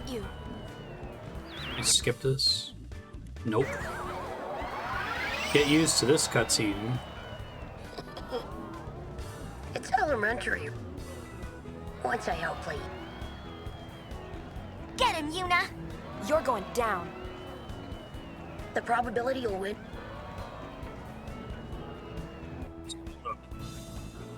Try doing 3 coin combos, because getting even a single 1 I think makes it impossible to win.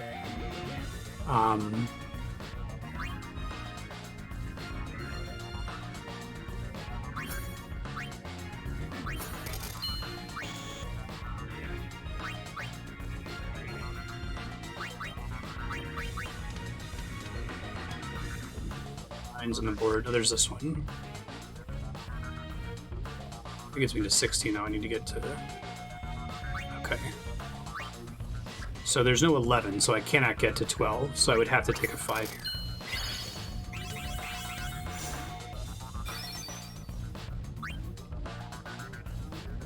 There's no 1s.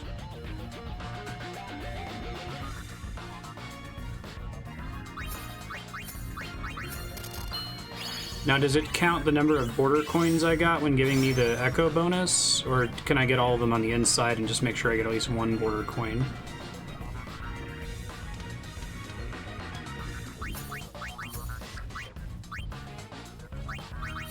Gotta add an odd number there. Oh, god damn it. So 1s are really frustrating.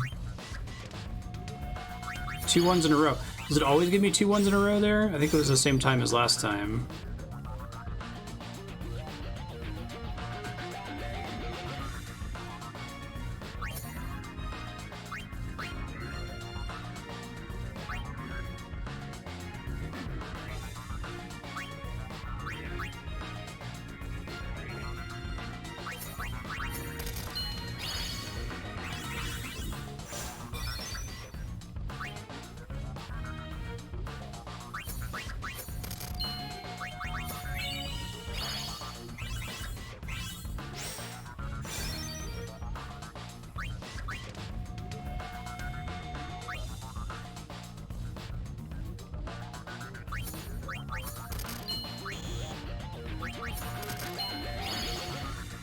I think once I get 2 ones in a row, it might be impossible if I'm doing 3 coins as well, provided I get no more 1s.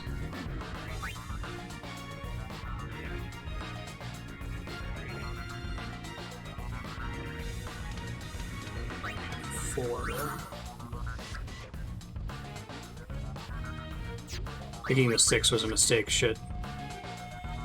I was gonna do 918, but I'm just gonna give me 9 right now. I guess I can do this and then the 3. Ah, okay. Do it in the opposite order. Not completely screwed. Jesus Christ. I think the existence of 1 as a valid number makes this game unfun. Yeah, because now it's unwinnable. So you pretty much just have to keep going until that doesn't happen, right?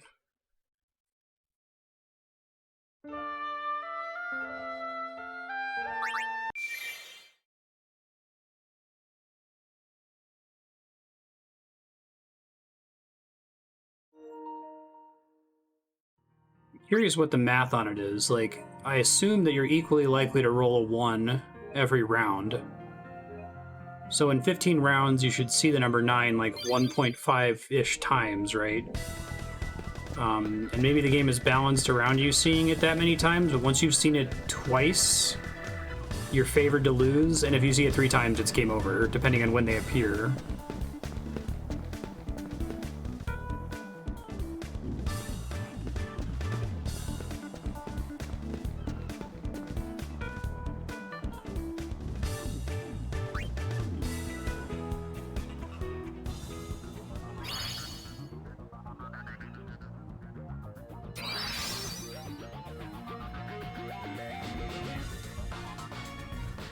You have more turns to work with later on? Okay.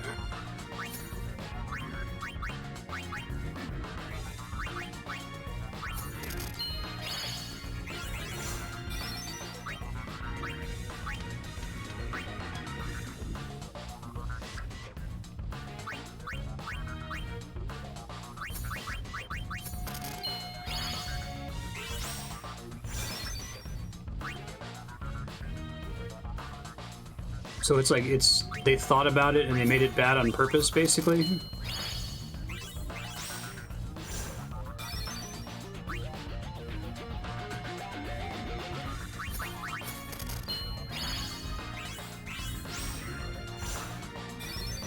I don't hate the idea of this game. Like, it's actually kind of fun, but I'm very puzzled as to why they even included a 1 in the center. You think they would have been doing the rules iteration and gotten to that and say, oh wow, this just makes you lose when it happens. Well, shit. Better get rid of that. It's no good.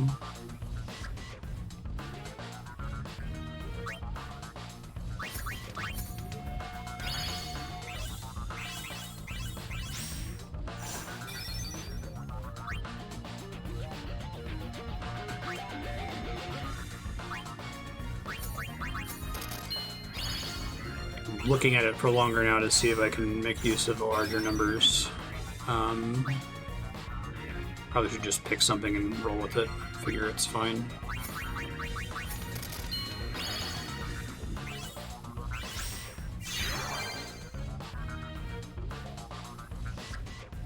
Turn can't complete until you select one of your inner spheres, but letting you select a border sphere first. Yeah, that would be nice. I think, yeah, that's an elegant solution because you can still have the requirement that you have to use at least one entry coin.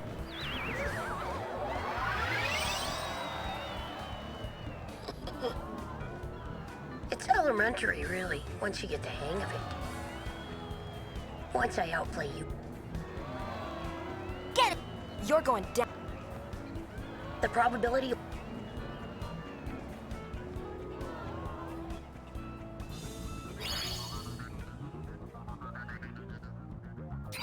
This is my last attempt for today. No ones, please, game.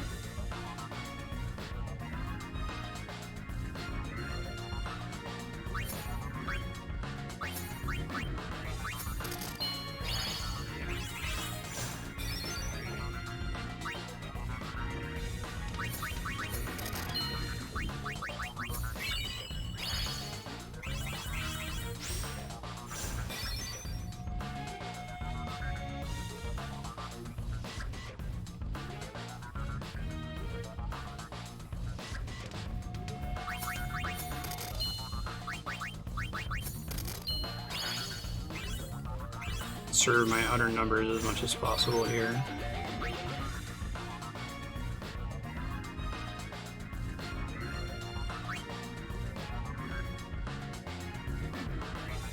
Don't pick the 6. I'm supposed to just pick the 6 there.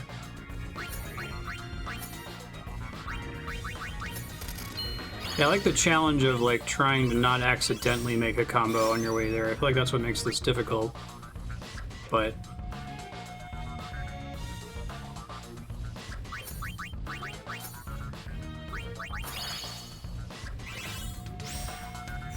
no ones, thank you.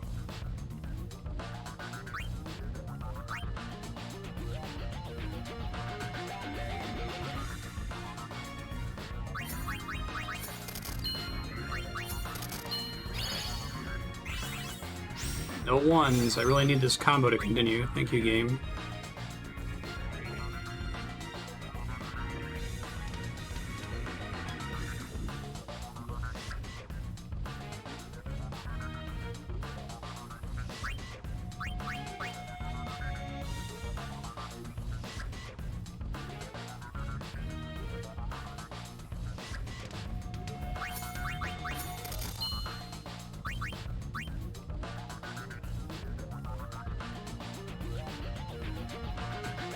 Thought I had a 7, I misread.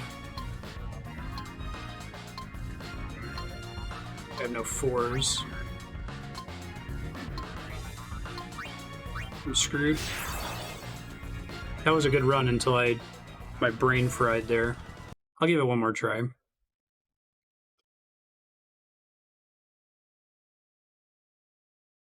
Of course, the one where I finally screwed up for the first time on the one that didn't give me a 1, so I couldn't blame it on that.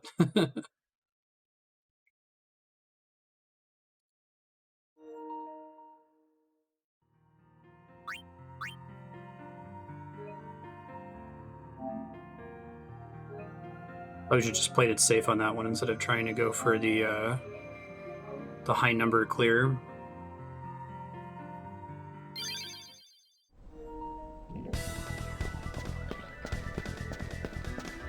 In fact, I think once I have a high combo quota, I should probably always play it safe, because that's going to be doing a lot more heavy lifting towards actually winning than anything else.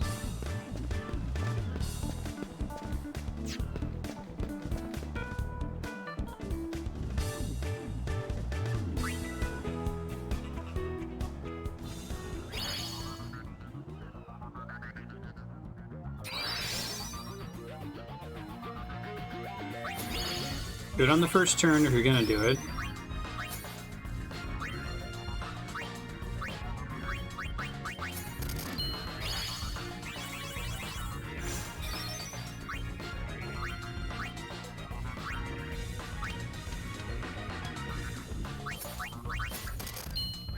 Lose the 9, it's okay.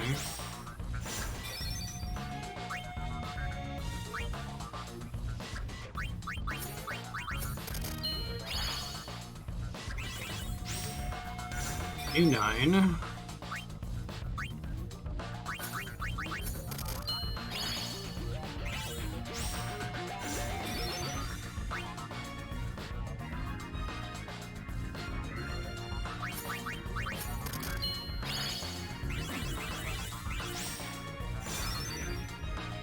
8.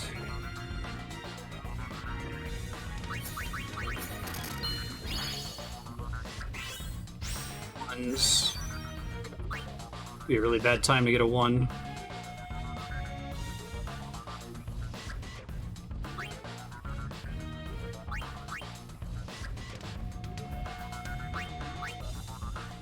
So I can do it on the inner ring to keep my combo.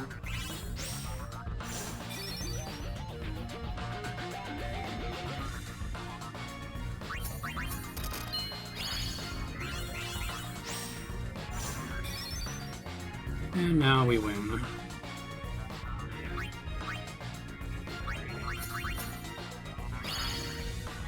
Alright, no whammies, Shinra. Give me that last board exactly, except this time I won't fuck it up.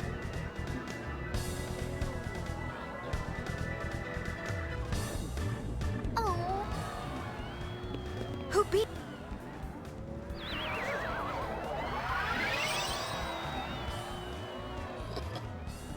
It's elementary, really. Once I help. I feel like this should be a triggering cutscene for me, but You're going. The probability.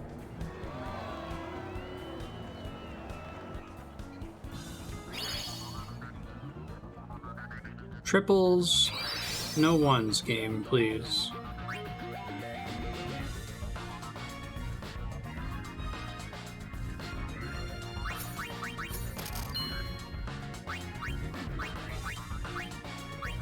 Big number.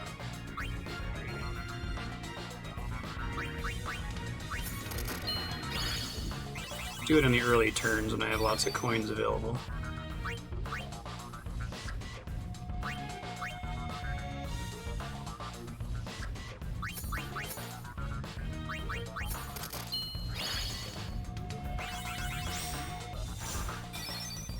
Bitch. It's early enough though, as long as it doesn't keep spamming them, I might still be able to win here. No 9s.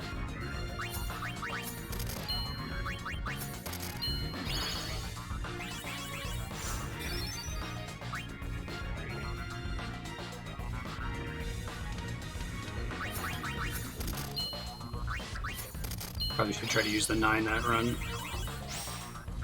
My bad.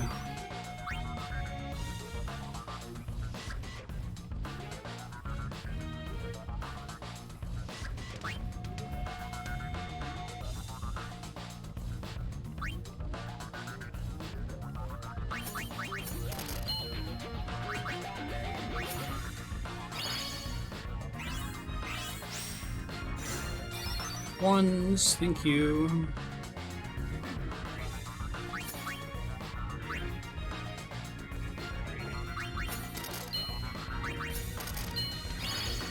There's a 9 there.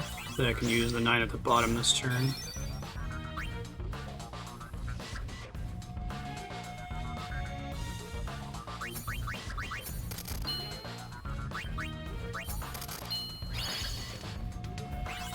No ones, don't screw me, game.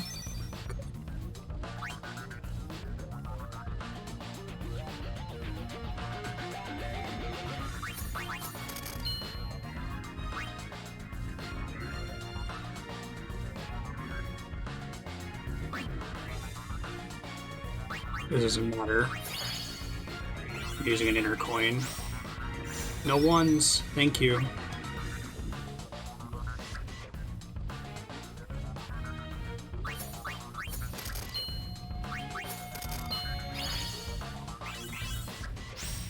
Big numbers. Hey, that time we did it. Okay, I probably could have gotten it last run too, but I won. made a stupid mistake. My goggles fogged up.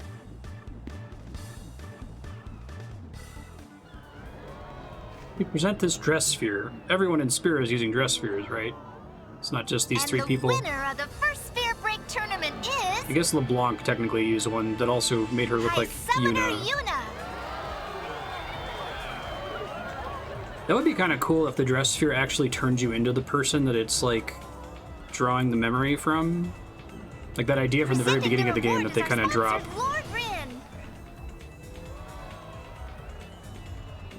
Look, ni Dimiduk. Congratulations. Thank you.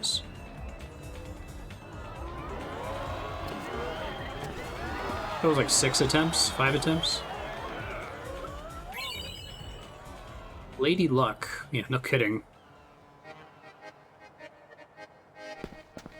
Alright, Future Marstead, the, Future Marstead Final Fantasy X-2 text file has information on places to go, Care of Ravanon, lists all the dress spheres. You've done Luca and none of the other ones, so go to one of those other places. No, really, it's the gained JP up of dress spheres? That's a really good way to sell it to me. Thanks, Docky. That tells me everything I need to know. I guess I'll equip it real quick in that case.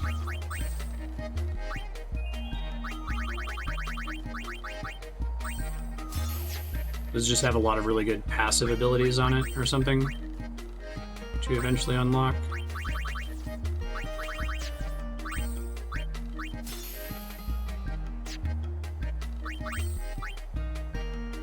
Yuna, Lady Luck, 2 dice, reels, raise luck, double XP. Yeah, okay, got it.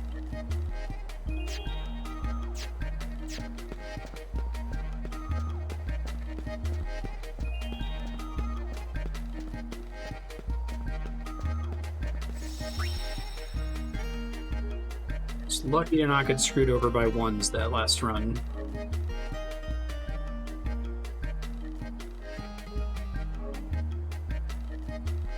Beans. Thanks, folks. 10-2 will be back probably next week, barring any bonus stream unlocks.